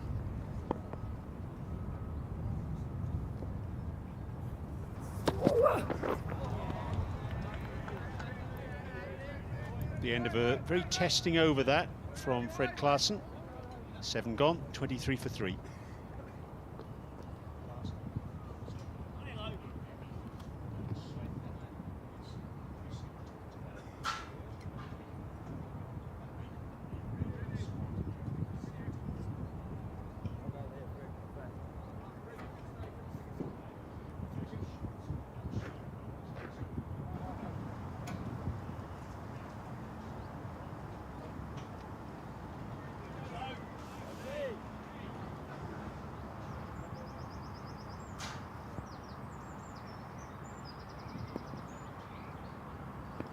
Van Beek to start his 4th over. One thing the Dutch are blessed with at the moment, Pete, is well, real depth in seam bowling. Yeah, it's certainly the strength of the team at the moment, and to think that Kingma is not playing today. We've got Glover, Van der Guchten, Van Beek, and Klaassen, and then you've got no Kingma today, but then also Shane Snyder is not in the squad. It's definitely the strength of the team.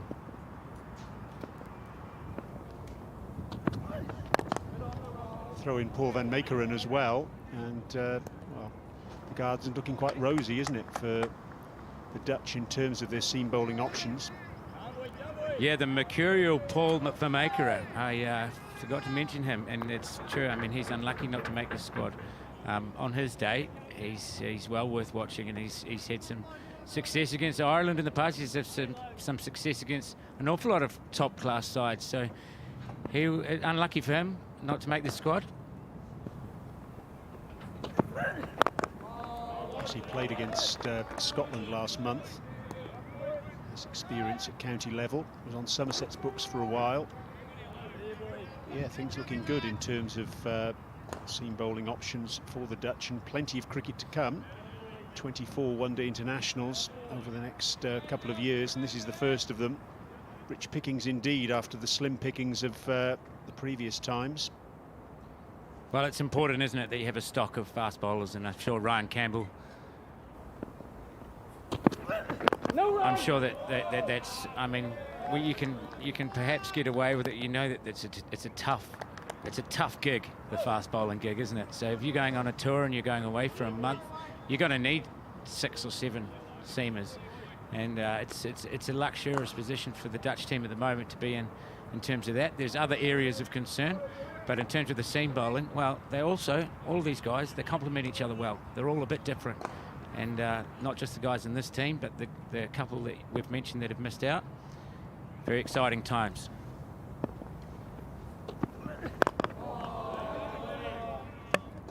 It's interesting stuff, this, from Paul Stirling as well. He's being very circumspect at this stage. We saw him take that blow on the hand. This is almost un-Stirling-like, really, you would say. I think he realises the importance of his wicket, both to Ireland and to the Dutch cause as well. Well, it looks a bit of a grind. It's not often you say that about a Paul Stirling innings. He hasn't looked in an awful lot of trouble, but it's not free-flowing as it can be at times. Maiden over from Logan van Beek, and a good one too. 8 gone, Ireland 23 for 3.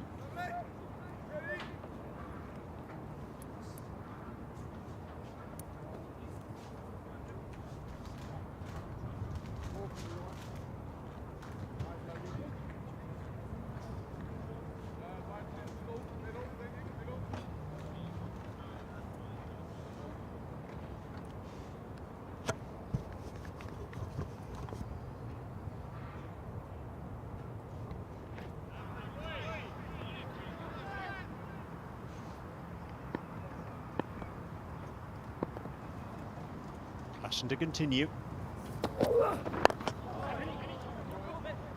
Dockrell working that backward of square on the onside. They'll come back for 2. I'd like to say that I've been joined in the commentary position by Niall O'Brien, and Niall, well, a far from ideal start for Ireland. I mean, that's the best way to put it, isn't it? Pretty disappointing so far. Technical flaws in the dismissals, you have to say.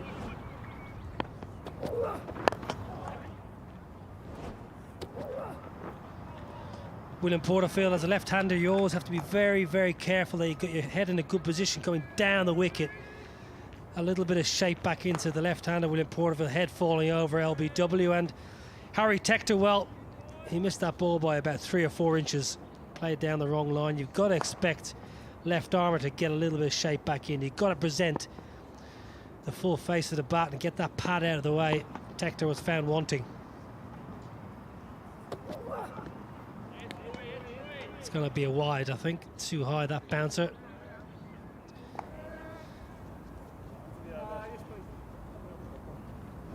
As a left-hander here, keep an eye on William Porterfield's head position. He gets himself outside the line of the ball shapes back. Only marginally, it's only a small bit of swing, but look at that head position.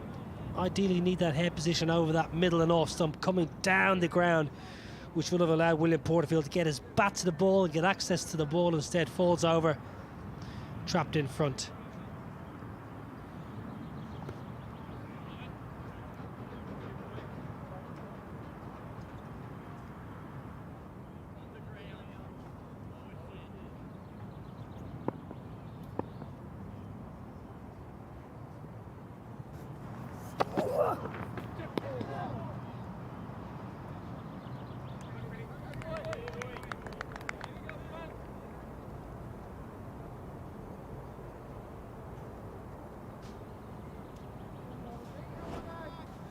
Next man to go.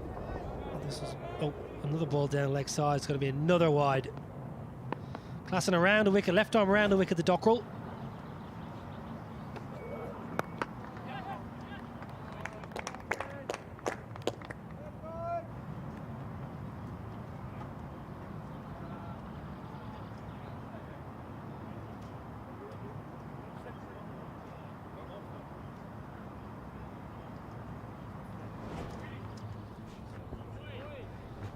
This is Andrew Balbirnie. I think he'll be sitting in the sheds thinking, got to commit more to that. It was a fairly short ball, innocuous ball really.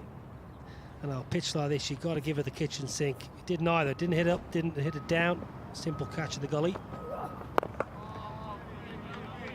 Cut shot's normally a strong area for Andrew Balbirnie. He'll be a little bit disappointed with that.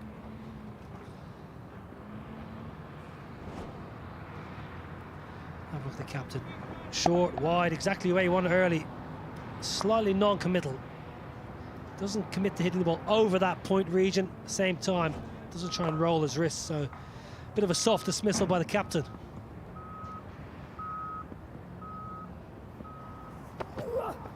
Sterling batting nearly outside off stump. He's taken his guard down off stump.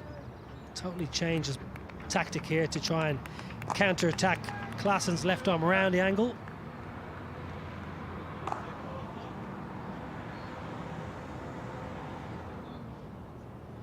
Was batting on about middle and leg when the bowler's bowling left arm over. Bowler's come around the wicket.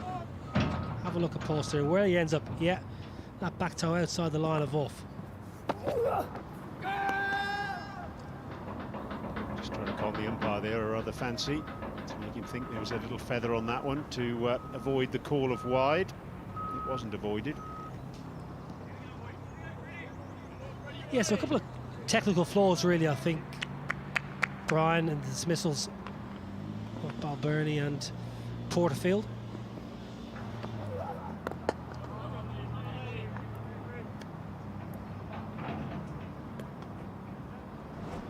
Harry Tector was the third. Just have a look how far he misses this ball by. A little bit of shape in. He's missed that by a good 4 inches. Always got to anticipate the ball shaping. He's missed that by a good, well, a width of a bat. To me, he's not quite focusing hard enough on the ball. And that front leg going across to cover instead of trying to present his foot a little bit straighter down the pitch. Yeah, it's a good call, Adrian Hall. So that was a good decision. When the ball is shaping back in, as a right-hander, you got to expect the ball to come back in. You got to get that front look out of the way. 29 for 3 after 9. Brandon Glover coming on from the university end. Just his second match in one-day international cricket. People might think I'm being a little bit harsh on the techniques of the batsman.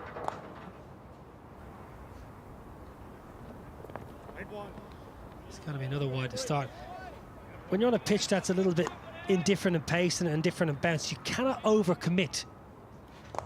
And William Porterfield and Harry Tector actually more so, just overcommitting from the initial line of the ball as opposed to waiting and letting the ball do its thing. You'll keep an eye on Paul Sterling as he goes through his innings.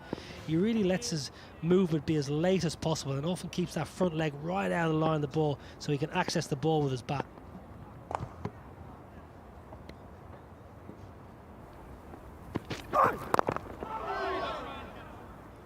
Only the second one-day international appearance for Brandon Glover, the 24-year-old quick who was born in Johannesburg. His previous one was against Zimbabwe at Deventer in June of 2019, and that was actually his last List A match, if you can believe it. He hasn't played a 50-over match for 2 years. But Ryan Campbell rates him very, very highly indeed.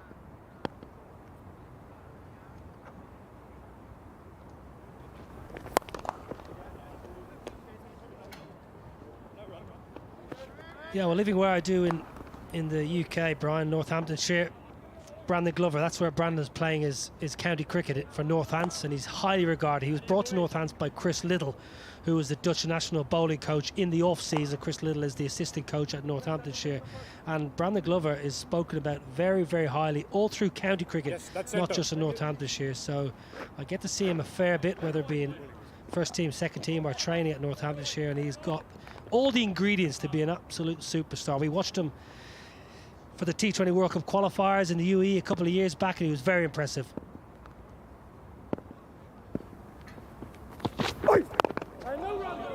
Yes, he was actually player of the match in the final of that T20 World Cup qualifier in Dubai in November of 2019. 3 for 24 in the final against Nepal. Well, it's a good action. Tall, strong, gets over that front leg.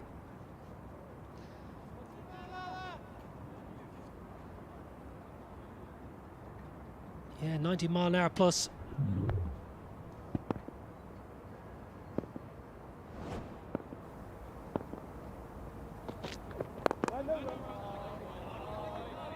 Brian, you mentioned Paul Sturley being fairly watchful. We have seen this, probably not to this extent, 6 off 26, we're not used to this, but over the last 18 months, 2 years, Paul Sturley has got progressively more effective, more consistent, scored more runs, scored more match-winning innings, but his striker has dropped down ever so slightly, but it has in turn given better productivity in terms of the run charts.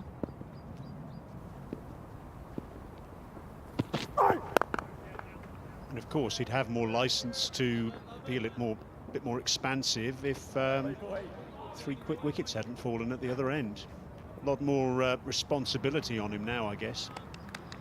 Well, this is a pitch that Paul Sturley won't enjoy batting on. He likes pace in the ball, and for the Netherlands bowlers, they have to just frustrate him, keep him as quiet as possible for as long as possible, and try and frustrate and drag a false shot out of him.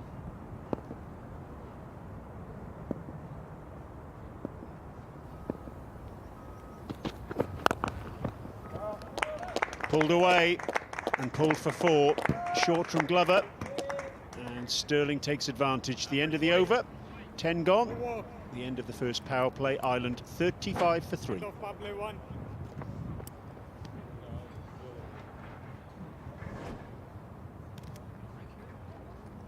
These two will have played against each other, or sorry, in the nets for Northamptonshire, I presume, last year, because Sterling was playing for Northamptonshire in the Blast, and Glover made quite a good impression in that tournament as well. So they'll know all about their strengths and weaknesses. Yeah, it'll make Paul Sturley feel a lot better, that boundary.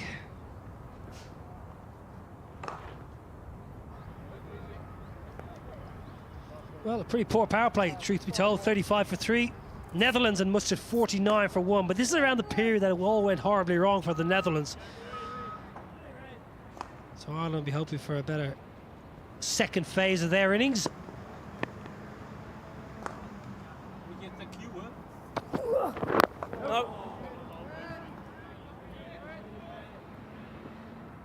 Klassen now operating round the wicket.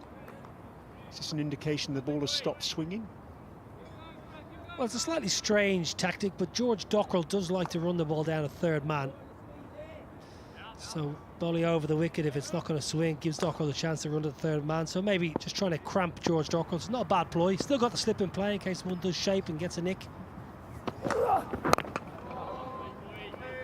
can just see how difficult it is to time the ball. The pitch is getting slower, getting really, really tough to score. Very few balls we've seen out of the middle of the bat. Even Paul Sturley's boundary in the last over. Normally Sturley will crunch that away with all the way for 6, or even just one or two bounces. Very, very difficult.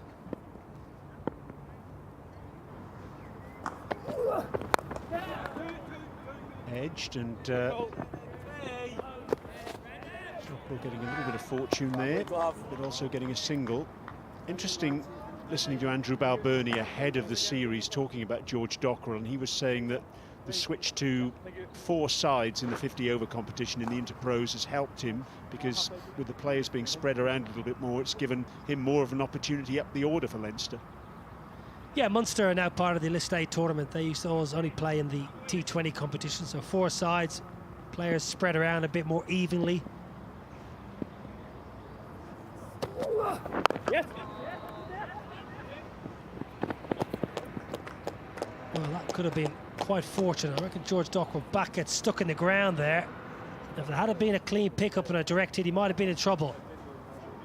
I think George Dockrell might have just jarred his hand or jarred his wrist as that bat stuck in the ground. Yes, he seems to be in a bit of trouble here. This is why. So he's trying to run his bat in and it's stuck in the ground. And it's jarred the wrist quite nastily. Well, if you're squeamish, look away now, because that is rather ugly. That's going to be a lot of pain. Probably his wrist almost went flipped back on itself. Now, George Dockrell's in a bit of pain here.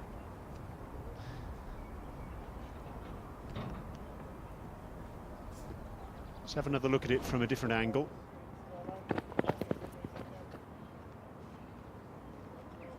Happening very quickly. Ow. I thought initially when I saw Dockrell put his hand behind his backside that maybe he'd just tweaked his hamstring, but that wrist is in a little bit of discomfort, I think that's fair to say.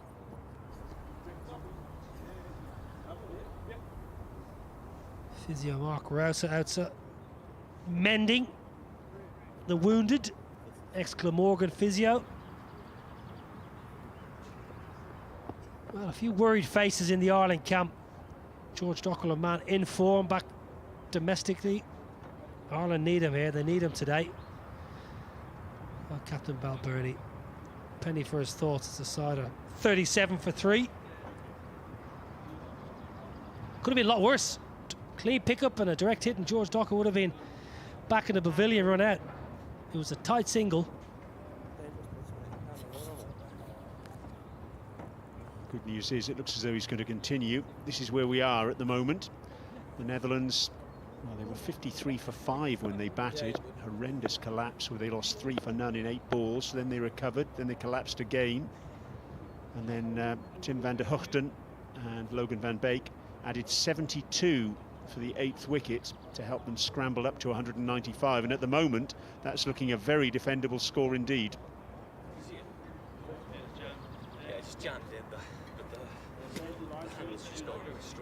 Some concern there with Dockrell's wrist. That's being relayed to Balbirnie. He's just going through a few exercises out in the middle, trying to make sure he can grip the bat properly. These next couple of deliveries, or this next delivery particularly, is going to be very significant, I think. Let's see how George Dockrell copes.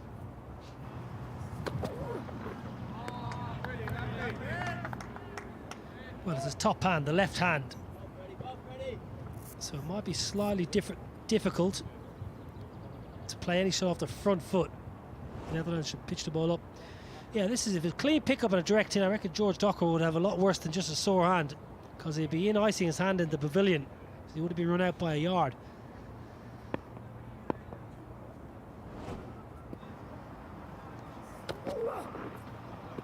It's kept low again, down the leg side. Not easy for Edwards behind the stumps.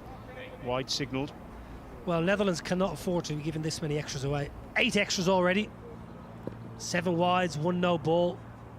When you're in a small total, trying to defend 195, can't allow 8 extras. And again, the ball keeping low. And again, Edwards getting discomforted behind the stumps. He's taken a blow, but he's stopped the ball. 11 gone, Ireland 38 for 3.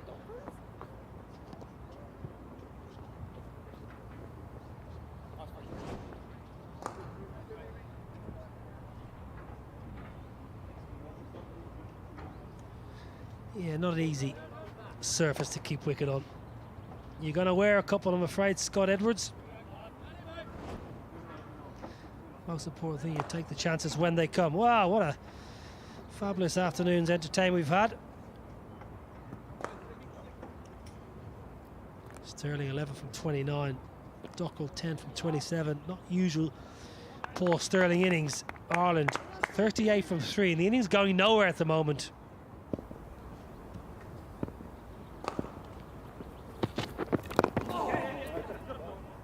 Brandon Glover, his second over from the university end. Brandon Glover hasn't had an awful lot of cricket over the last couple of years. He's actually only played 10 first-class matches in his career.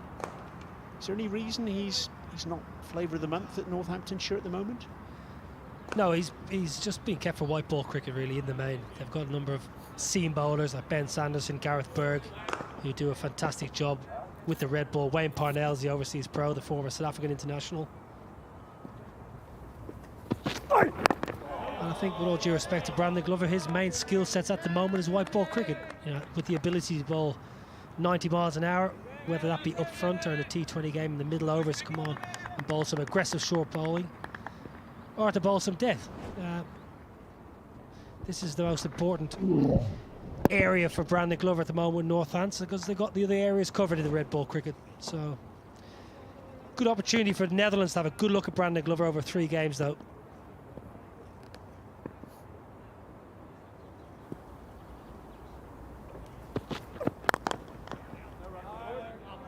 Has he got ambitions to play the longer form of the game?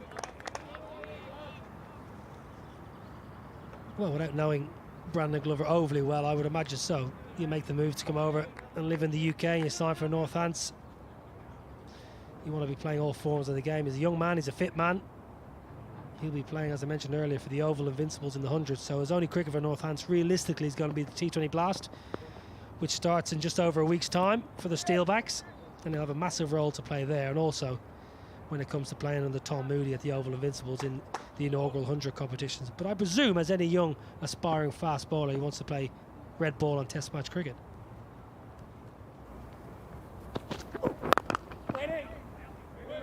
Nicely played from Dockrell, up on his toes. It's an interesting phase here for Ireland, because this innings is just absolutely stagnated.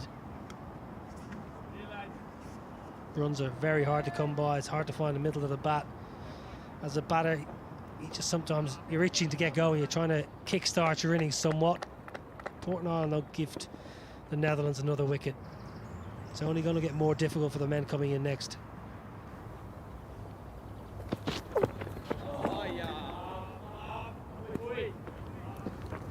Come glove!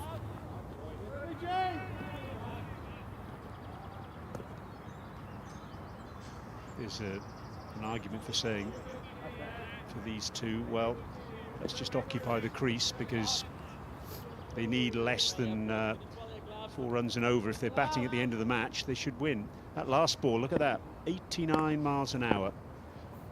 Serious pace from Brandon Glover.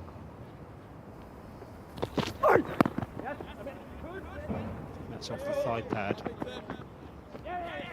Nitin Bharti will make the signal if it is. Yes, indeed. End of the over. 12 gone. And it's 40 for 3. You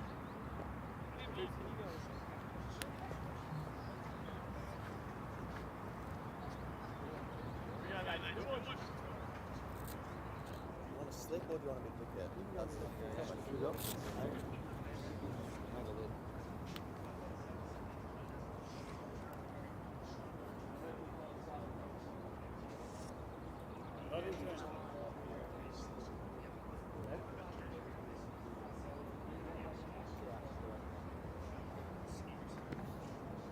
.41 for 3. That last delivery of the previous over was actually 2 leg byes.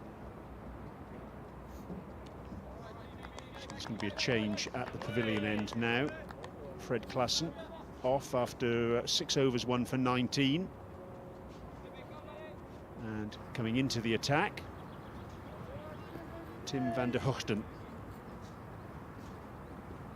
Good cricketer, highly experienced. ODI career, just the 5 games, 8 wickets, excellent, economy superb. He's had a good day so far at the bat. Can he follow it up with the ball? You think about the Ireland plans and theories The Netherlands' fifth bowler is going to be Captain Peter Saylor, more than likely. I would imagine the Ireland dressing room says if it's going to be difficult against the quicks, we've got to take the left arm spinner down. So that'll be interesting to see when the Netherlands captain brings himself into the attack, because I imagine Paul Stirling and George Dockrell will get on the front foot. No run!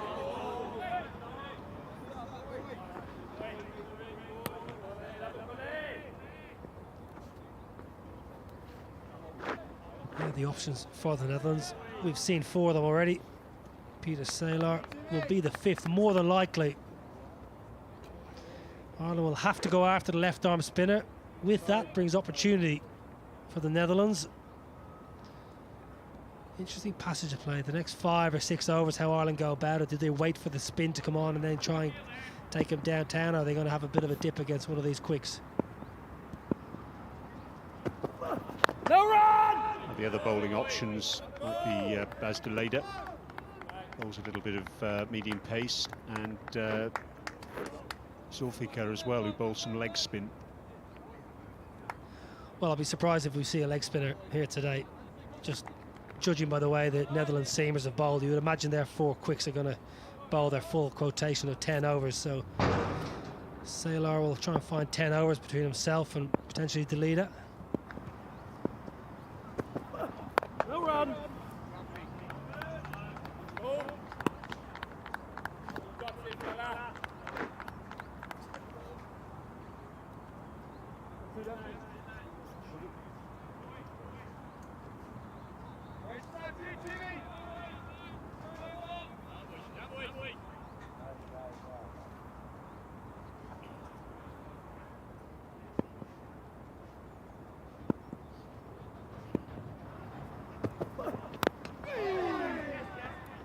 Stirling really is battling himself out there, struggling to time the ball, getting a bit frustrated, but he must just hang in there.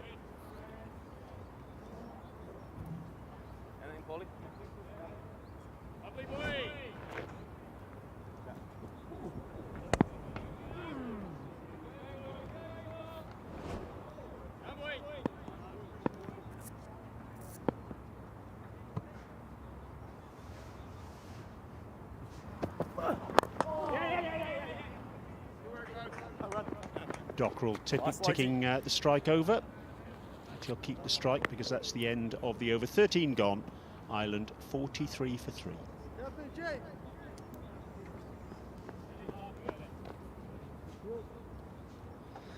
Oh, what a pleasure. Got the great man alongside us. Let's show you behind the scenes. This man is an absolute fountain of knowledge, and this is why. Look at his book. Yellow tabs everywhere, notes. He's got notes going back to the dark ages. He's got absolutely every stat you can want. Our machine here, this is called the fruit machine.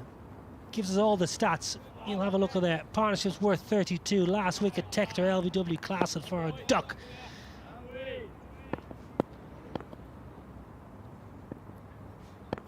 This is where we look at. Fabulous surrounds.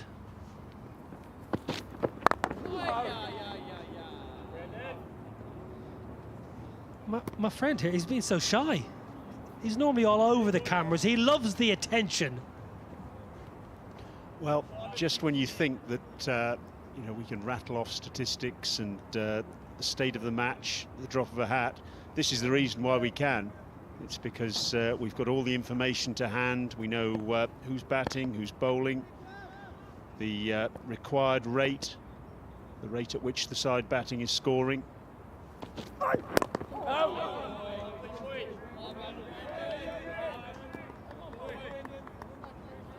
And here is the box that controls all the sound. Our microphones go through these boxes, and also that's the most important cable of all, because I can hear the director, and he's the one who tells me what to do. Do you not turn him down like me? I normally turn the director, and that's Michael over to our left. Michael is a very important man. Michael is scoring here alongside us and telling us exactly what's happening. Fantastic man, scoring every ball. from South Africa, Michael is. It's a real League of Nations in here. We've got a Irishman, a New Zealander, a Welshman, and a South African commentating on Dutch cricket against Ireland. Fantastic. In Utrecht. Where else would you rather be? Sun is shining, having a marvellous time. Greetings, one and all.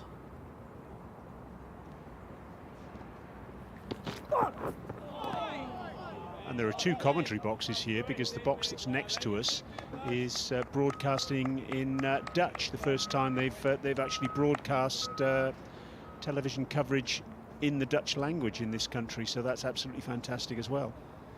Yeah, I tried to get myself on that gig as well. Just couldn't quite master the Dutch lingo. Next time I come back, though, I'll tell you what, I'll be all over that.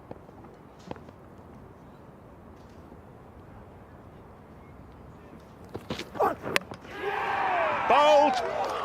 Well done, Brandon Glover. Kept a little bit low, maybe, but I rather fancy Dockrell was beaten for pace there.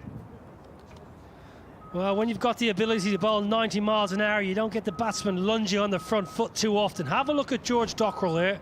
Both feet back in the crease. He's got to come forward. You've got to come forward to that ball, especially on this surface. Should have been forward. He's gone back. It's kept a little bit low, but good enough for Dockrell. Absolutely massive wicket for the informed batsman. George Dockrell cleaned up by Brandon Glover for 11. Ireland, well, they're in all sorts of trouble. 43 for 4. And with that, it's time for a drink.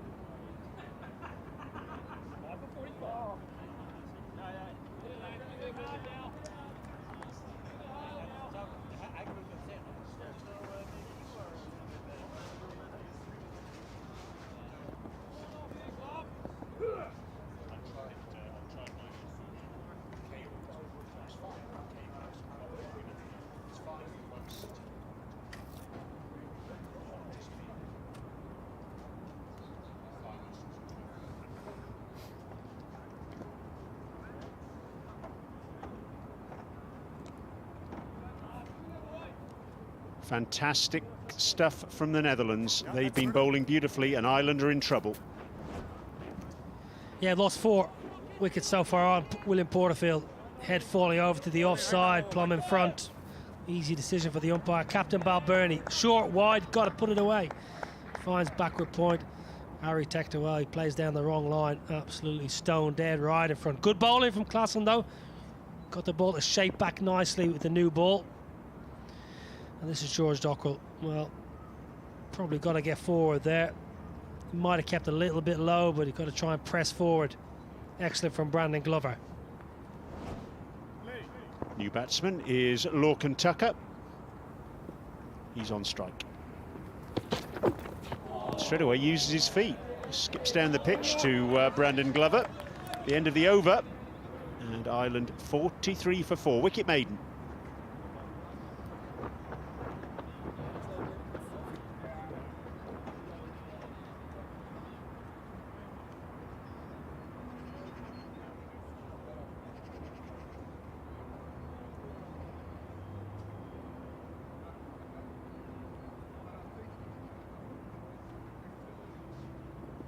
Ireland worm, still burrowing underground at the moment.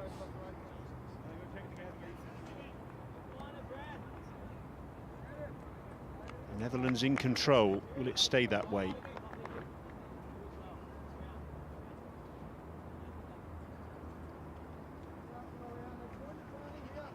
Van der Hoogten about to start his second over from the pavilion end. No run. Yeah, fantastic last over from Brandon Glover, just keeping the pressure on George Dockrell. Look at George Dockrell's feet here. Where are these feet going? Not getting in line with the ball. That's what happens when someone bowls 90 miles an hour. Not willing to get in line with the ball. In the end, he's done by a goodie. Excellent bowling from Brandon Glover. That's what happens when you can bowl 90 miles an hour. Batsman's footwork normally goes amiss. No run. Well, something's got to give here. Paul Stirling is 13 from 37 balls, and he's watching his teammates all at sea at the non-striker's end. It's only so long Paul Stirling's going to sit and wait. He either needs to get someone to give him a decent bit of partnership and show a bit of control at the other end, or else he might start trying to hit out. Cade Mila Fáilte, Cricket Ireland. Lovely to have Ireland here. Wonderful part of the world. Sun is shining. Fantastic cricket. No run.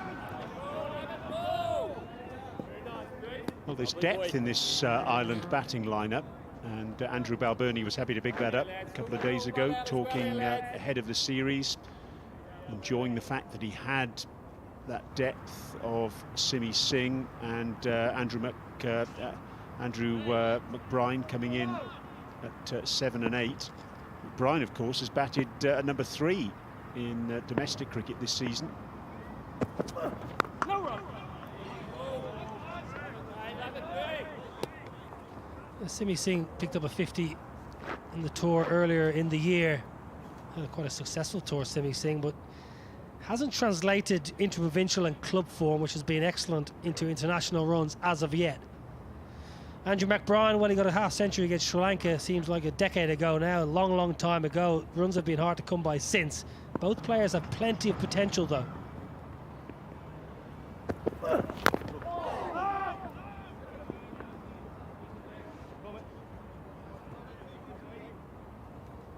Good cricket from Edwards, whipping the glove off to be in a position to throw at the stumps if he needed to.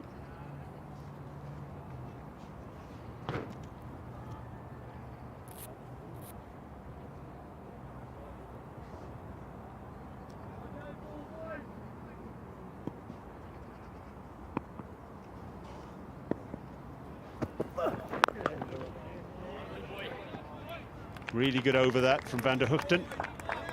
At the end of it, a maiden. Ireland still 43 for 4.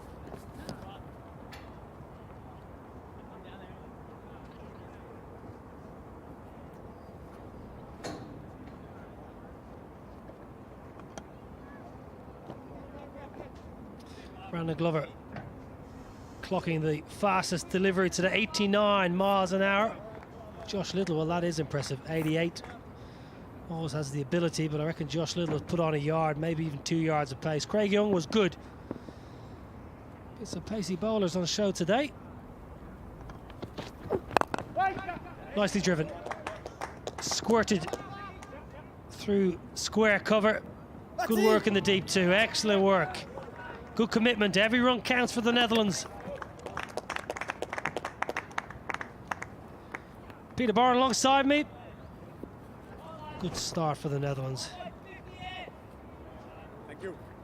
Yeah, they're in pretty good shape, aren't they, Niall? I guess. I sort of feel conditions might be getting tougher and tougher out there. I'm not sure what you think, but I see if Paul Stirling struggling to time the ball, then it would suggest to me that it's not coming onto the bat. Probably a good toss to win.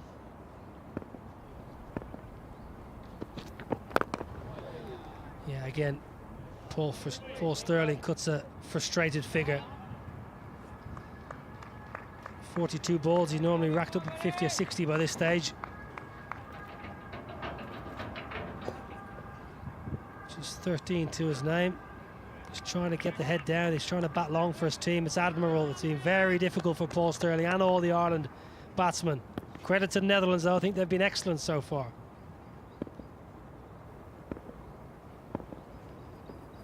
And that one just bounces through. Carry, good carry through to the keeper, Scott Edwards. Very, very impressive stuff from Glover. Yeah, well, if you look at this, the seamers that they picked today, the Netherlands, I think you're sort of looking at the two guys that we were talking about earlier, trying to swing it with the Nui, and then, as you see here, you've got Glover, who's just going to bang that pitch on a length, and Van der Guchten, who's not going to miss. And on a wicket like this, Van der Guchten can be very, very useful. Leg side. Paul Sterling generally stays leg side of the ball. It's going to slide down. It's almost getting to the stage, Peter Bourne, when one of the Ireland players needs to roll the dice. Try and take a bit of a risk. Maybe it's Lorcan Tucker, the wicketkeeper, be a little bit inventive, try something different, try and assert a little bit of pressure back onto the Netherlands bowlers, because at the moment there's no pressure whatsoever on the Netherlands bowlers. They can just run up and bang away at a length. Yeah, someone's got to come out and make a difference, because it looks to me as the best player, Sterling, is going to bat through.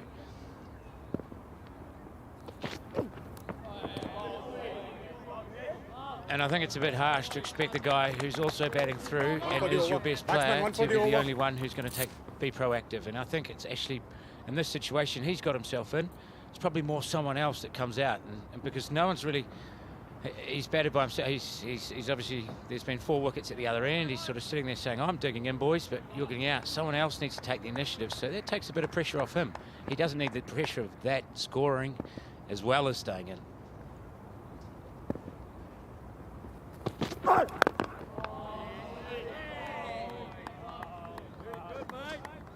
Good pace again, 87 miles an hour. 3 off the over. 46 for 4.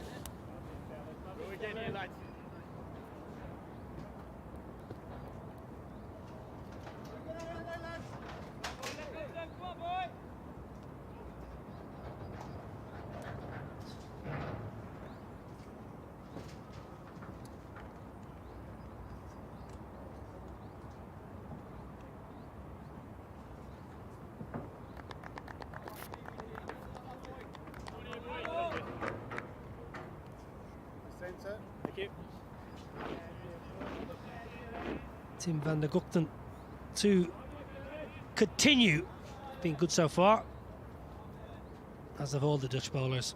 Truth be told, they've been excellent, very, very well disciplined with the ball in hand.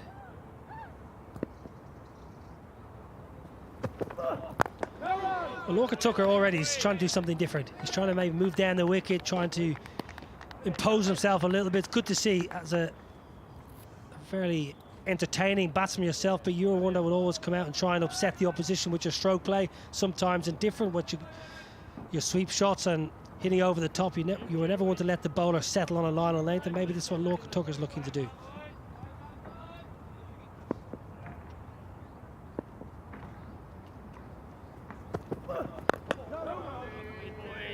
Well, it's not like he's being irresponsible, is it? He's just being a bit proactive. And we've seen on this wicket guys getting stuck on the crease. It's not a great idea. And the bowlers aren't missing at the moment. So it's good. It's good to see him being a little bit proactive.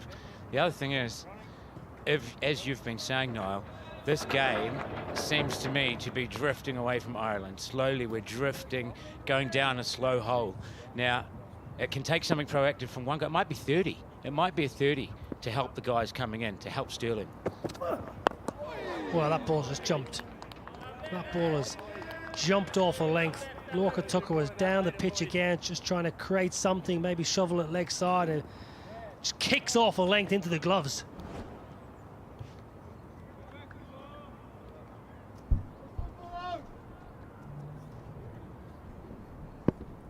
And as we see from that delivery, it's not going to be easy to make that 30, Niall. It's going to take some risk, isn't it? That might be what they need, though.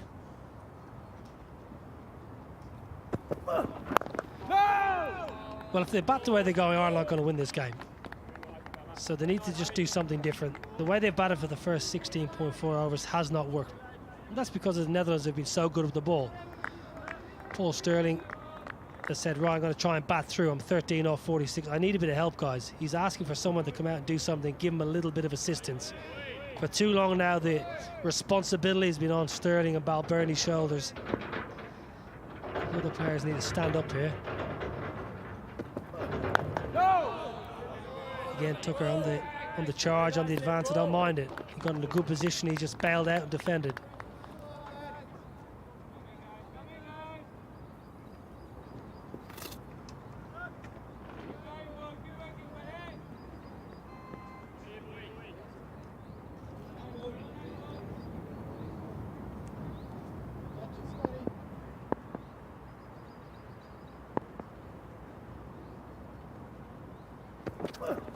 Wait! Good support in the field. Maiden over. Excellent from Tim van der Gugten. 17 bowled, 46 for 4.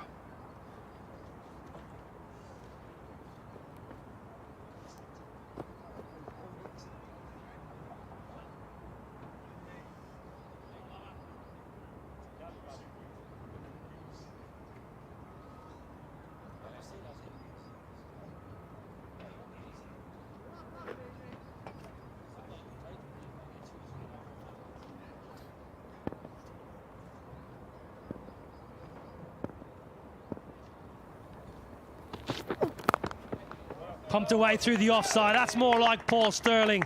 Short and a little bit of width.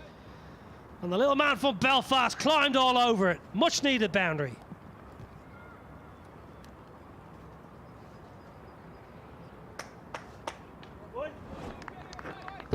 Yeah, a bit of width. And that's where Paul Sterling loves it. That's his meat and drink. If you're going to bowl quick and you're going to give him width, then I'll tell you, it doesn't matter what the wicket's like, he's putting those away all day long. Look at that beautiful balance.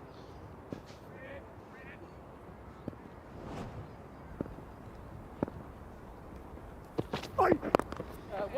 50 came up with that boundary from Paul Sterling. Sometimes as a batsman and you're feeling a little bit out of sorts and you're not quite loving life in the middle, you get one out of the screws and it can change your fortunes. And Ireland will be hoping that Paul Sterling's fortunes have changed with that crisply hit boundary.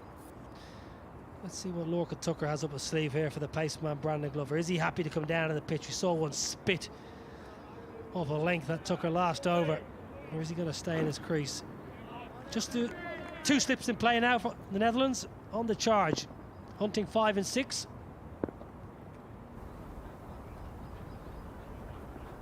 Oh, it's a good ball. It's a really, really good ball. It's a good line and length and just a smidgen of moving away from the bat, nearly accounted for Tucker.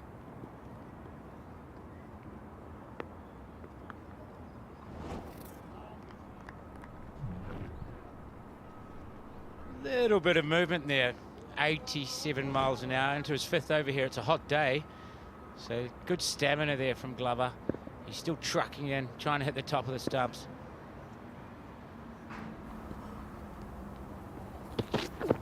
Yeah.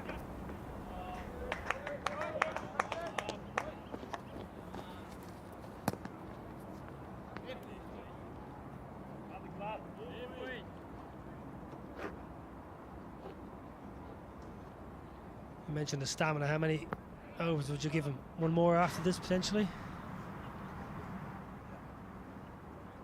Well, I think he's been bowling pretty well, hasn't he? And Holland, they're not comfortable in this game.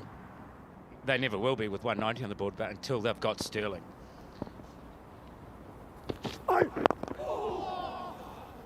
As we see that one keep very, very low. And I'll tell you what, as I say, the Dutch, if they can get Paul, so if I'm Peter Saylor now, I'm going for the best option in terms of how do I get Paul Sterling out. Because you get Paul Sterling out now, then you, on a wicket that's not getting any better, I don't think, you're probably taking home the points.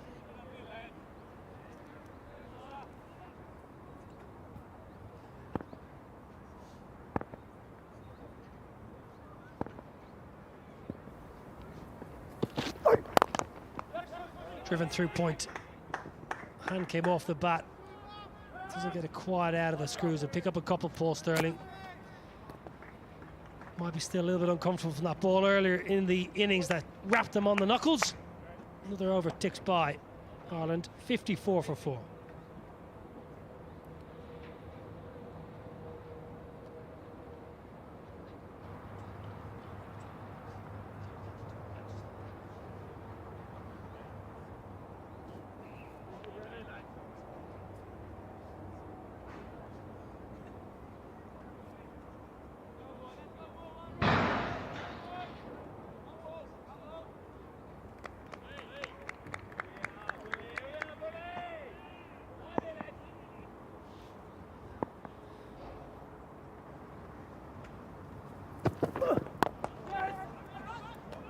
Nice cricket. Nice work from Lorcan Tucker. He's been good so far, been proactive.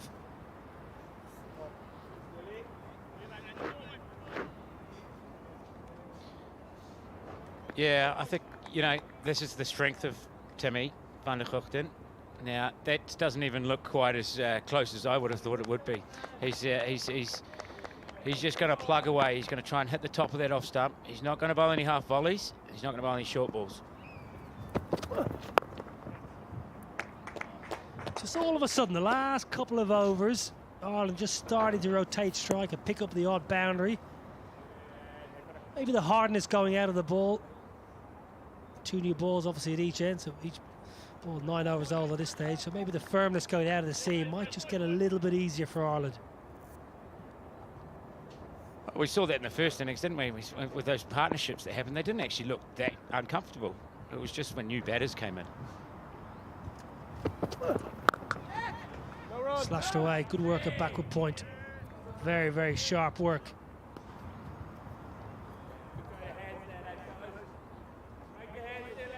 Basteleda, nice work. That came at him quickly. Really important the Netherlands stop absolutely everything. When you've got a smallish total on the board, don't give away extras. They've already been foul of that. They've already given Ireland 10 extras. Stop everything in the field. Again, Tucker shuffling down and working leg side. It's good cricket, almost taking LBW out of the equation. Lovely lads. Get it to me. Every little vantage point taken advantage of.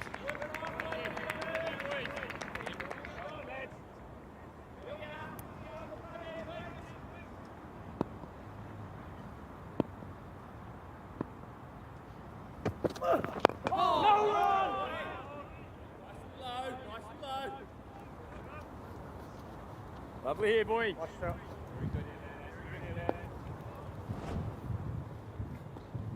So we're talking about van der Guchten hitting that length, and you see Sterling also now starting to get a bit proactive in terms of his movement coming out of the crease.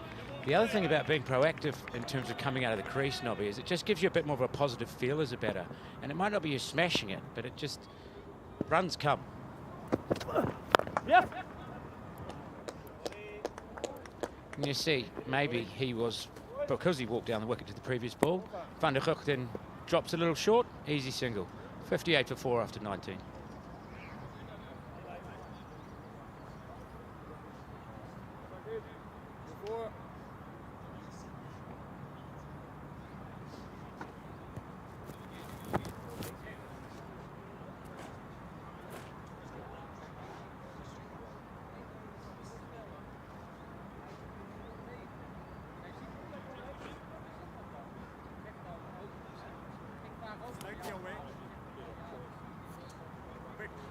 First one-day international.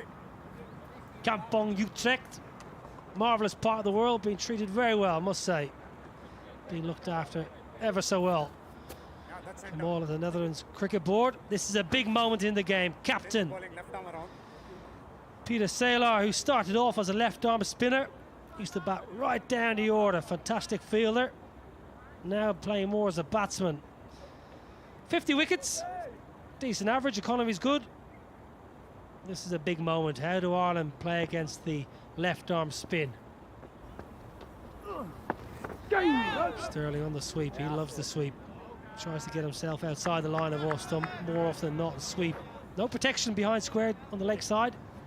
Got a man at deep forward square leg, a long on and a long off. Deep extra cover. Brilliant sweeping. That's top-class batting from Paul Sterling. Loves getting outside the line of the off stump and sweeping to the vacant boundary. It's not a tough shot, Nobby, I must say. If you're going to use the pace, you've got a man in front of square. He gets his foot outside off and helps it on its way. It's Paul Sterling special there.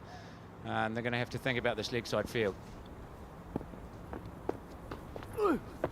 Lovely, boy. Well, it's not clever from the Netherlands because they should know enough about Paul Sterling. whether they've played against him recently or Lovely not. boy. He should know where he plays all around the world. Sweep shot is one of his go-to shots.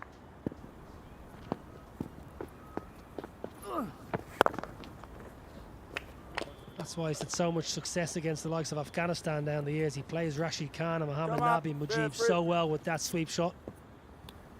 Yeah, and the thing is, Nobby, sometimes that shot is much easier to play behind square on a wicket that you don't really trust. I think on a wicket that's really flat, then slapping it in front of square is a bit easier. But on a wicket where you're a little bit iffy, just to get that pace and get it behind is actually a lot easier shot.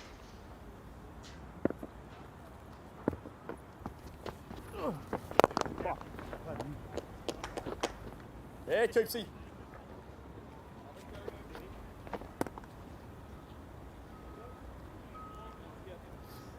Coming here, lads. It's coming here.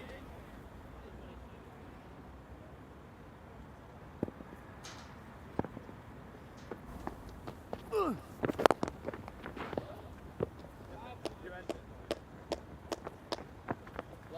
that's a really good over from Ireland in the context of the game. 7 off it. 20 overs bowled, 65 for 4. Come, Tim, come, boys.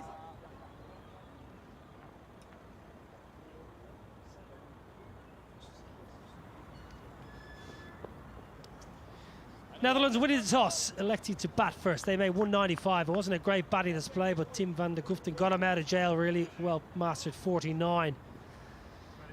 Josh Little was excellent. Craig Young also superb, but picked up 3 wickets. Ireland in reply, well, they were in real trouble early. They had a dreadful power play, 35 for 3 out of the power play, but they've rescued it somewhat to 65 for 4.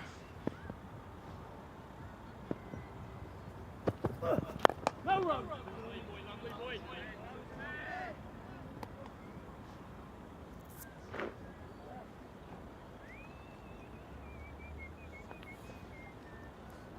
Into the 21st over here, and we see Ireland battling away, as were the Netherlands at the same stage. Netherlands 73 for 5 they were, and in that rebuilding with Shakib and De Lader.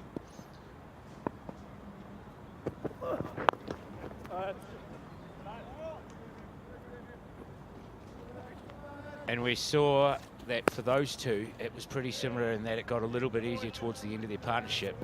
They then both fell.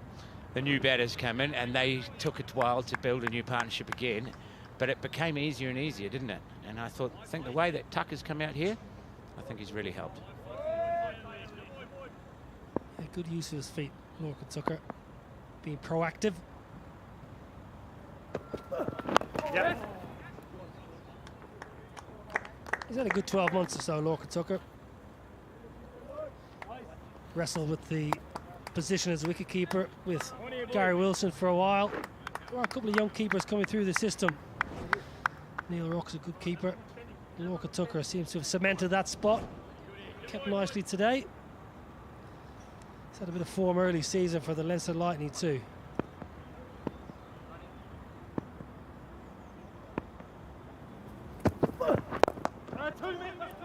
Nicely clipped, good timing. Paul Sturley should pick up a brace. All of a sudden, things are starting to flow a little bit more comfortably for the men in green. It's not a massive total, of course. 196 to win. For the Netherlands, you've got to hang in there. Still just about on top, the Netherlands. Good little partnership blossoming. 26 so far from 41 balls.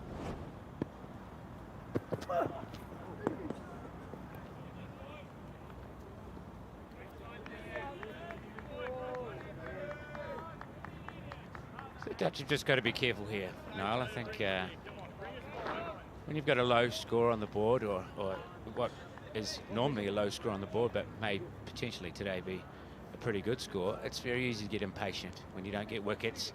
Especially when you've got the early wickets, it's very easy to get impatient. But we can let the pitch do the work here. Well, genuine edge. 79 mile an hour, genuine edge, not carrying, not even getting close to carrying. End of the over, 21 balls, 69 for 4.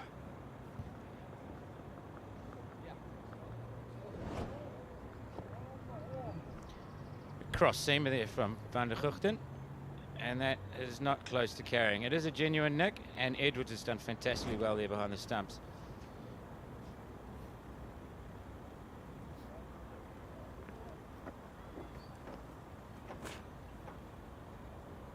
Here we go, boys. Come on. Peter Seeler to continue. Oh, yes, boy. No sides.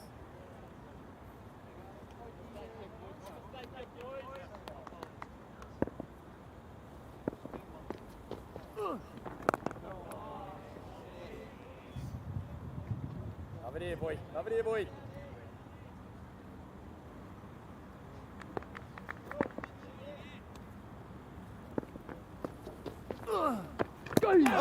Beauty, absolute beauty. Perfect left arm spinner's delivery. That angled in and a turn and a bit of bite. Thank you. Biggest one we've seen spin all day. It's an absolute ripper. Lovely. Better from Seeler. First over was disappointing. Went for 7. This has been much better. Lovely, boy. Drove a couple into the pitch, and that third ball just gave it a little bit of flight and guile. Very nice. Oh, it's brilliant. Brilliant.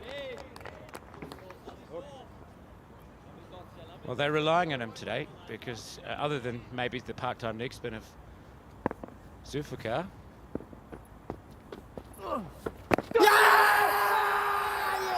And that's the wicket they've been looking for. Seeler, classic left arm spinner's dismissal. Well, it's been given 10 out by seconds. Nitin Bhatia, but Tucker's reviewed. Well, big turn and bounce. I reckon this might be missing. Let's have a Thank close you. look at Player this. review for LBW. Original decision is out. Director, we have player review for LBW. Original decision is out. Can we, it's fair delivery. Can we go to spin vision, please?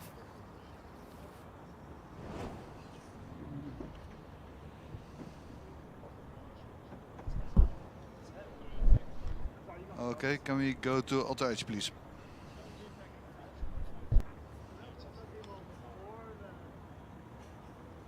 That's a flat line when it passes the bed. Can you bring it to the pads, please?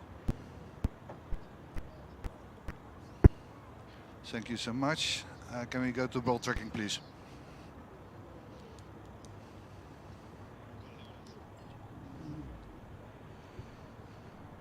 Pitching in line, impact in line. Wicket, umpire's call. You can go back to Nitin on field, please. Nitin, you're on screen. You can stay with your decision and give the batsman out. Fantastic decision. Absolutely wonderful decision. Top class ball from Peter Seeler. That is an absolute ripper of a dismissal. Captain standing up just when things were going a little bit flat for the Netherlands. Lorcan Tucker, well, he was looking to be proactive, but he's been undone with an absolute cracker. He's gone for 8. Ireland, well, they're in all sorts of strife. 69 for 5. Maybe, yeah.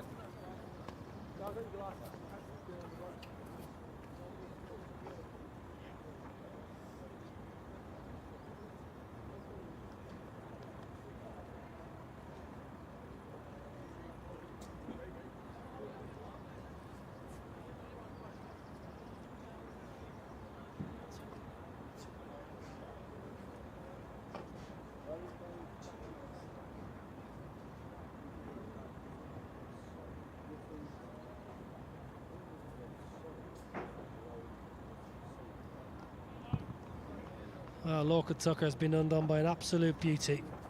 Top class bowling from captain Peter Seeler. New man in, Simi Singh.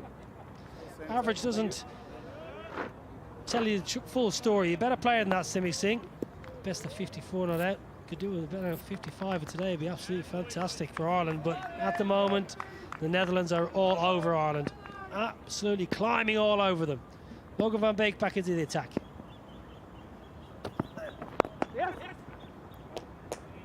Netherlands won't mind that so much. Sterling off strike. This is a beautiful bit of bowling, Peter Bourne, wasn't it? Yeah, a bit in flight, a bit of drift, and then it's just gripped nicely to straighten down the line. And Sailor's obviously a pretty experienced campaigner, but as you know, as you said, his first over wasn't great, Niall. Came back, and it was the 5 balls previous that set that up. Yeah, and that's proper bowling. Yeah, it was fantastic. He set Lorca Tucker up, drove a few into the pitch, then flighted one past the outside edge, and then that one for the wicket. It was a great bit of bowling. Great bit of left arm finger spin, lovely to see. Slip in play for Simi Singh.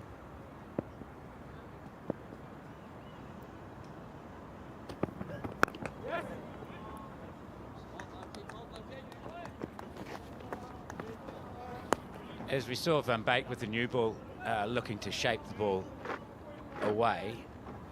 As he comes back with the ball a little bit older now, it's not exactly old, it's only 10 overs old, but with the pitch as it is, I think the longer Logan bowls in this innings, he'll be looking more to try and reverse it back. Now, you're not getting reversed after 10 overs, but he'll be looking for the straight ball here, nipping it back, as opposed to what he did with the Newey.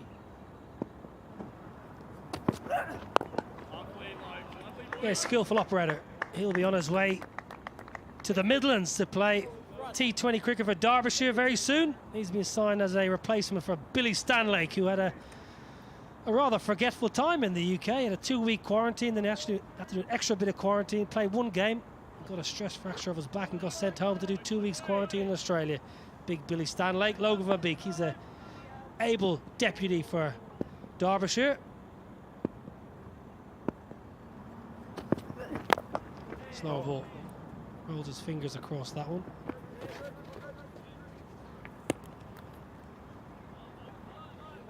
Do you think those quarantine hotels have special beds for Billy Stanlake, or what's the story there?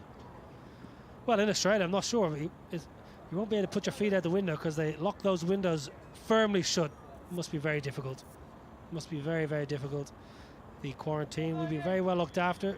Everyone's been catered for very well here in Utrecht. Everyone tested and cleared.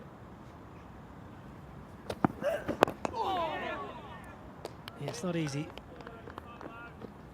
It's been a difficult 12 months, 18 months for a lot of the administration around the world. The fact that we're getting these 3 ODIs, absolutely fantastic work by everyone at the Netherlands Cricket Board. Very fortunate to be watching live cricket in the current climate.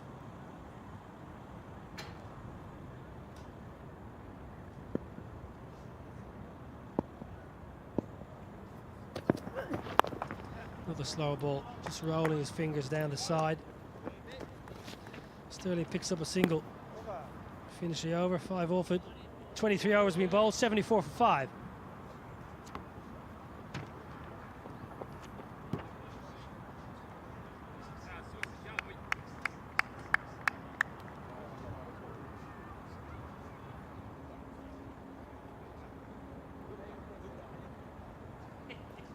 Here, boys.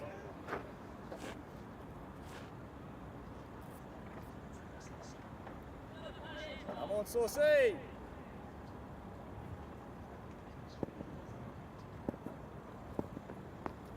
Oh, it's lovely, boy. In terms of the Netherlands fixtures, Peter, have they got a busy schedule, or what's in the pipeline ahead of the World Cup? Yeah, nothing much. I'm sure they'll try and organise something, but this will be it for the Cricket World Cup Super League until after the T20 World Cup.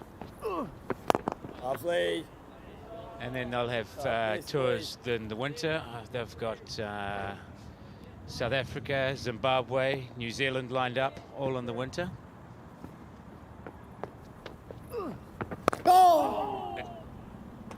And then after New Zealand, next summer here, it's going to be a busy Dutch summer.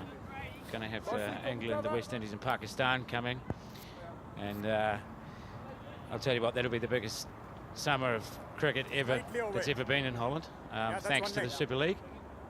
Very exciting times for Dutch cricket. Bowling left arm around. Yeah, that's the beauty of this 3, halfway. World Cup qualification process. Plenty of international cricket for these players to get stuck into. Hopefully they get some more cricket this summer. Oh, very happy. Simi Singh, safe to say, wouldn't be the best judge of a single in the Irish setup. He's been involved in a number of run-outs in his brief career to date. The last thing you want to do is run Paul Stirling out. Ireland's hopes lie on Paul Stirling's shoulders, as they so often do. Bob, lovely boy. Well, Ireland have 6 white ball series against South Africa coming up in July. They play 3 ODIs as part of the World Cup qualification process, 3 T20s, and then they've got 6 games against Zimbabwe. So a bumper schedule for Ireland, which is great to see. Plenty of cricket for these Irish players to get stuck into. Oh, yeah, boy. Tidy over from Captain Saylor. 24 have been bowled, 76 for 5.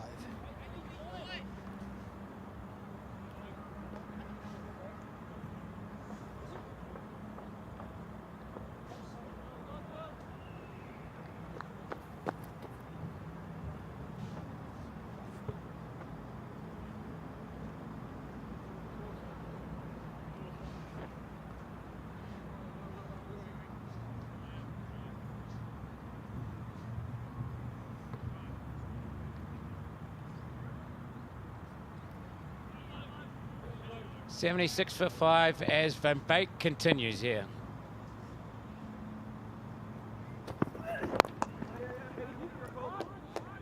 Full ball.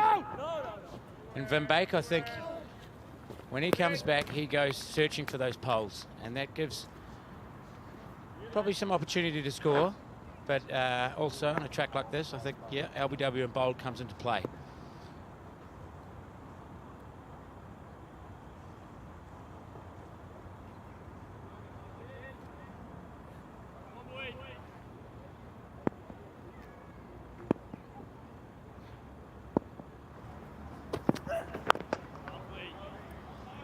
Stirling still watchful, biding his time. Desperate for a partner to join him at the crease and give him a little bit of support. Stirling happy to play the long game. About 35, 40 overs. If he's there 40 overs, Ireland will be very close to chasing this down. Needs support from Simi Singh.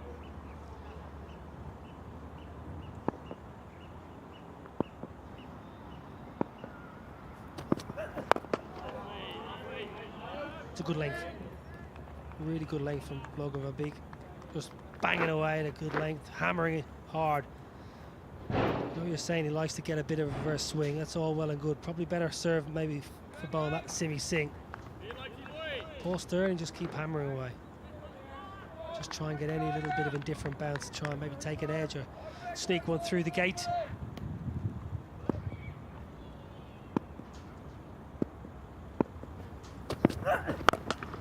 Pulled away.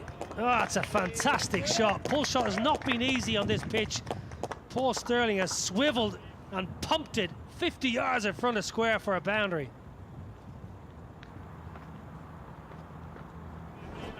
It almost looked like Van Beek got a bit bored of bowling dots there. He's gone for the short ball. Sometimes on a slow worker it's not a bad option, but on here it's going to be pretty tough to get up, and it's just an invitation for Stirling there, as you can see. What balance on that shot. It's just beautiful. Hasn't had many opportunities. When they've come, he's put them away, and they've got to be careful here, the Dutch. Well, it's a sign of a class batsman. When you've been starved of bad balls and you get one, you put it away. Look at this for poise from Paul Stirling and Peter Bourne. Talk us through this. Yeah, you see high back lift, and he's got his eye on the ball, and he just keeps his head still. And that's why he's got such great balance as he plays that whole. It's a powerful shot, but he keeps his head still throughout the whole shot. Fantastic.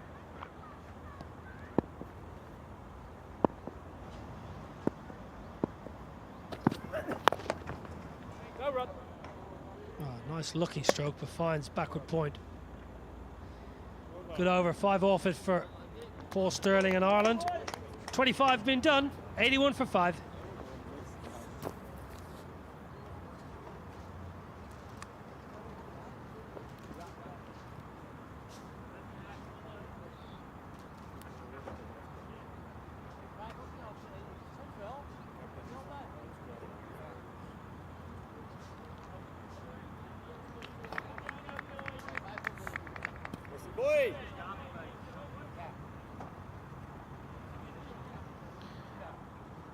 sail-out to continue here.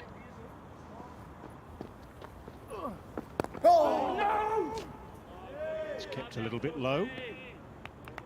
Lovely saucy boy. Squeezed up to backward point by Lovely boy. Simi Singh. After all the strife that Ireland have had here, the required rate is still only just over 4.5 runs and over. Lovely boy. I think the fact that Peter Saylor's got that slip in Better position bats. is an acknowledgement of That's that 6. fact that the Netherlands still need wickets.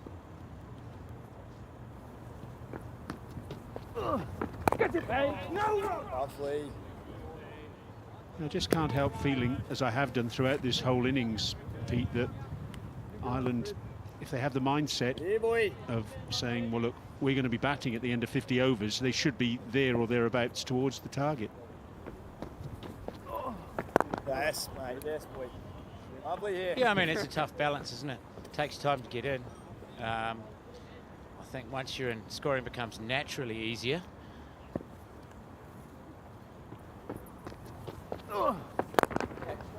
I think a mindset in itself of I'm just going to be here at 50 overs and not get out, you're not going to be very productive. And in that you might not, if the Netherlands are under no pressure whatsoever in scoring, they can just keep running in and bowling, then it's easy enough. So I think in terms of, yes, they don't need to take any outrageous risks, certainly not chasing 190, but still being proactive at the crease.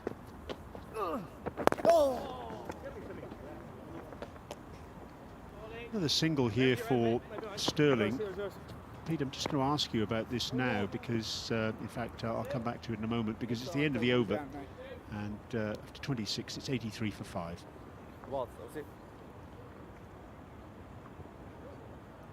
Pete, I just noticed in that over, Simi Singh still new to the crease, and we had a long on and a long off. That's a bugbear of mine, particularly in these sorts of middle overs. Just put some pressure on the new batsman. Yeah. There is different school of thought, but for me, the only thing Simi Singh's looking to do is to get off strike. So let's try and make it hard for that to happen. And if you're going to give him the easy single down the ground, that's not necessarily making it hard. Now, on a pitch that might be stopping, where it's harder to get down the ground, then by putting the man back, you bring caught and bowled or caught at cover into play, actually. Brandon Glover's back. Change of ends for him. Bowling from the pavilion end, and he starts off with a wide, and that's now 8 wides and a no ball that the Netherlands have given away, so an over and a half of extras. In a low-scoring match, that's, well, generosity to the extreme.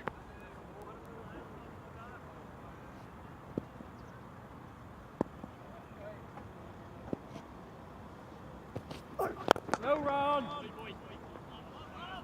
Yeah, they can't afford too many more, Brian. I think one of the more annoying things for me back when I was a captain would be asking a bowler to come on for a new spell and his first ball being a wide, and almost an acceptance of that from the field or whatever, that it's not easy to come bowl your first ball, but you've got to be ready for that first one. And the first ball wide is incredibly frustrating when you've just made a bowling change and trying to create that pressure.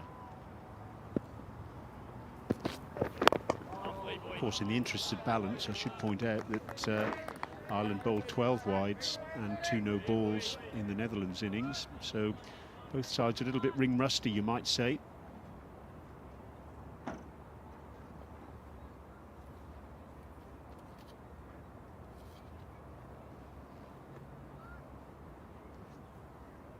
Basler later at backward point. I don't know if we're going to see him have a bowl today.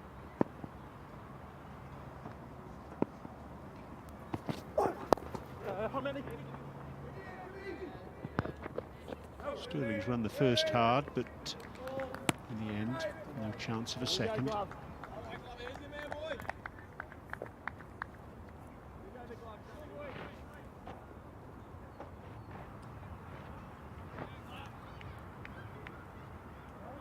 Most un-Sterling like this. Look at that, he's batting at just over 50 runs per 100 balls.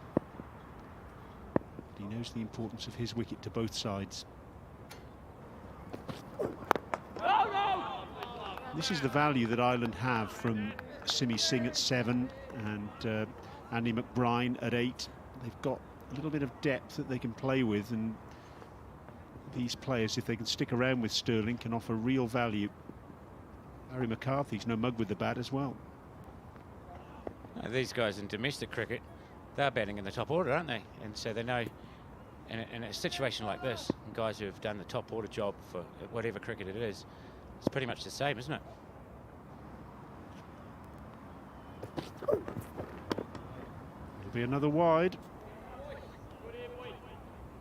Peter Saylor must be pulling his hair out here, I would think. Well, we did talk about it earlier. Well, you did, Brian. You mentioned that Brandon Glover hasn't played a lot of cricket. Now, he's obviously got all the tools. He's quick. He's got a lovely, smooth action. But if you haven't played cricket, it's hard, isn't it? He hasn't bowled badly, but it just, the consistency and a few too many extras. No.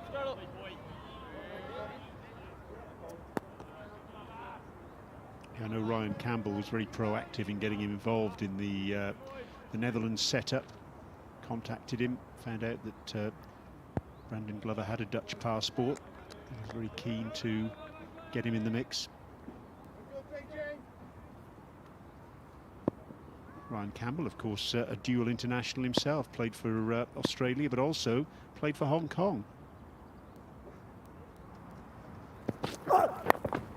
Uppercut from Simi Singh down towards third man, and it's gone for 4.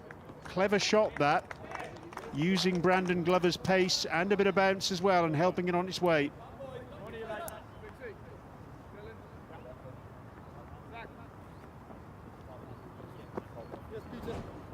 Yeah, we can see that. This one is just a bit too short, and if it was annoying for the captain that the bowler comes into a new spell and bowls a wide to start, it's pretty annoying when they go for a boundary off the last ball as well.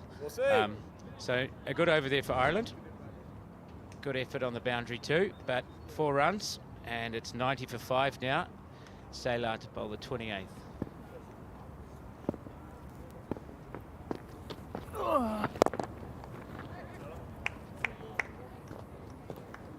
For all their travails, Ireland, they're almost halfway towards the Netherlands score. Here we go, lads.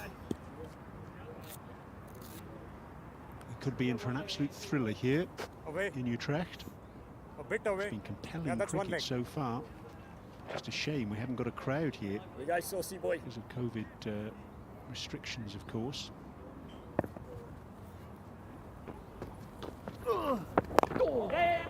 In. Where Brennan? Good backing up in the end. Brandon Glover round the corner. Prevents the extra run. Saucy boy.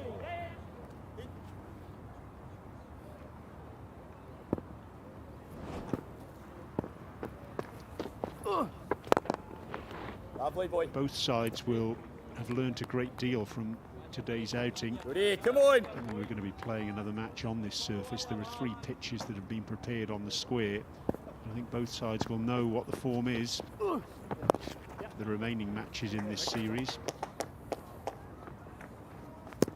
Of course, here at Kampong, it's not a top class side, is it? It doesn't play in the top division here in the Netherlands. No, they play in the Hoofdklasse, which is the 2nd division, basically. Currently, there is no Hoofdklasse because of Corona restrictions. We're very lucky to be able to play top class at all. That's with an awful lot of protocols involved in that. But no, the Kampong Cricket Club is they're actually one of the bigger clubs.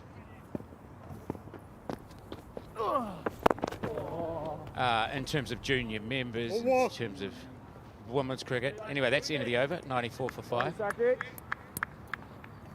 Kampong, though, as I said, is one of the bigger clubs, and one of the obviously this is as a cricket ground. Not every club in the top class has a cricket ground like this, but it's a huge club. I've actually played here myself, played hockey here myself as well, and on the main stadium. I think they're probably one of the top hockey clubs in Holland. A lot of Dutch representatives for the hockey, which is obviously a huge sport in this country. So a very proud club, and one which we hope will be back in the top class soon. As I say that, we look up and we look at the football now. The kids are running around. It's pretty hot out there today, Brian. Tough day to be running around playing football. The Dutch under-21s a couple of nights ago got a victory against the French under-21s in the European under-21 Championship. Sakib Zulfikar now set to come on from the pavilion end.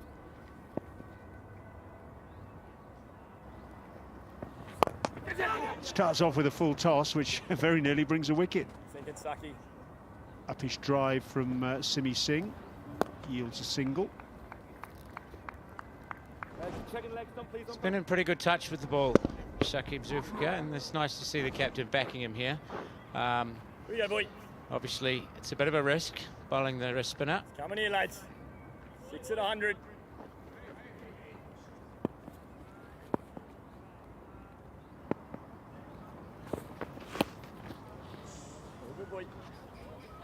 Well, with some leg spin can come variety.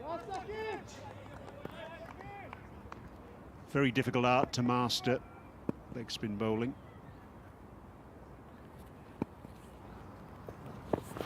Oh! How about that? It's absolute beauty. Well, from the ridiculous to the sublime.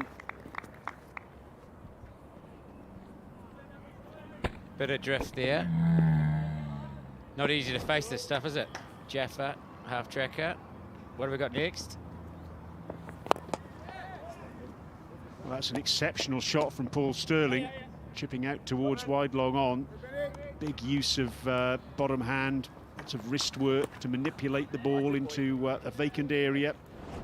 Well, there's plenty going on out there. How about this for a shot?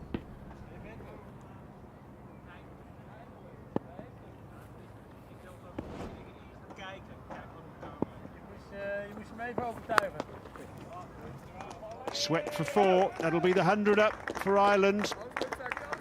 It's a gamble here by Peter Saylor to give Zulfikar the ball. And is it a gamble that's going to backfire?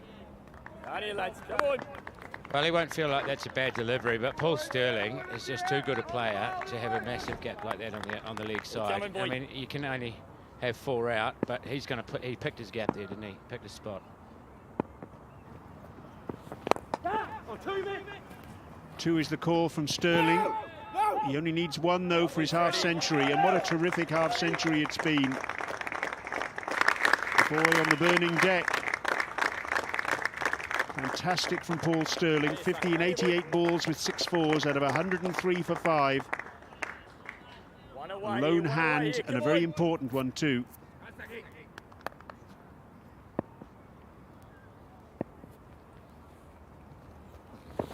Yeah! Optimistic shout for LBW. The end of, well, a very interesting over from Sakib Zulfikar. 9 runs from it, 29 gone, 103 for 5. Come boys, come boys!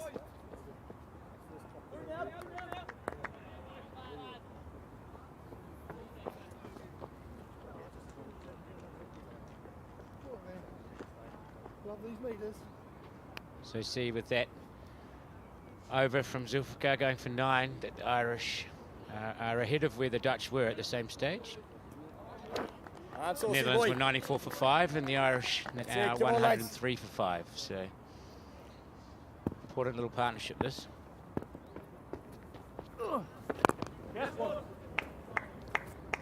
Sterling starting to look more and more comfortable out there, Brian. He's I mean, it's awesome. He's got such a great record for Ireland, but particularly in this championship, in this series, in the Super League, sorry. But he's had to play differently today. And, I mean, what a very mature innings, and one where he's absolutely giving his team every chance here. That needed to be fielded. That short extra cover and wasn't. Just a single. Every run important here. Yeah, Paul Sterling was outstanding on that tour of the UAE earlier this year, 100 against the UAE and 200s against Afghanistan.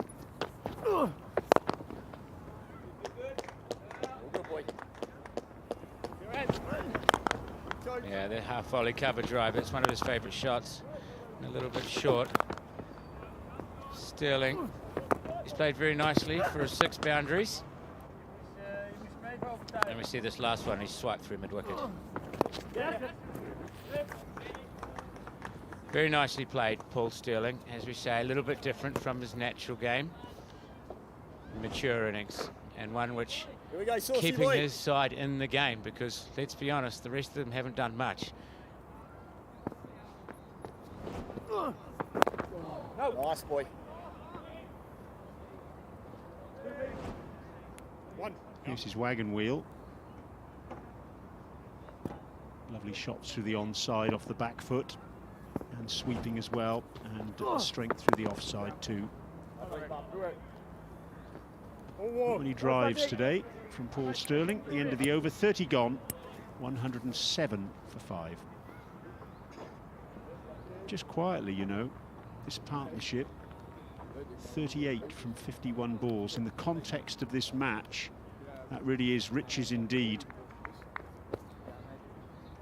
Yeah, I think this would be one of those. This could be one of. They could have a defining partnership here, or they could, if they don't lose a wicket anytime soon, this could be the defining partnership of the match, because we haven't had one of those yet. That will be their plan, obviously, and the Dutch need a wicket.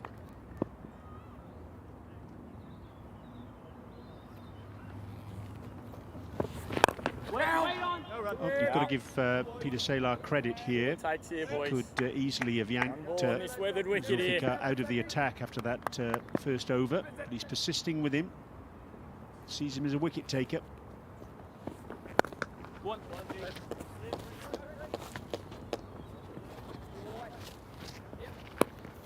For me, the Dutch have just got to be a bit careful. I mentioned a few overs ago, maybe the partnership was only 15-20, and they seem to be just cruising a little bit in the field. There's not a lot of energy out there now, Brian. It's a hot day. Slog sweep from Sterling, and I think it's gone all the way for 6. We'll just have to wait for the third umpire to check that, I rather fancy.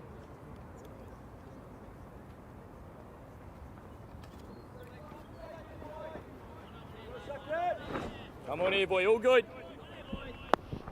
Let's have a look, see if this has gone all the way.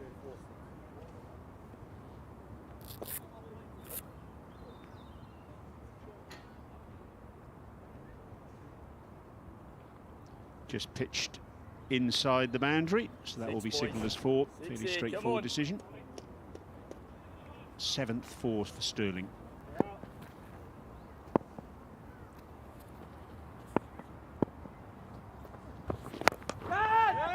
It's top edge, but it's fallen into vacant territory.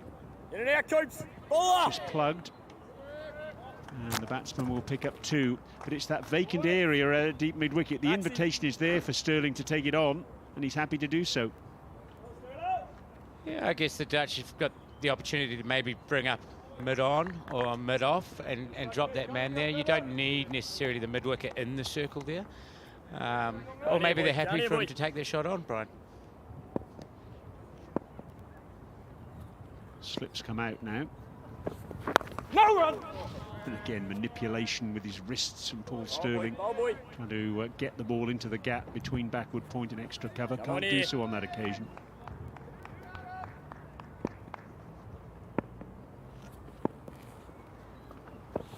Oh, well bowled.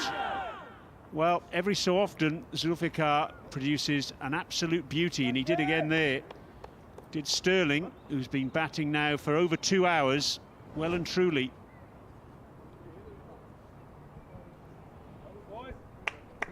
Turn, bounce, but too good a ball, I'm afraid, for Sterling. End of the over, 114 for 5.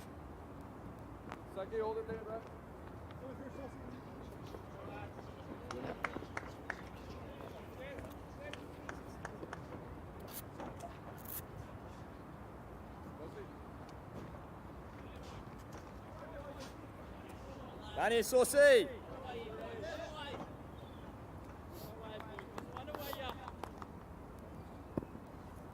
The all-spin attack continues. Here's Sailor. And he's done well there, the captain. Come on, boy.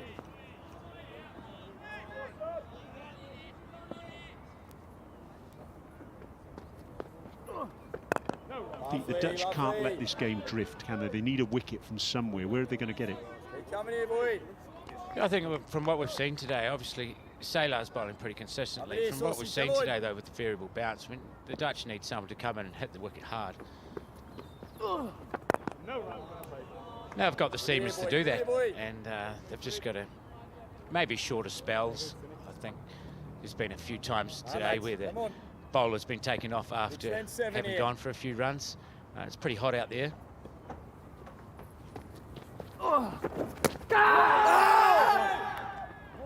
Wide. It's a good try from the old man Sailor there. It's obviously gone down leg side. He's looking for try and get a dot ball out of Nitin Bhatia, but he wasn't fooled.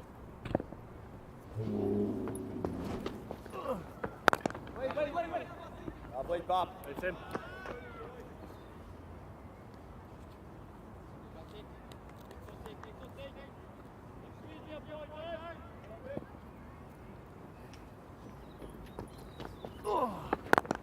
Lovely. Rattling through this over, Peter Sailor, just trying to put a little bit of pressure on the two batsmen. They're over, dripped into the bucket.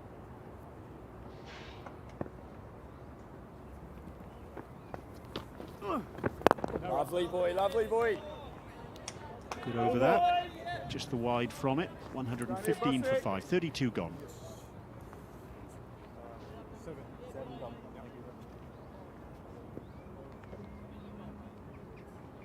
Yeah, so the Netherlands, they've used 6 bowlers with Zulfikar just bowling the 2. They're now going to... Obviously, they've still got Bas de Leede, who it looks like actually is going to come on now for an over or 2, but they've still got Klaassen, Van Beek, Glover and Van der Guchten with overs, plenty of overs. And you have a feeling, I'm not sure this is going to go to the 50. They need to get the wickets, and what are their best options? Now, Bas is obviously a quality operator, but you see, I think with Glover and Van der Guchten particularly, he's only bowled 5 overs. They've all got plenty of overs left, and they're your guns. They're the guys that you've flown over for the game. And saying that, Bas is a very talented bowler. Hopefully, for the Netherlands' perspective, he gets a job done here. Yeah, it's an interesting contrast, isn't it, the way the two captains have gone about things, because we saw when the Dutch were 7 wickets down, what did Andrew Balbirnie do? He brought back Josh Little, trying to bowl the home side out. Here, the Dutch seem to be just trying to get through their 5th, 6th, 7th bowler and keep their guns for later. And no run again. Well, maybe, but in fact, they don't actually need any more overs because Sailor's going to bowl 10 and they've got the 4 main seamers. So I don't think it's less about just trying to get through some overs. I think he's backing de Leede here, who is a proper bowler and probably should suit these conditions to have a crack. It's more just the fact that they've gone from Shakib Zulfikar to de Leede, where I maybe bringing back one of the premier bowlers might have been an idea. No run! Yes, he picked up 3 wickets for Netherlands A against the Ireland Wolves in that series in Wicklow in May of this year. But certainly if the Netherlands lose this game, they're not going to want to look at the scorecard and see that Klaassen, Van Beek, Glover or Van der Guchten have got any overs unbowled.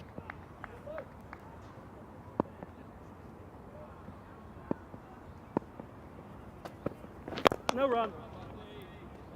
Well, there's every chance they're going to, and it was a risk. And if it comes off, that was the Shakib Zulfikar decision to bowl him at that stage, bowling his wrist spinners.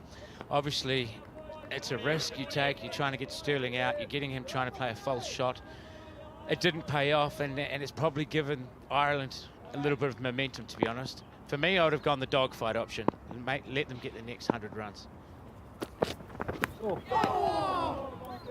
Off an under edge, could easily have been dragged back onto the stumps. There's no need really for Paul Sterling to be quite as expansive as that at this stage. Again, as ever with Paul Sterling, he'll take the aggressive option and he'll say, well, Bas Delayed is the 7th bowler used. I'm going to take him down.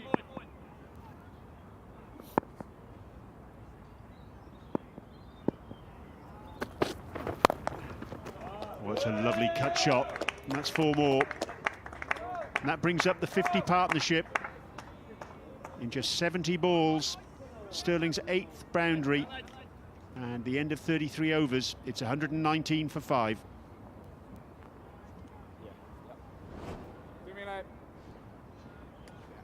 It's too wide here to Sterling. Slaps it behind point to bring up the 50 partnership. And Delayed there, he bowled 5 dots and then a loose one. We've seen it too many times for the Dutch. For the Dutch liking, you've just putting that pressure on. You've got to keep it on. You've got to get out of your over. Coaches talk about it all the time. We love it, talking that. Get out of your over. To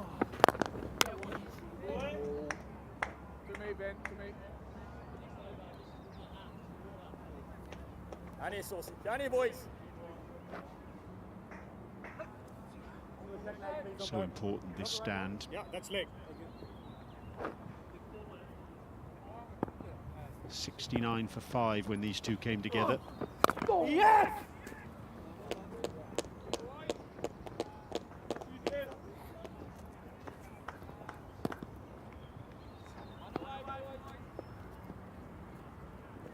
Johnny, Saucy.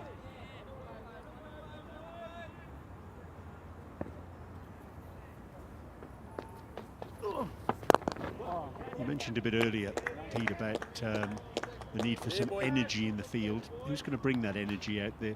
Who's the live wire? Who's the extrovert? Who's the one who's always clapping and encouraging?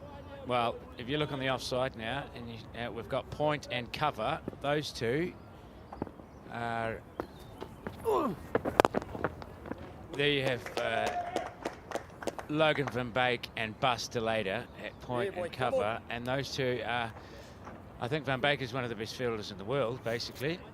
And Bas is a fantastic young fielder as well. So, Lovely boy. if the Dutch are going to ignite something here, if someone's going to bring something other than the bowling, it's got to come probably from one of those two guys who can step up, do something special. We saw a great run out in the Irish innings. See if they can do something similar. Down, Steve.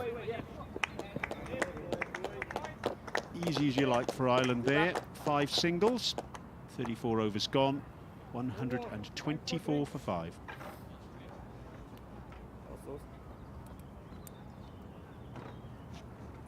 Time now to take a drinks break.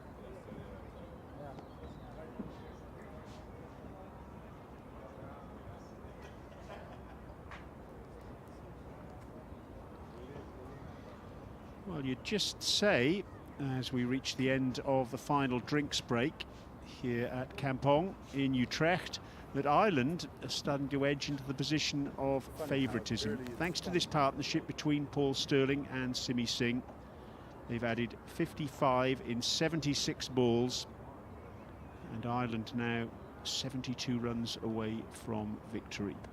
Terrific effort from this pair. Stirling, well, we've come to expect it from him, haven't we? But Simi Singh has done well in a supporting role. Alongside me is Niall O'Brien. And Niall, with your green hat on for a second, just wondering, do you agree with me that Ireland are now probably just favourites? Well, Ireland are in a good position, but I've been watching Ireland for too long to know this is going to be a cakewalk. Brian,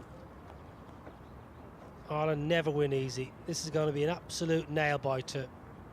No doubt about it, Paul Stirling's been the man. A couple of strange decisions by Peter Saylor, the Dutch captain. A couple of interesting bowling changes that have backfired and led Ireland back into this contest. Paul Stirling's played well, but Simi Singh has lent a really good hand. 18 from 31. This is a big moment. These next 6 overs, taking Ireland up to the 40-over mark, is going to be absolutely crucial. Tim van der Hoogten back into the attack.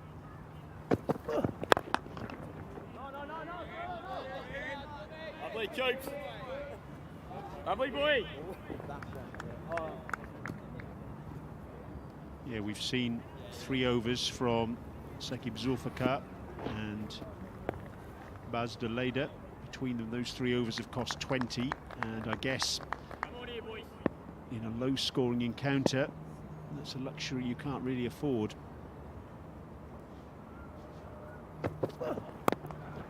Whether those 3 overs were necessary, I'm not sure. Well, there was absolutely no need to bring Zulfikar into the attack. Peter Saylor had 4 bowlers that were going to bowl 10 overs, absolutely no doubt about it, in Klaassen, Van Beek, Van der Hoogten and Brandon Glover. There's 40 overs, and Peter Saylor himself was doing quite a decent job. Those couple of overs from the leggy just gave Ireland a little bit of initiative, a little bit of momentum back into their innings. Wait!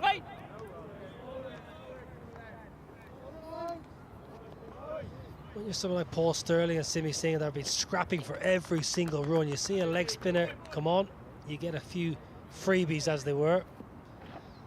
Just releases the tension, releases the energy. All of a sudden, Paul Stirling now looks so much more composed at the crease, so much more at ease at the crease. Ireland once again being carried by Paul Stirling. No! Big innings for Simi Singh too, Brian, because he's been around a while now, Simi Singh, and he's always bowled well. He's never let the captain down with the ball, but has plenty of ability with the bat, and this is a perfect opportunity for Simi Singh to walk off 50 not out, carry his bat for the coach and the captain, see his side home.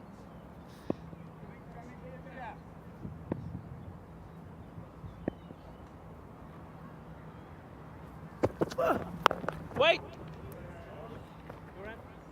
No run. Lovely boy.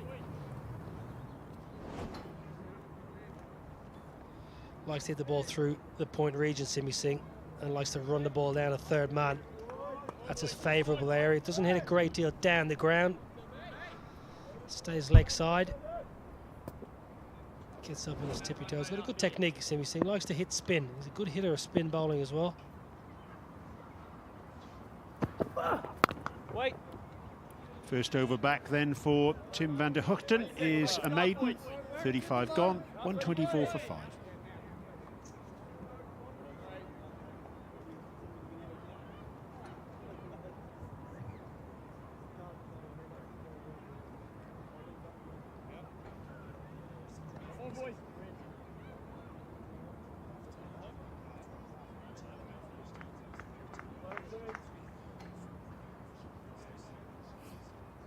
It's coming around. A bit towards you. Yeah, that's center. Very comfortable asking rate for Ireland. I think it's an issue for them is the fact that they've lost 5 wickets, but His partnership now 55 from 82 balls.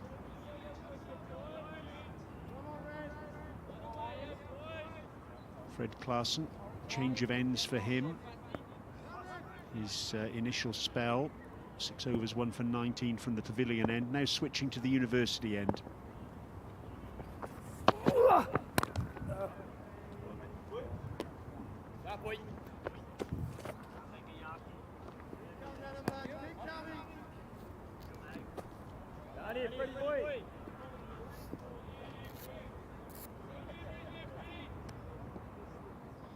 Well, that's George Dockrell. Took a nasty injury to the hand earlier on when his hand was flexed back right up on back itself. As he went to slide his bat into the crease, got stuck in the ground. It was a nasty looking injury for George Dockrell. He never quite looked the same afterwards. A lot of strapping on that hand now. This is the injury, look at that. That was quite a nasty. Look at this hand go there. Could have been a lot worse.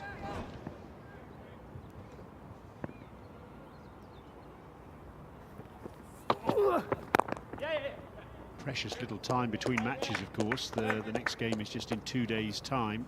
Let's just hope that that's a bandage on there for compression purposes rather than for anything serious. But it's his bowling hand as well, that's the other thing. Well, especially as George Dockrell has fought so hard to get back in the side, playing mainly as a batsman now. Although he did bowl a little bit today, he's playing mainly as a batsman now. It is his bowling hand.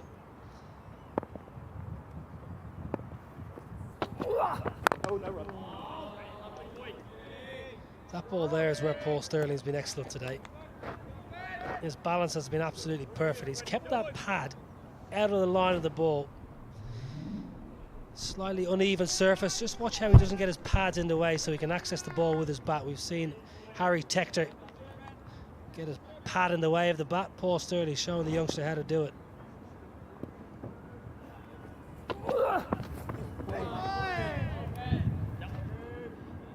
Play and a miss.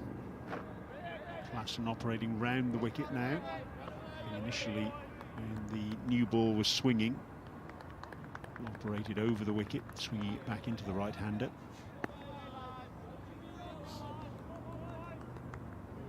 Asking rate still below 5 runs and over, so very comfortable indeed.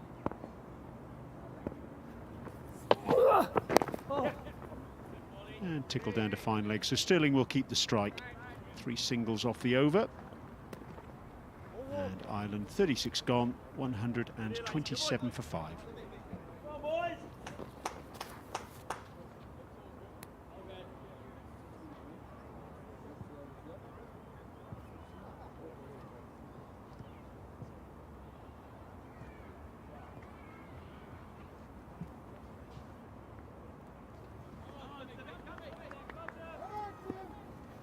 Well, the one thing that that worm shows us, the comparison, is that the Dutch need wickets. Netherlands making 195, Ireland just sneaking ahead of them in the comparison. Wasn't pretty from Paul Sterling, but it's effective. Clubbed with lots of bottom hand through mid-on. Just trying to use the angle there, Paul Sterling. Tim van der Gugten went wide of the crease, angles in. I think Paul Sterling sees the angle of delivery, sees the angle of release, and tries to tug it away leg side. Slightly agricultural, but picks up a couple. Netherlands need to hang in there. They know Paul Sterling's wicket will probably give them the match.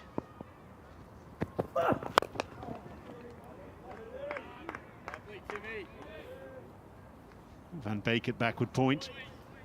It's upish, but short of the fielder.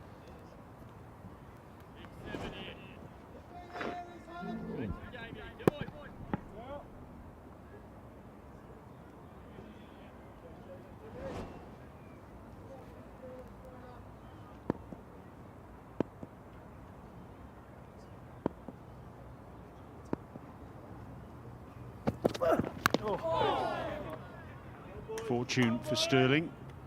He's earned it, you might say. Chinese cut down to Stefan Myberg, that long leg.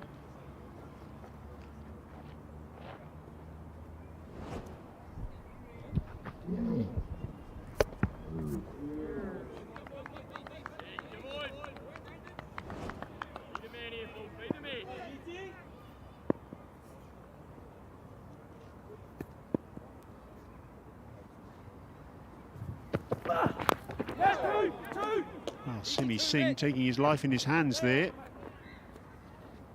And Stefan Myberg can't prevent it going for 4. So fortune favours the brave, you might say, with Simi Singh there. It was an unnecessary shot, but he still benefited from 4.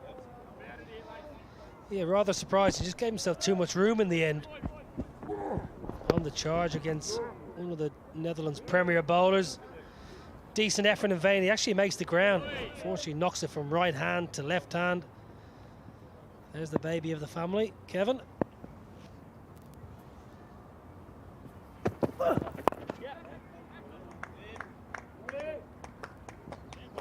Single to get off strike.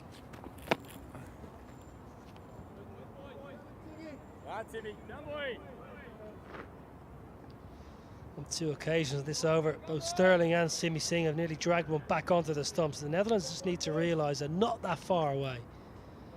You get 1, you'll get 2. Difficult pitch to start on. 61 off 79 is still a tall order here.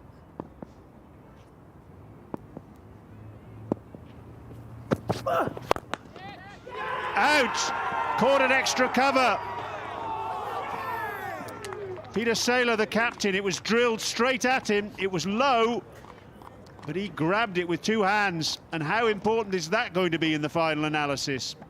Well, the captain, Peter Saylor, is one of the best fielders going around the associate game. I've seen him take some absolute speckies against Ireland down the years, but this one is so crucial. It's in the slot, it's wide. Paul Sterling crunches it out of the middle of the bat, but straight to the captain, to his strong side, his left. This is a really massive blow for Ireland. The captain of the Netherlands delivering with a great catch. Tim van de Gupten gets his man. Great effort from Paul Sterling, but he's got to go. He made 69, Ireland 135 for 6.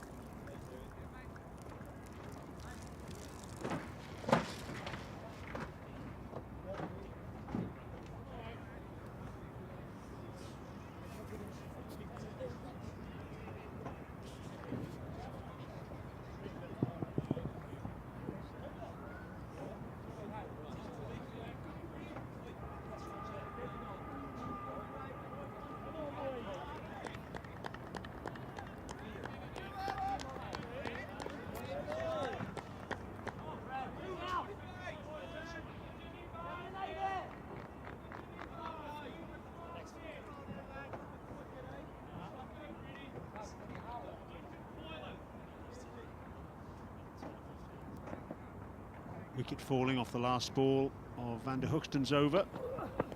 Andy McBride, the new batsman, in at the non-striker's end. Well, an incredible catch. Paul Sterling played very well, but this was a brilliant catch. It was in the slot. It must admit that. It was right there to hit. Look at that. Good catch, low, pouch, straight in the buckets of the Dutch captain. This is what it means to Holland, the Netherlands. And interesting now to see how Simi Singh plays, because for the last hour he's had Paul Sterling commanding proceedings. Now Simi Singh needs to take the mantle. Well, full speed replay. Have a look at this. Right out of the screws. Massive moment. Absolutely huge for the Dutch.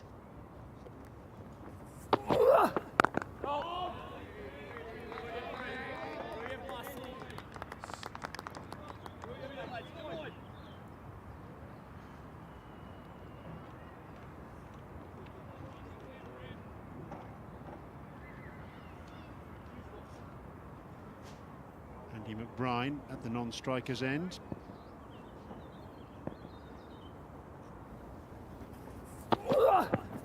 Ball. It'll be another wide. But McBride has been batting in the top order for the Northwest Warriors this season. Batting at number 3 actually, and he was asked, Andrew Balbirnie was asked about him in the lead up to this series, whether there was a chance that he might be pushed up the order. McBride The answer of the captain was, well, not for this series, but it's certainly on the table and an option in future times.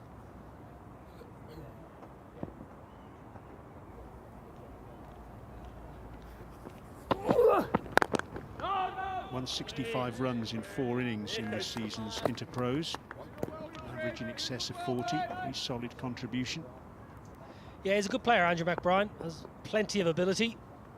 Scored a lovely half-century against Sri Lanka at Malahide a few years back, and everyone thought that might be the catalyst, but he hasn't quite kicked on for Ireland with the bat. Just a wide off the over. Tidy stuff from Klassen. 38 gone, 136 for 6.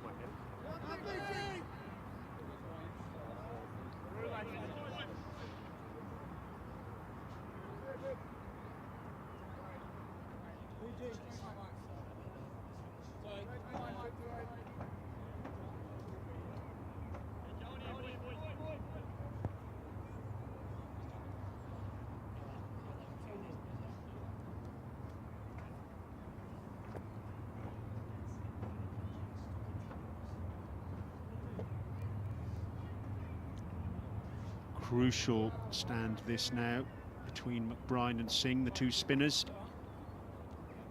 A little bit away from you, not much. 12 overs to go, 60 to win, so exactly 5 runs and over. It doesn't sound like a lot, but on a very difficult surface, it may well be. Well, Ben Smith, Ireland's batting coach, former Leicestershire and Worcestershire batsman. He's got a bit of work to do with these batsmen, because for too long now they've been carried by Paul Stirling and Andrew Balbirnie. This is not the first time they've come unstuck on a fairly tricky pitch.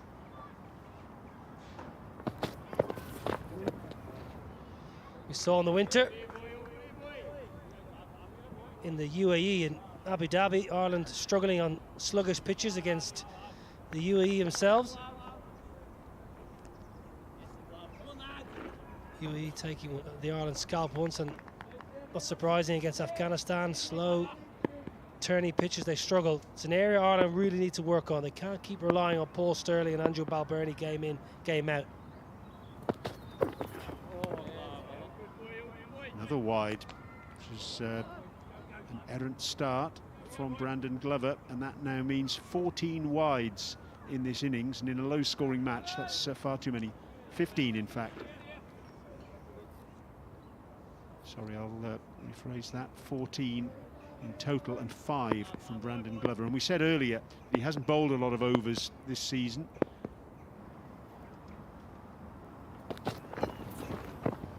And another one. So 3 wides to start this over. Yeah, not good. Coming around the wicket, he's spraying it left and right. Well, Captain Saylor has been pretty good today. Captain aside pretty nicely thus far. The reason I speak about the batsman, Brian, is because they've had preparation here. They've had 2 or 3 days practicing on surfaces that have been pretty similar, I'm led to believe, than the surface they're playing on at the moment. And the batsmen have walked out and been technically flawed. They've been struggled to have any kind of plans. But until Lorca Tucker walked out of bat and showed some kind of initiative and some kind of game plan, top order were found wanting.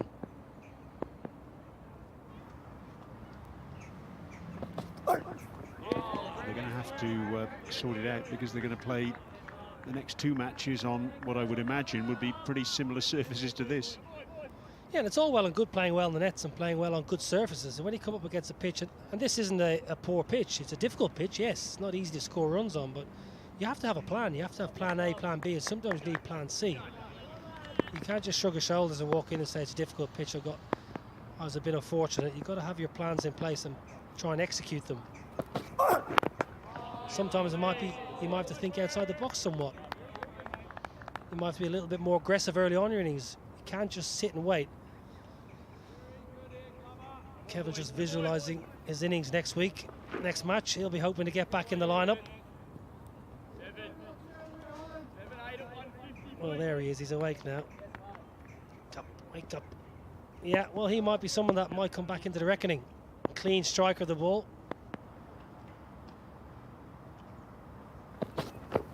Well, particularly if George Dockrell's struggling with injury.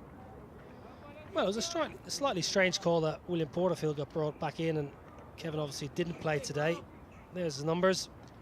Average just under 30. And on this kind of surface, a quick 30 or 40 is massive in the context of the game. So if he does play up front, it does get an opportunity game 2. I'm sure he'll be ultra aggressive, trying to get Ireland off to a good start. Good shout for LBW. Angling down, I rather fancy. Are they going to review it? Well, around the wicket, the angle looked like it was going to head down leg side. Adrian Holstock has had a pretty good game so far.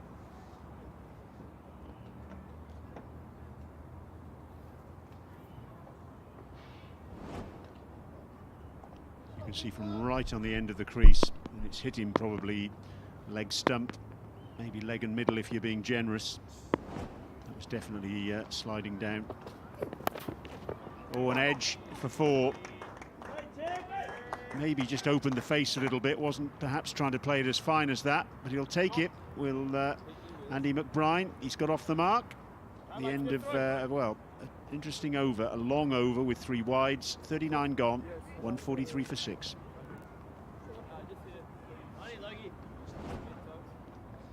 Yeah, I think he played that quite nicely, Andrew McBride. Slip has just come out. Peter Saylor had himself in position at slip, but took himself out, and McBride just opens the face. Pretty nice. Good touch.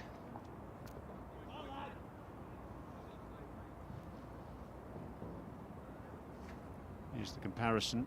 Same stage, the Netherlands were 129 for 7. Ireland ahead at this stage. Of course, there was that stand between Logan van Beek and Tim van der Hoogten. Well, that's a good shot from Simi Singh, using his feet and just punching it over mid-on. It was up in the circle. It's good aggressive cricket, and it's brought a boundary. Yeah, that's the beauty of having all-rounders in your side. Ireland have always been blessed with a lot of all-rounders. Simi Singh and Andrew McBride can put themselves in that all-rounder category. Gives the game away early, actually. He comes down the wicket early. He gave Van der Hoogten the indicator, Logan van Beek, I beg your pardon, he gave him the indicator he was coming down, but he was good enough there, Simi Singh.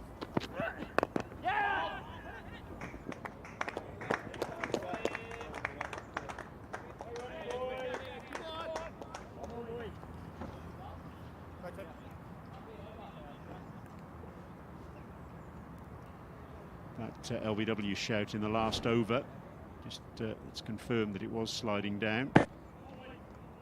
Hawkeye says yes, and I think we're all in agreement with that one.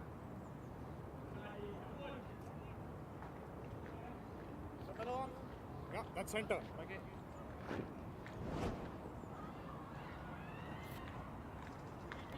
Take back into the attack from the university end. The 7th over.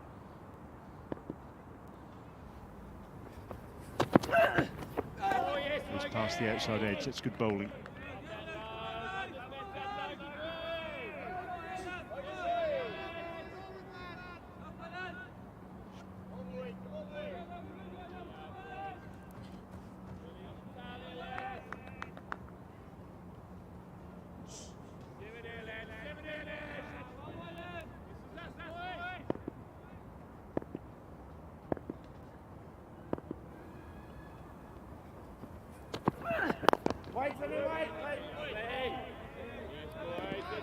Saylor's still got himself at slip at this stage. 3 fielders in the ring on the offside, all looking to get tight, save 1. 2 more fielders on the onside doing likewise. So they're trying to squeeze the new batsman McBride here.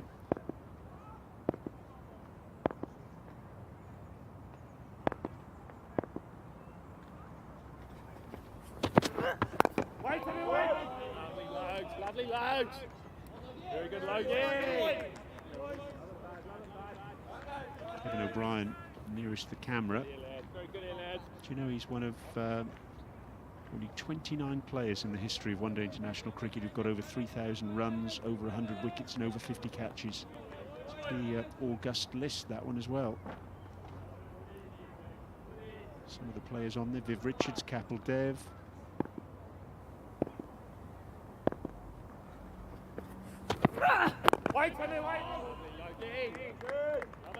Some names not on there.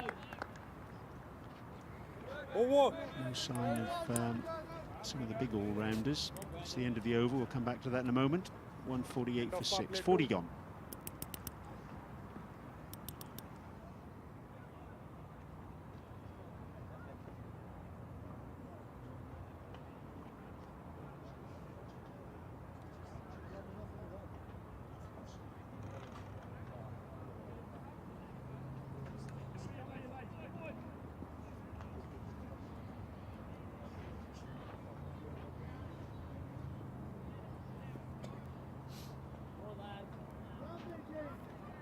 Three matches, all at the same venue over the course of these 6 days. And the final power play being called. Adrian Holdstock making the signal.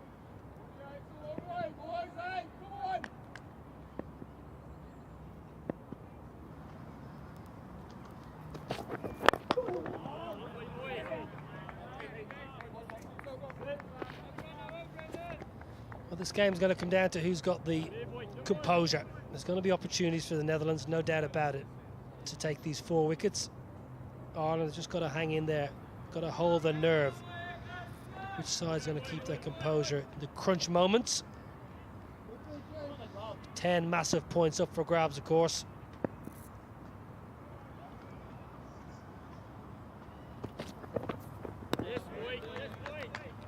Another wide. Goodness me, 16 wides now in this innings. It's far too many in a low-scoring contest. Well, the All-Ireland coach, Adrian Burrell, who was hugely successful during one of the golden periods, 6 extras maximum per 50 overs. That was his absolute limit. Already 19 conceded by the Netherlands. Make it 20. 150 up then for Ireland.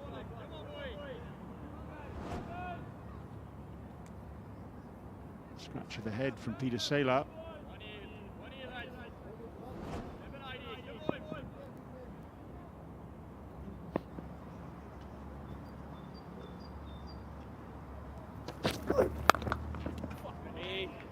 Well fielded Van Beek at backward point.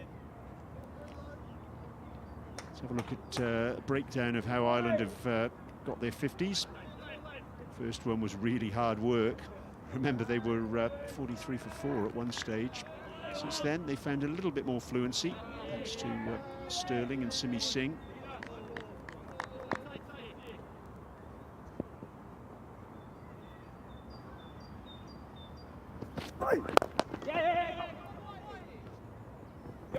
It's a well-judged single. Very well run. And Huxton back on the edge of the circle at mid-off, and the batsman spotted that and were happy to run. Yeah, very good from Simi Singh. Realised straight away there was a single. Going nicely, 30 from 52, Simi Singh.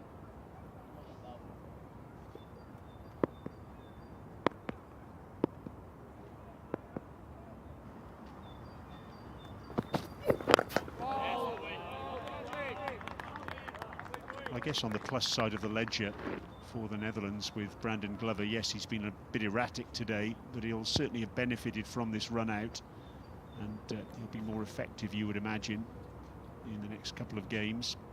As I mentioned, hasn't played any list day cricket or first-class cricket for Northamptonshire this season, so in all fairness to him, probably just short of a gallop.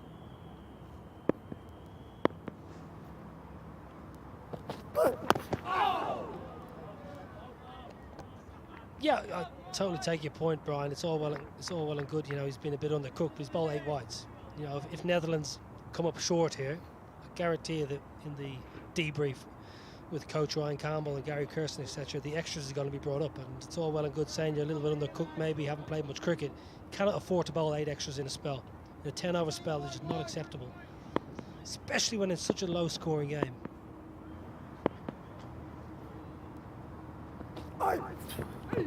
That's kept low. Bryan relieved to see it go past the off stump. The end of the over, another long over for Brandon Glover of 8 balls. 41 gone, 151 for 6.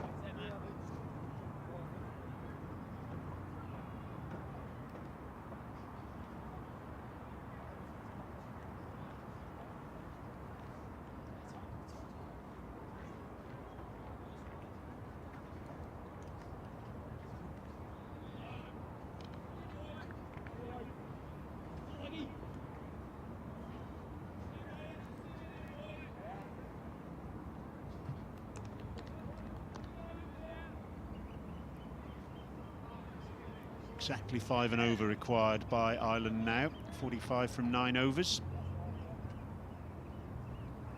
4 wickets in hand. Terrific stuff. It's been a really watchable game, this one.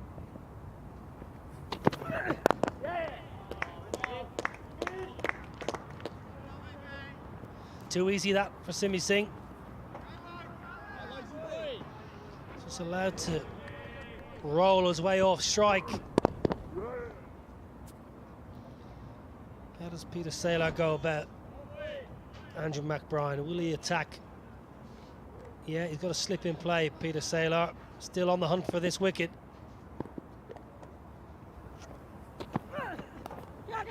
Oh, edged, and well, it's somehow managed to bisect the wicketkeeper and slip, and it's gone for 4. Oh, goodness me. Bold, Logie, I love that, lad. Well, I think he just rolled his fingers over this. Yeah, slower ball. Not much the keeper can do. He made a good effort, valiant effort. Love it, Logie, love it, I Logie. think it was just a slower ball. Well. Just not going the Netherlands' way. Big boundary though for McBride.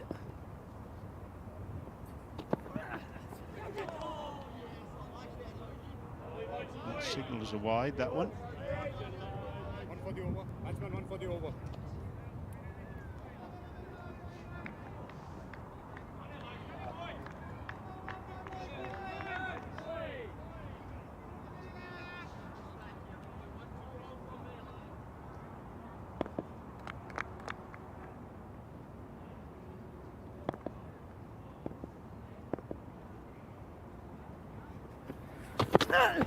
Wait, let me wait.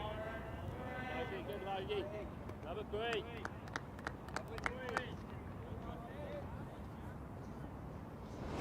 Yeah, this is the ball earlier in the over. Slower ball, yeah. Just out the side. Nick through. The only thing I will say is for the keeper and bowler slips to have some kind of communication to get up a bit closer.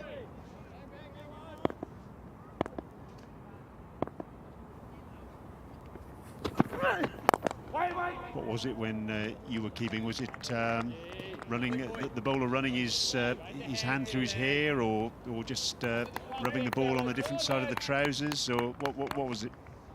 Well, my old skipper Trent Johnson, he used to scratch some part of his body, which I won't mention, and that was the cue for the slower ball. So you just sneak up 2 or 3 yards. It's all about the communication between bowler and keeper. That would have been a fairly regulation catch, the keeper, or first slip, if there was that channel of communication, but not to be.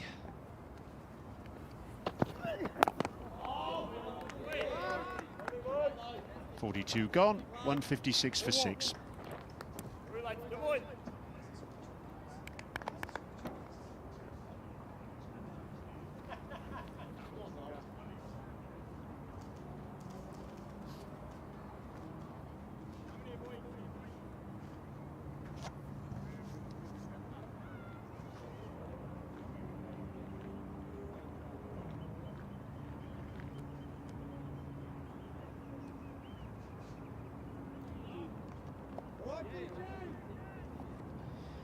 40 more required from 48 balls. It's going to be neck and neck, going down to the wire. 10 massive points up for grab here in Utrecht. Simi Singh marshalling the Ireland chase. Brandon Glover to continue. On the charge, smacks it through extra. Excellent shot from Simi Singh. Really, really good presence at the crease today by the all-rounder. That was a crunching blow. Yeah, crucial knock here from Simi Singh. First in support of Paul Sterling in a fantastic partnership, and now stepping up with McBride and 35 of 54 balls. And he looks, at this moment anyway, like taking his team home. Yeah, he's played really well, Simi Singh. Needs to do the job though, needs to finish the job. We've got Barry McCarthy, Craig Young and Josh Little in the hutch. Don't want to leave it anything ideally for those three to work with. They've done their job today with the ball, the quicks. This has been really good from Simi Singh. Everyone in Ireland known about the potential and the talent he has with the bat in hand. He's been working incredibly hard on his batting. Got a good chance now to try and see his side over the line.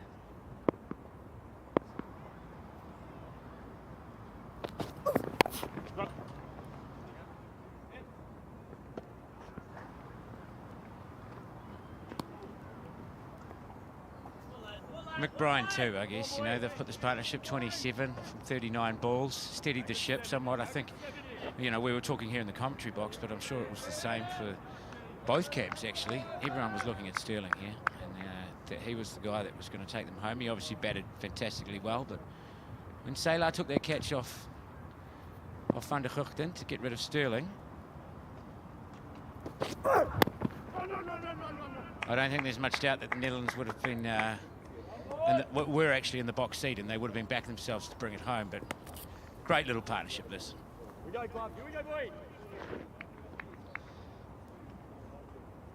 it's just gone a little bit quiet out in the middle for the Netherlands. Half an hour, 40 minutes ago, they're very chipper. Lots of applause, lots of chat inside the ring, but they're just gone a little bit quiet.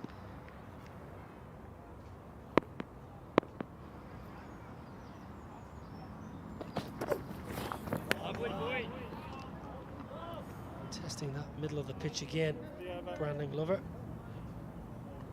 Looking for the over.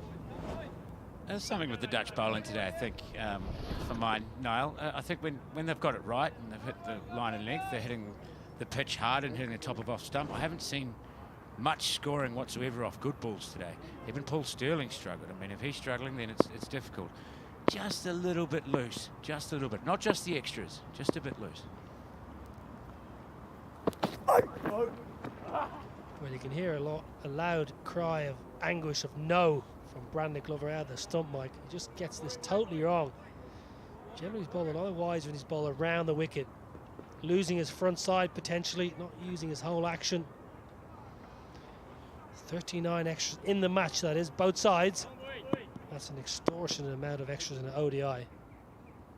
3 no balls, that's 3 free hits. Well, gets lucky. Thick inside edge, and it's starting to run Ireland's way here. Previous over, McBride nicked one through keeper and slip. That one nearly drags it on for another boundary. End of the over, 168 for 6.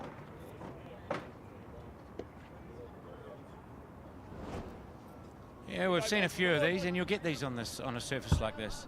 He's cut that just past off stump, I think, on this occasion. I mean, it's difficult to play the cross-batted shot out there, but they've got away with a few of them, haven't they? Even, you know, the way Sterling plays, he had a few inside edges down to fine leg. The Dutch on another day would have been hoping for a couple of them to thunder into the wickets. It could be a different story at this stage. As we've talked about the whole time, though, this game,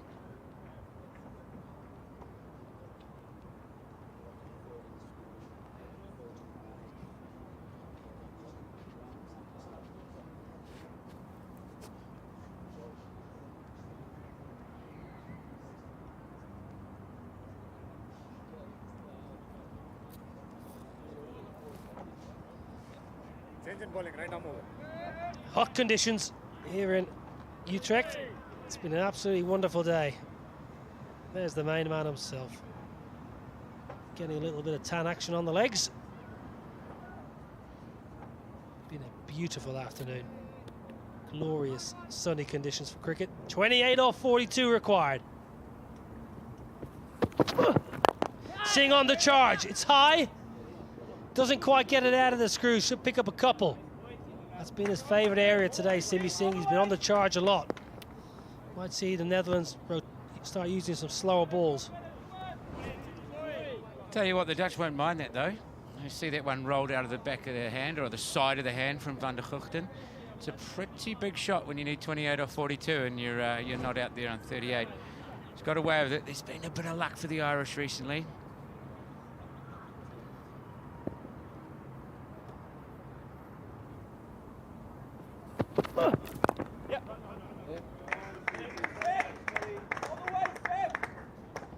Well, the cries from the Ireland camp all the way, Sim. They don't want Simi Singh to give his wicket away here. This is absolutely crucial. When you've got the game by the scruff of the neck and you're in, see it home. Don't leave it for the next man. 39 not out, Simi Singh.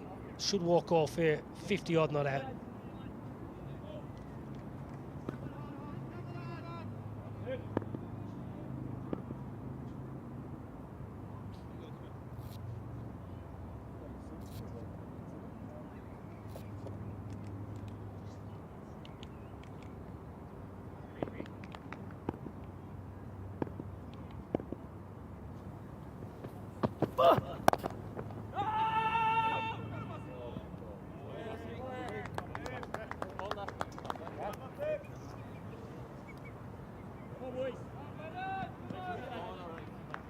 What are the learnings for both sides going to take from this game?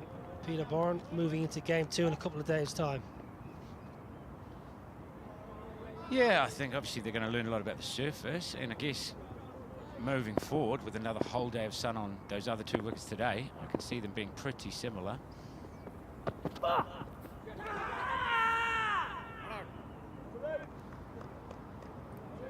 But also the fact that what we have seen from my perspective, and hopefully, and well, I presume the teams will see this too, is that when you get in on this, it's not that bad. It's just hard to start.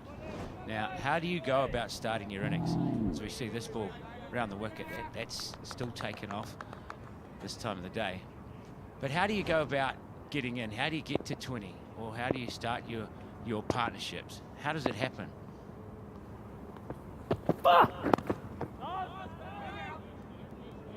Now, everyone on that's going to be different, you know. Some guys are going to look to go out there and be proactive from the start, maybe look to use their feet.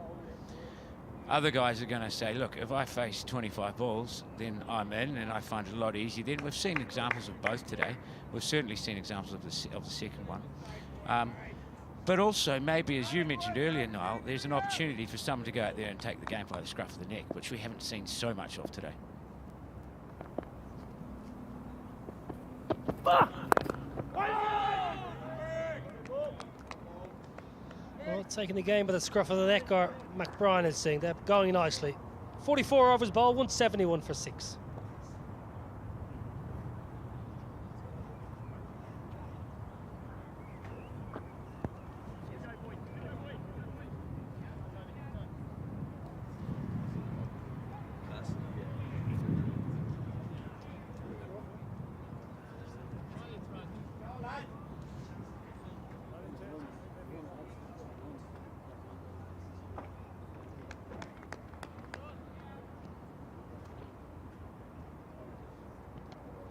Going down to the wire. Ireland needing 25 more from 36 balls. Sounds a fairly simple task. It won't be. Simi Singh, 39 not out. He's got good company from the Northwest Warriors captain Andrew McBride. Fred Klaassen got 2 overs up his sleeve. What can the left armour bring? Starts by rolling his fingers across one. World Cup Super League format. This is what the sides will have over the next couple of years. Playing 8 opponents, 4 home and away series. 10 points for a win. No result, 5 points. We've got good weather this week, so that's not going to be a problem.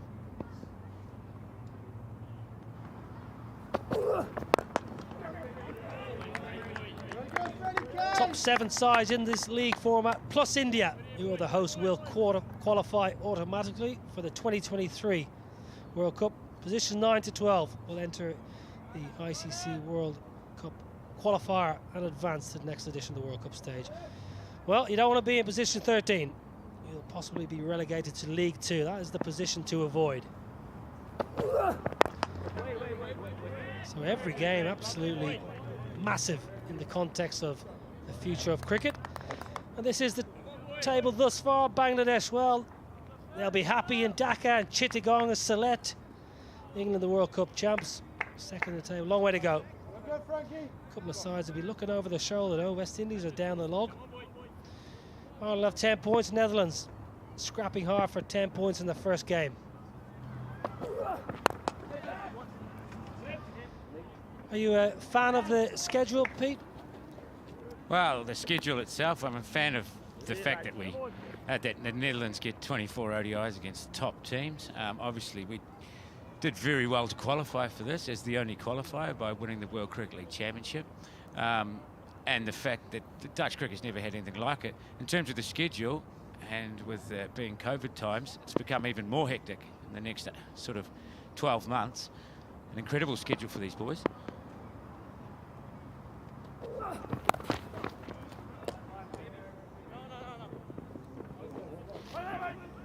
And in terms of the whole Super League, these 3 games, it couldn't. You're playing Ireland, and in terms of when you look at the table and where possibly teams will finish, it doesn't get much bigger than these, does it? I mean, the context in this, of course, in Netherlands as the last qualifier, there is part of the team that part of it that you do not want to get 13th.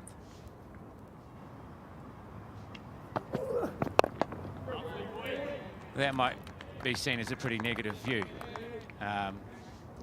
Anyway, 173 for 6 after 45.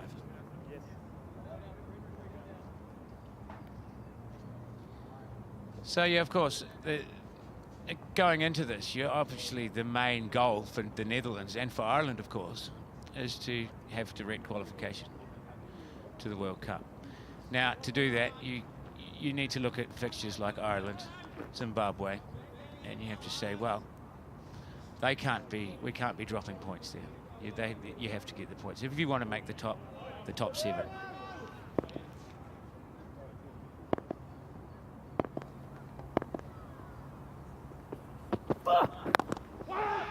Yeah, some of the stats people out there and people that are a lot more intelligent than me, Peter Byrne, suggest that 100 points should get you automatic qualification. So from Ireland's point of view, they've got 10 points from 6 games.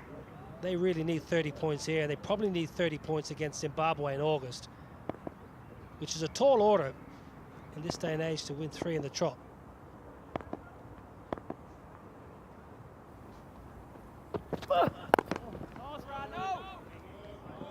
So every game has context. That's the beauty of it.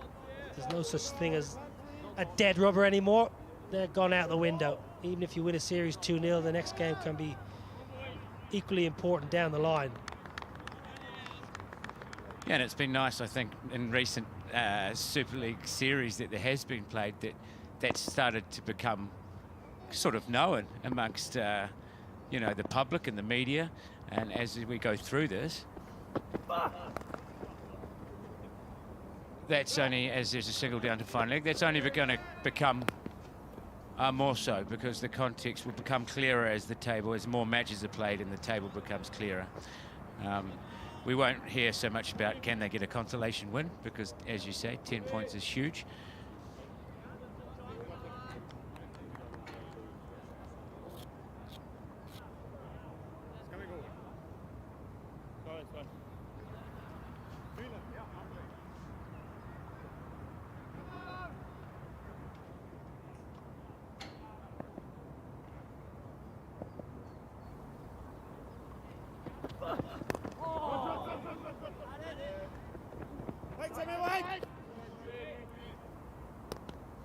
Ireland turning over the world champs at the Ageas Bowl last summer. It was a fantastic day out. On a similar day to this, a glorious day, Morgan played fantastically well for his 328, but Ireland, they came out punching. Sterling was majestic, 142 before he was actually run out by Andrew Balbirnie, who scored a century himself. And Kevin O'Brien and Harry Tector saw Ireland over the line. It was a magnificent outing.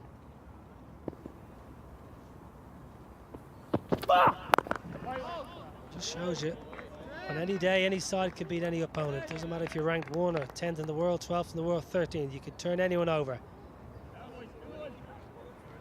Certainly can. But in this situation today, we're a close game, aren't we? And this last couple of overs, quite tight from the Dutch. We've got back to Ireland needing 21 off 25 here. They've been pretty consistent. They haven't been giving those gimmies that have been probably a hallmark of this innings so far. And the Irish have done nothing different, but they just haven't been given anything, which is much better from the Dutch here. Just to try to scrap and find a way to get back in this game. They obviously need wickets, but in the meantime, dots will help the cause.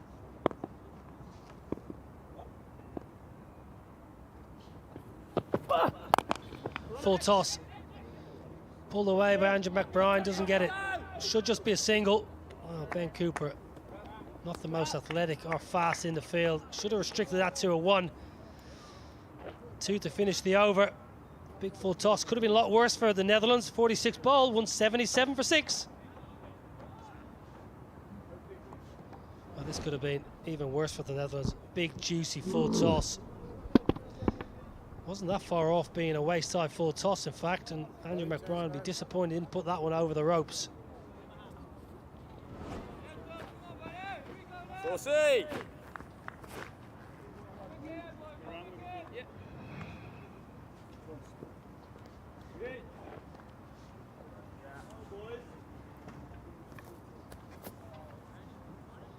Well, this is a big moment in the game. 19 off 24. Captain Peter Saylor, who did a decent job earlier on, got a beautiful ball to take the wicket of Lorcan Tucker. Absolute cracker, but this is massive. Will Simi Singh chassis down a wicket and take on the spinner? Enough to say, Peter, in a run chase, don't let the game go to the final over. Don't want that pressure of the last over. This is going to be right down to the wire. Yeah, and saying that, though, in this situation, it's pretty touch and go, because you wouldn't want to get this down to the last over, but you still don't really want to lose a wicket, because that's a new man in and 7 down. So at the moment, the field's spread. I think they'll probably be thinking 6 off is not too bad a result for the Irish here. Well, left-hander Andrew McBride against a left-arm spinner. It's a good matchup for the left-hand bat. Is that sliding? Is it just sliding down leg? Oh, he's given him! Adrian Holstock took an eternity to give that out. Andrew McBride has sent it upstairs straight away. Players review for Abu Dhabi given out. Director, we have a playing review for Abu Dhabi given out. It was a fair delivery. Can we start with the spin vision, please?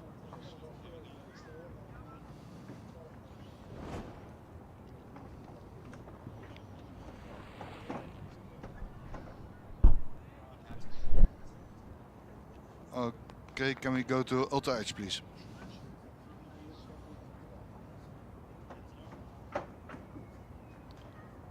That's a flat line when it passes the bat. Can you bring it to the pads? Thank you. Can we go to ball tracking, please?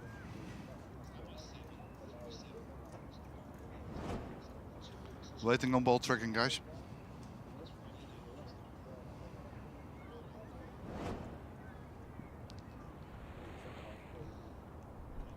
Okay, pitching in line, impact in line.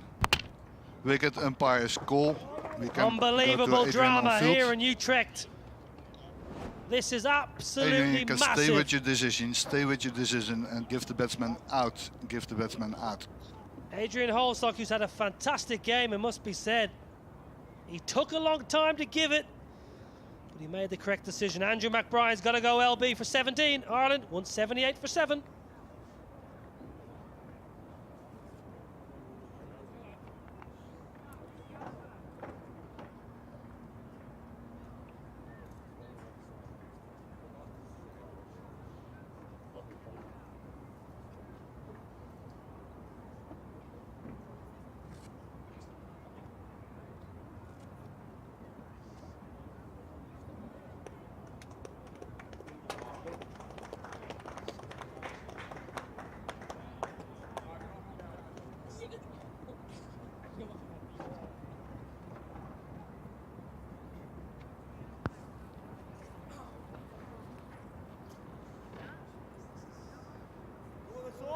Aussie boy.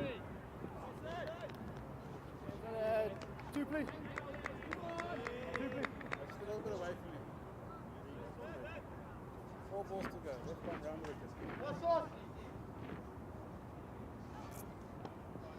Incredible game of cricket. Absolutely fantastic.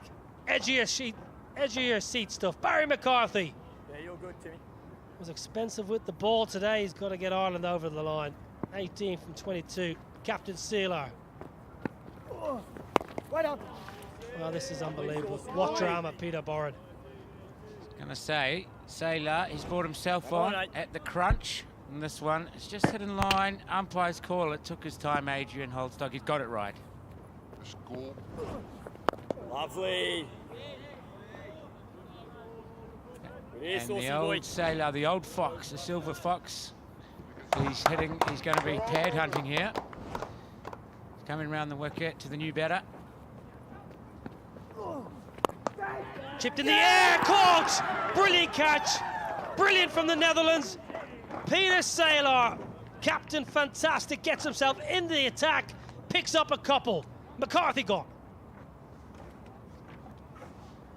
Yeah, what an over this is. He's turning the match, Sailor. This one maybe just held up on the wicket. McCarthy, new batter. No one's found it easy to walk out there straight away today. He's looked to drive this one down the ground. It's just stopped on him a little bit. And I tell you what, you don't want to be in the air near Logan van Beek, because that will be out. And he's taking that comfortably, Logan, in those big buckets. So Sailor with 2 wickets in the over is turning the game, and that is the end of McCarthy. He's gone for naught. It's 178 for 8. Come on.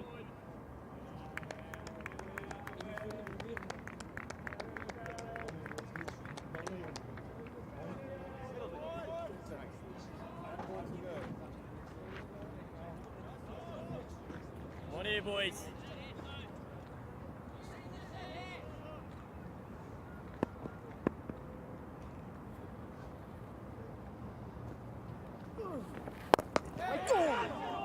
Well, what an over. What an over from the captain. Peter Saylor, fantastic work by the skipper, picking up 2 wickets in the over. Lovely boy. 18 required off 19. It's 178 for 8.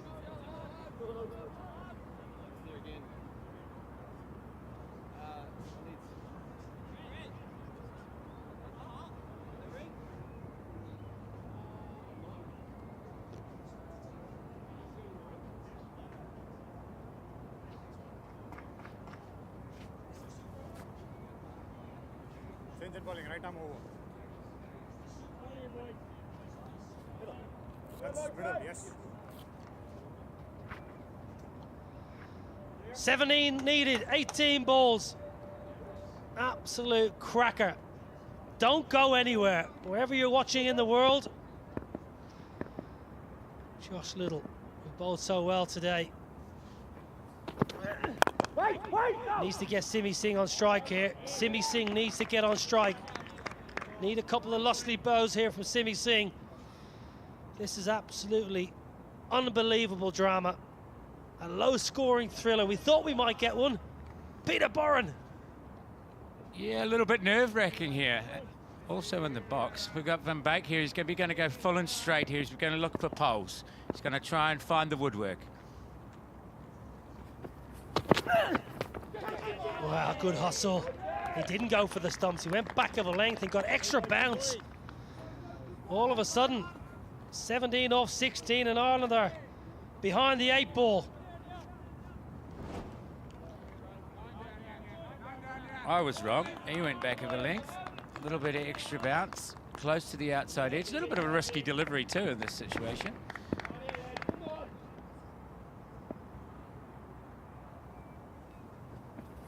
On the drive. Not a bad result. Gets Simi Singh on strike. Now Simi Singh's got a... Well, he's got to battle with his emotions. Is he going to take a big chance here against Logan van Beek, or is he going to play it safe? Potentially play for the next over. Simi Singh needs to get about 10 of these 16, you would imagine. Well, you'd also imagine that Saylor's going to bowl the next over.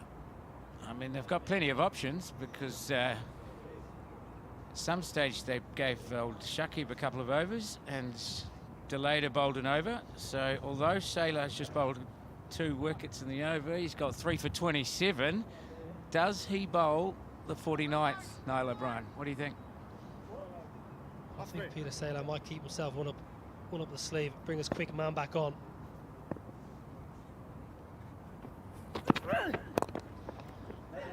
How's it going to be easier? Where's it going to be easier to score a couple of boundaries? Against a spinner, if you get lucky, maybe get a couple out of the screws, or against the quicks?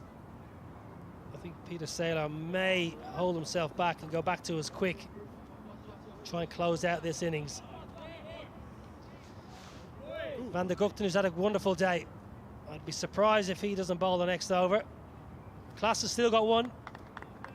Peter Saylor's done a great job. A reluctant bowler, but today's been fantastic.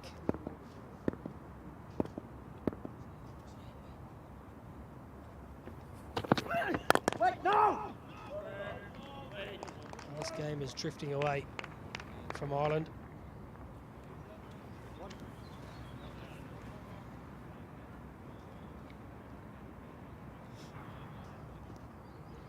Well, it's been a good scrap all day, hasn't it? I mean, it hasn't been the prettiest of games, let's be honest, but we actually, I think if you get on wickets like this, you know that it's probably going to go down to the wire. I mean, it's been a long day.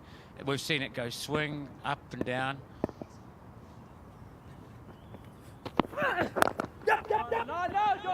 Don't want a single. Good thinking from Simi Singh. He needs to keep the strike. That's a good over. It's a really good over from Logan van Beek. 15 off 12 balls, 181 for 8. Peter Barron, we've had many a battle on the field, and do you expect anything else between the Netherlands and Ireland? Always a good scrap. There's a healthy respect from each side, but there's always a strong spirit on the field. Yeah, today's no different, is it? I think, to be fair, over the years that I played against you, Niall, particularly the early years, we got pretty sick of losing out these scraps. So yeah, but the Netherlands had plenty of wins over Ireland in T20 cricket. 15 to win, 12 balls. Netherlands haven't beaten Ireland in ODI since 2007. Long, long time ago. Think back to Nairobi in Kenya. Wonderful Nairobi. It's a long time ago. Are the tables turning? Has Simi Singh got a couple of lusty blows in him? Left armour, Freddie Klaassen back into the attack.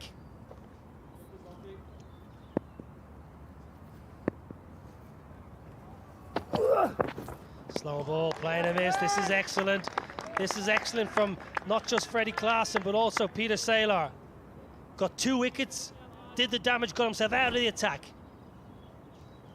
yeah, so Klaassen coming around the wicket. He'll be looking for those cutters to see if he can grip it into the wicket. Singh looking to go over extra cover there with long off back and long on back. I think that's the gap he's searching for, that angle. Yeah. He won't get 2.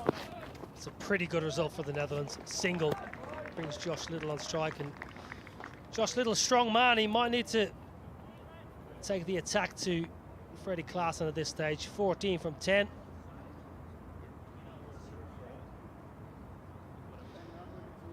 Dare I suggest it? Dare I mention it, Peter Barron? Have we got a super over up our sleeve? Well, it's always a possibility here, isn't it, Niall? I'm not sure exactly why there's super overs in this league.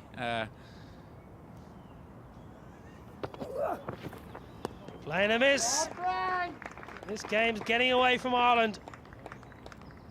He's done a fine job here, Klaassen. His last over, he's just got 3 balls to go. He's taken 1 for 26. You see, he's sticking with those cutters. I guess normally you'd think that length might be a little bit hittable at the death, but in this, if you get it into the pitch, it's not easy.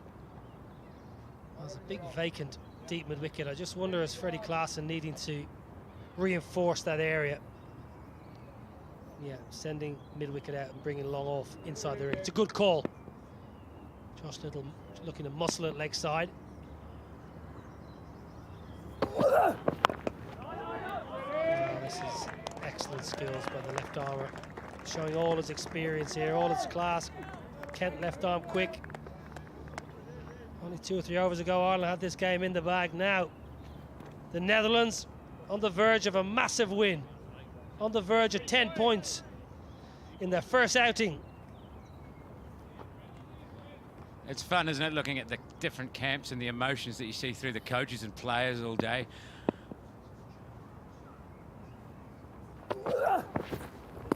As Freddie bowls another dot, and just 1 ball to go in this penultimate over. But we saw the Dutch camp at 53 for 5 when they were batting first. And that one's actually purchased, got a bit of purchase there. And you would have thought that they were a long way from thinking about these 10 points. Well, now they're in the driver's seat coming into the last over. Clubs it away, leg side. There is protection. Spilled it. Should pick up a couple. It's a decent effort in the deep. Just couldn't quite hang on to it. Couple of runs off the last ball of the over. 12 required off the last over. Ireland 184 for 8.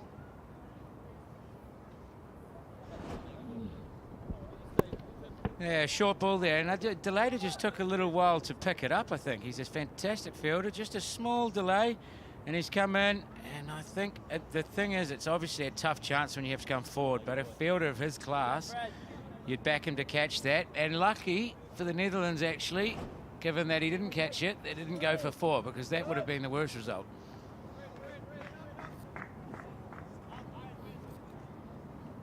$12 to win, 6 balls remaining. Simi Singh needs to strike big here, and big early.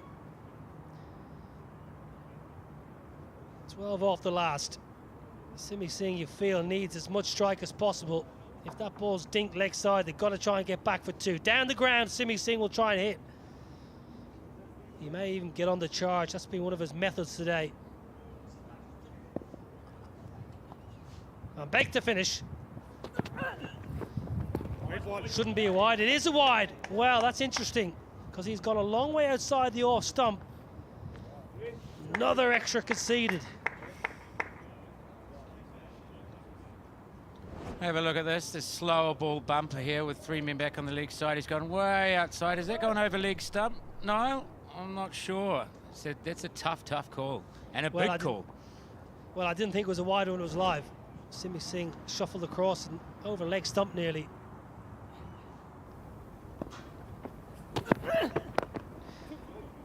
They need 2. Need a couple here. Simi Singh's going to have to get the skates on. He's in trouble. We'll have a look at this upstairs, I'm sure.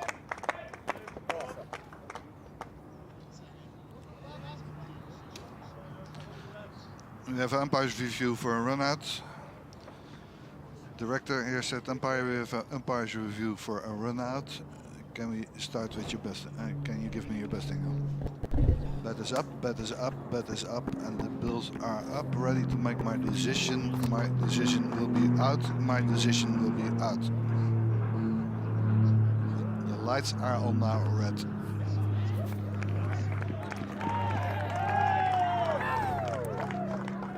Well, absolutely massive. Simi Singh's bat just bouncing up. It was never grounded past the line, otherwise it would have been fine under the new regulations. Well, that's probably the final nail in the Irish coffin. Simi Singh played so well, just left himself too much to do. He's been run out for 45. Baz the leader out there, fantastic work. Ireland, 186 for 9.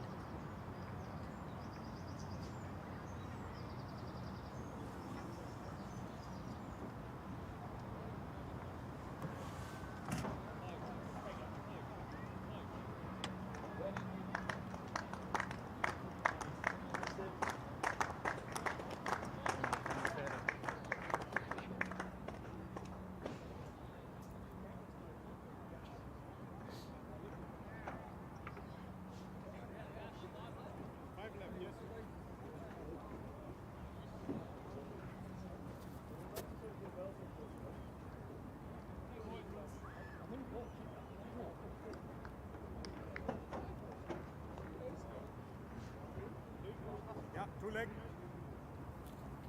Right arm over 5 to come. Craig Young is the new man at the crease. Needs to hit a couple over the ropes here. 10 from 5. This game has got away from the Irish. Good Yorker, excellent bowling.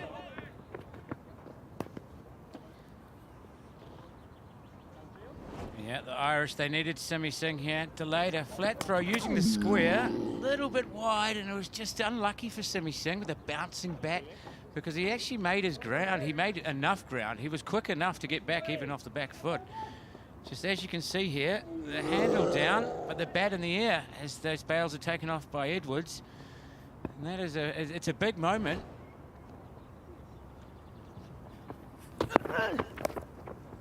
Josh Little, that's going to race away for a boundary. Unbelievable scenes by the left arm quick.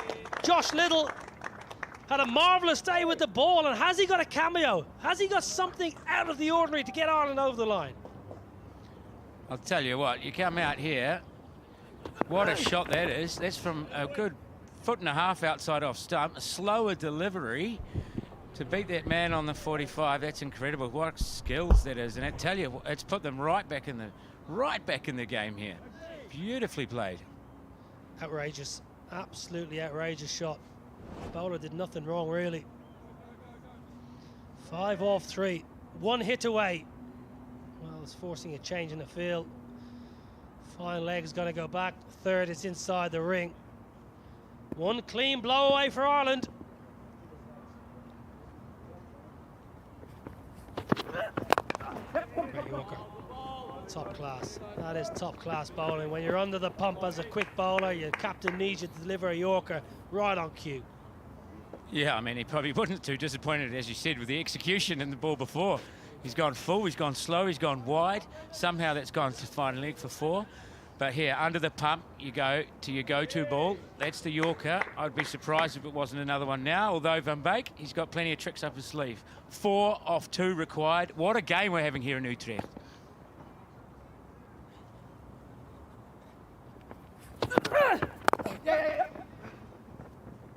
Craig Young just happy to give the strike to Josh Little. Well, this is interesting. Think World Cup final. Think Ben Stokes dinking one leg side, getting a 2, sending it to a super over. 2 will get us there. 3 will win it for Ireland. 2 will get us a super over. Paul Sterling might need to get the pads on again. One never knows. I'll tell you what, everyone's under the pump out there now in this situation. You look at the boundary fielders. Are they going to stay on the boundary? Or what are they going to do here? They look like they're confident of cutting off the 2. You've got to go for the win here, surely, Nobby. You've got to say, don't give them the 2. You've got to cut off the 1. What end are we throwing at? Don't let them get 2. You do not want this to go to a super over if you're Holland in this situation. A miss hit should not be 2. Here we go. Playing a miss. Massive moment. Josh Little, why did he choose that option? Fine leg was on the fence. It was not the right option, but the Netherlands have won by 1 run. Absolutely unbelievable scenes here, Peter Boren. Well, I must say, I'm with you. Everyone back on the leg side. I'm not sure about why not the straight back. But what a game we've seen here today, Niall. Honestly, it's been up and down all over the show. We had Ireland looking solid favourites, particularly during the second innings when Simi Singh and Paul Sterling were going well. They probably should have won it from there. We saw Peter Saylor come back. I think that was the crucial over, wasn't it? When he came back, got Netherlands right back in the game, and 10 points in their first Super League game. What a fantastic outing for the Dutch. What a great result for the Dutch. Yeah, incredible scenes here. This is the final ball. Josh Little goes for the paddle again. There was no need. Fine leg was back on the edge of the ring.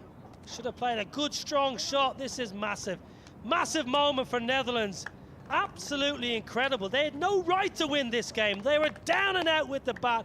They showed some real character, some real composure. Fantastic for the Netherlands. They've got to win their first game in World Cup qualification. They are off the mark. They have won by 1 run. Peter Saylor, fantastic with the ball. His captaincy has been absolutely fantastic. Wonderful win. Wonderful game of cricket. Netherlands prospering by 1.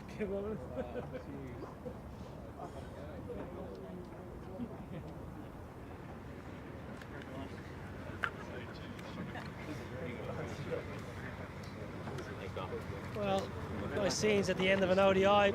Two sides that have fought hard for the best part of 8 hours. They've gone at it hammer and tong. In the end, one run has separated these two talented teams. There is a healthy respect between Ireland and the Netherlands. It's been absolutely fantastic cricket here, played in glorious sunshine in Utrecht. Pitch was tricky. Not many batsmen found it easy to score freely.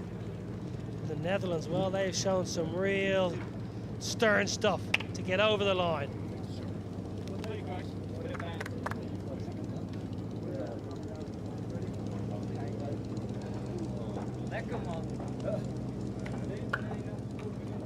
So the Irish, they've lost early wickets to the swinging ball. With Porterfield, Balbirnie and Tector falling early. Dockrell, he got a little bit injured before he got stuck on the crease, out for 11. We then a small partnership. Sterling was sticking in there, but it was really the partnership between Singh and Sterling that got them right back in the game. 45 for Singh before he was run out. The big wicket of Sterling, of course. Great catch from Saylor to get rid of him off Van der Gupten for 69. We saw late runs from McBride and Little missed out on the last ball. Managed to pick up 9, but they were one short in the end. Not enough. Yeah, certainly not enough. Netherlands bowlers I thought were excellent. Freddie Klaassen was good with his left arm swing, 1 for 28. Look at the dots, 44 dots for Freddie Klaassen. Van Beek was good, 2 for 44. Glover, a little bit erratic, but not a wise, 1 for his 46. Van der Gupten, he had an excellent game. 9 overs, 1 for 25 to go with his 49 with the bat. Captain, Peter Saylor. Come at the hour, come at the man. Left arm spinner picking up 3 for 27. First one day international, Netherlands. Well, they struggled with the bat. They mustered 195. It looked like it wasn't going to be enough, but then the bowlers took over. Ireland, 194 for 9 in reply. Paul Sterling was excellent. Netherlands, well, they win by 1 run. Some of the highlights, Peter Barnes will talk you through them.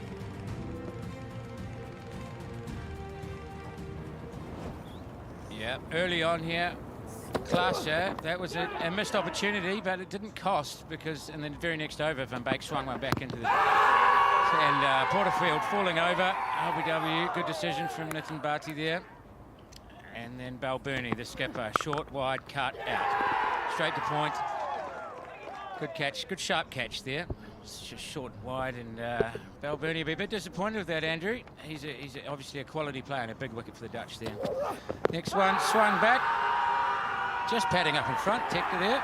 And left armour, it's a classic left arm dismissal. Beautiful shot there. You see George Dockrell through the offside. But then he does that whole over, as Noel showed us, and we had on the screen, he did not want to get forward to Brandon Glover. And this one snuck through, hit the top of the stumps. Sterling sweeping behind square. He played very well today, didn't he? He made 69 out of character innings, perhaps, and this one was absolutely plumb. There was Tector, and a beautiful delivery. That was the 6th ball, a very good over. At some stage there, the Saylor, the captain, he's given Shakib a couple of overs, which proved costly. In the end, not ultimately costly, but could have been. But this happened, and this was really the moment, wasn't it, Niall? Yeah, this was the moment the game turned. Peter Saylor, the skipper, taking a good catch to get rid of Paul Sterling. This was a good decision. Adrian Holsop took a long time, just sliding onto the leg stump. And Barry McCarthy, well, he came and went early. A disappointing day, truth be told. Barry McCarthy was expensive with the ball. Good catch. Don't hit the ball near Logan Van Beek. Simi Singh played nicely. This was the end, though. Needed strike, needed to hog the strike, and he came back for 2. Bat just bouncing above the line. He actually nearly made the ground. And this was the last ball. Josh Little, he just couldn't muster another boundary. Netherlands winning by 1. And the Dutch celebrations. Netherlands winning by 1 run. Wonderful 10 points. Let's send it downstairs. Brian Murgatroyd's with the man of the match. Well, I'm delighted to say that we've been joined by the player of the match, Tim van der Hugsten. Tim, a win by 1 run, never in any doubt, was it? Yeah, it was obviously a very tight game. At half-time, we were pretty happy with our score. We thought it was probably about par, maybe just a tad over. And I thought we all bowled well to hold on to the one-run win. Your contribution was crucial as well with the bat. 49, I think you were, what, 102 for 7? Yeah, it was quite a hard wicket to start on. So we obviously started well on the power play. I think we were 1 for 50 odd, and then we lost a few wickets in clumps. It was quite hard to stop that rot. I thought Buster Later did really well in stopping that rot. And then, yeah, it was great to just form a partnership with Logan there and get us up to a reasonable score. And then Ireland were 177 for 6 with 4 overs to go. You must have thought the game had gone at that point. Yeah, not really. We always felt like we were in it. We thought we were always 1 wicket away, potentially a good over here or there just to squeeze. Because, like I said, it's a hard wicket to go out and start on. So we always thought we were in with a shout. And yeah, obviously we held on in the end. Tim, congratulations. Fantastic performance by you today. And you're the player of the match. Thank you very much. So Tim van der Hoogten there, who's player of the match. And now it's time to be joined by the losing captain, Andrew Balbirnie. Andrew, thanks for joining us. Where did that one get away from you? Obviously losing the 3 early wickets up top didn't help. We knew it would be a tricky wicket, but we just maybe didn't apply ourselves as we should. And similar to... ask again or say, carry on? Carry on. Yeah, similar to Abu Dhabi, you just couldn't get anyone to support Paul. It was another brilliant knock, and we actually probably were in the driving seat with 4 or 5 overs to go and just let it slip, and that's the way it goes. I thought it was a brilliant game of cricket. Unfortunately, we were on the losing side, and that's the way it is. Let's talk about the positives from your perspective. First of all, Josh Little, what a spell that was. Yeah, he bowled really well. He's been bowling well all summer since he's come back from his injury. To have that left armour in our armoury is really beneficial. And I thought all the bowlers did a pretty good job with the ball to restrict them to a total we thought we should have chased. And for whatever reason we didn't. We just got to turn it around in one day and hopefully come out on Friday and turn this result around. What about Paul Stirling? The rest of the top order struggled, but, well, once again, he's imperious, isn't he?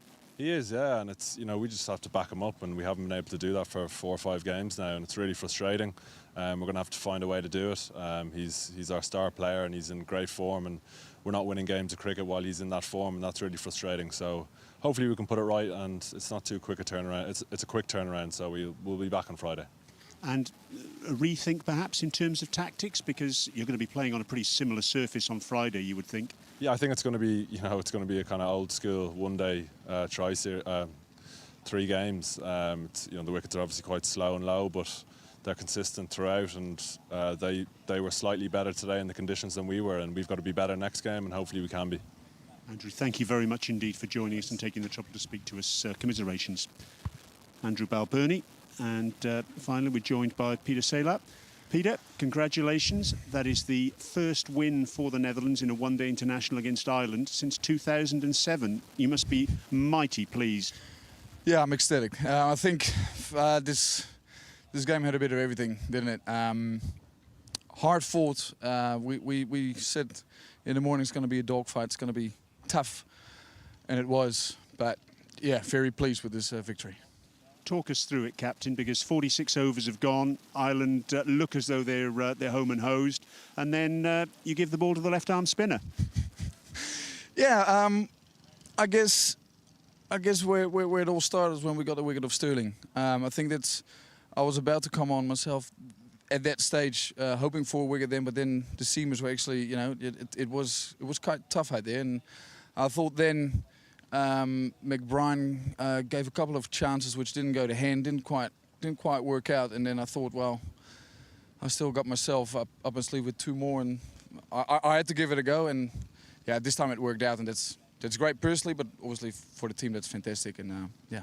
You must be delighted with the way the new ball bowlers performed today as well. How good was that? I thought the only thing I will say is that we bowled too many wides. We went searching a little bit, but.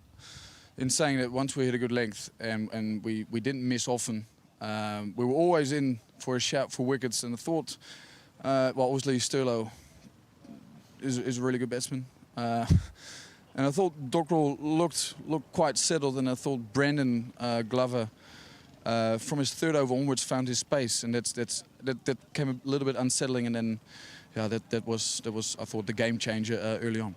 And player of the match, Tim van der Hoogten, 49 from him. You were 102 for 7 and got up to that final total. That was a terrific effort, really, wasn't it? Oh, we all know Tim can bet. I think he got an 80 for Glenmorgan this year. In the 4-day stuff, but the way he went about it was just simple and clear, and I think for both sides, I think the low order actually better than the top order, which is quite funny because I don't think the wicket changed over 100 overs pretty much, but no, it was really good, and I thought the support from Logan van Beek allowed him to play the way he plays, and yeah, he punished the bad balls and yeah, got us to a total we in the end could defend. You're in the World Cup Super League, you've won your first match. How are you going to keep everyone's feet on the ground with the next game just 2 days away? Well, I hope they're going to have to feed up the boys because they need to rest up a little bit. No, but we're pretty down to earth. You're here to win 3 games of cricket, and it's not over until you play the third one. Even though if you win 2-0, you talk about a series win. It's not what it's about. You get 10 points per game. So I think everyone stays pretty level-headed. It's about now rest up. It was quite a tough day, heavy field, warm conditions. So enjoy the win, relax tomorrow, and come back Friday and do it all again. Peter, congratulations, fantastic performance, a first win for the Netherlands in the World Cup Super League. See you again on Friday. Cheers, thank you very much. Back to the commentary box. Yeah, fantastic to hear from both captains and the player of the match, especially Peter Saylor. He was absolutely fantastic today. It's been an absolutely cracking game, must be said. Low-scoring thriller, often the case. 195 and Ireland 194 for 9. Netherlands winning by 1 run. We'll be back to do it all again. Same venue from Friday, 4th of June, 10:20 local time. We've had an absolute ball today. I hope you've enjoyed it. Make sure you join us again on Friday. Till then, good night.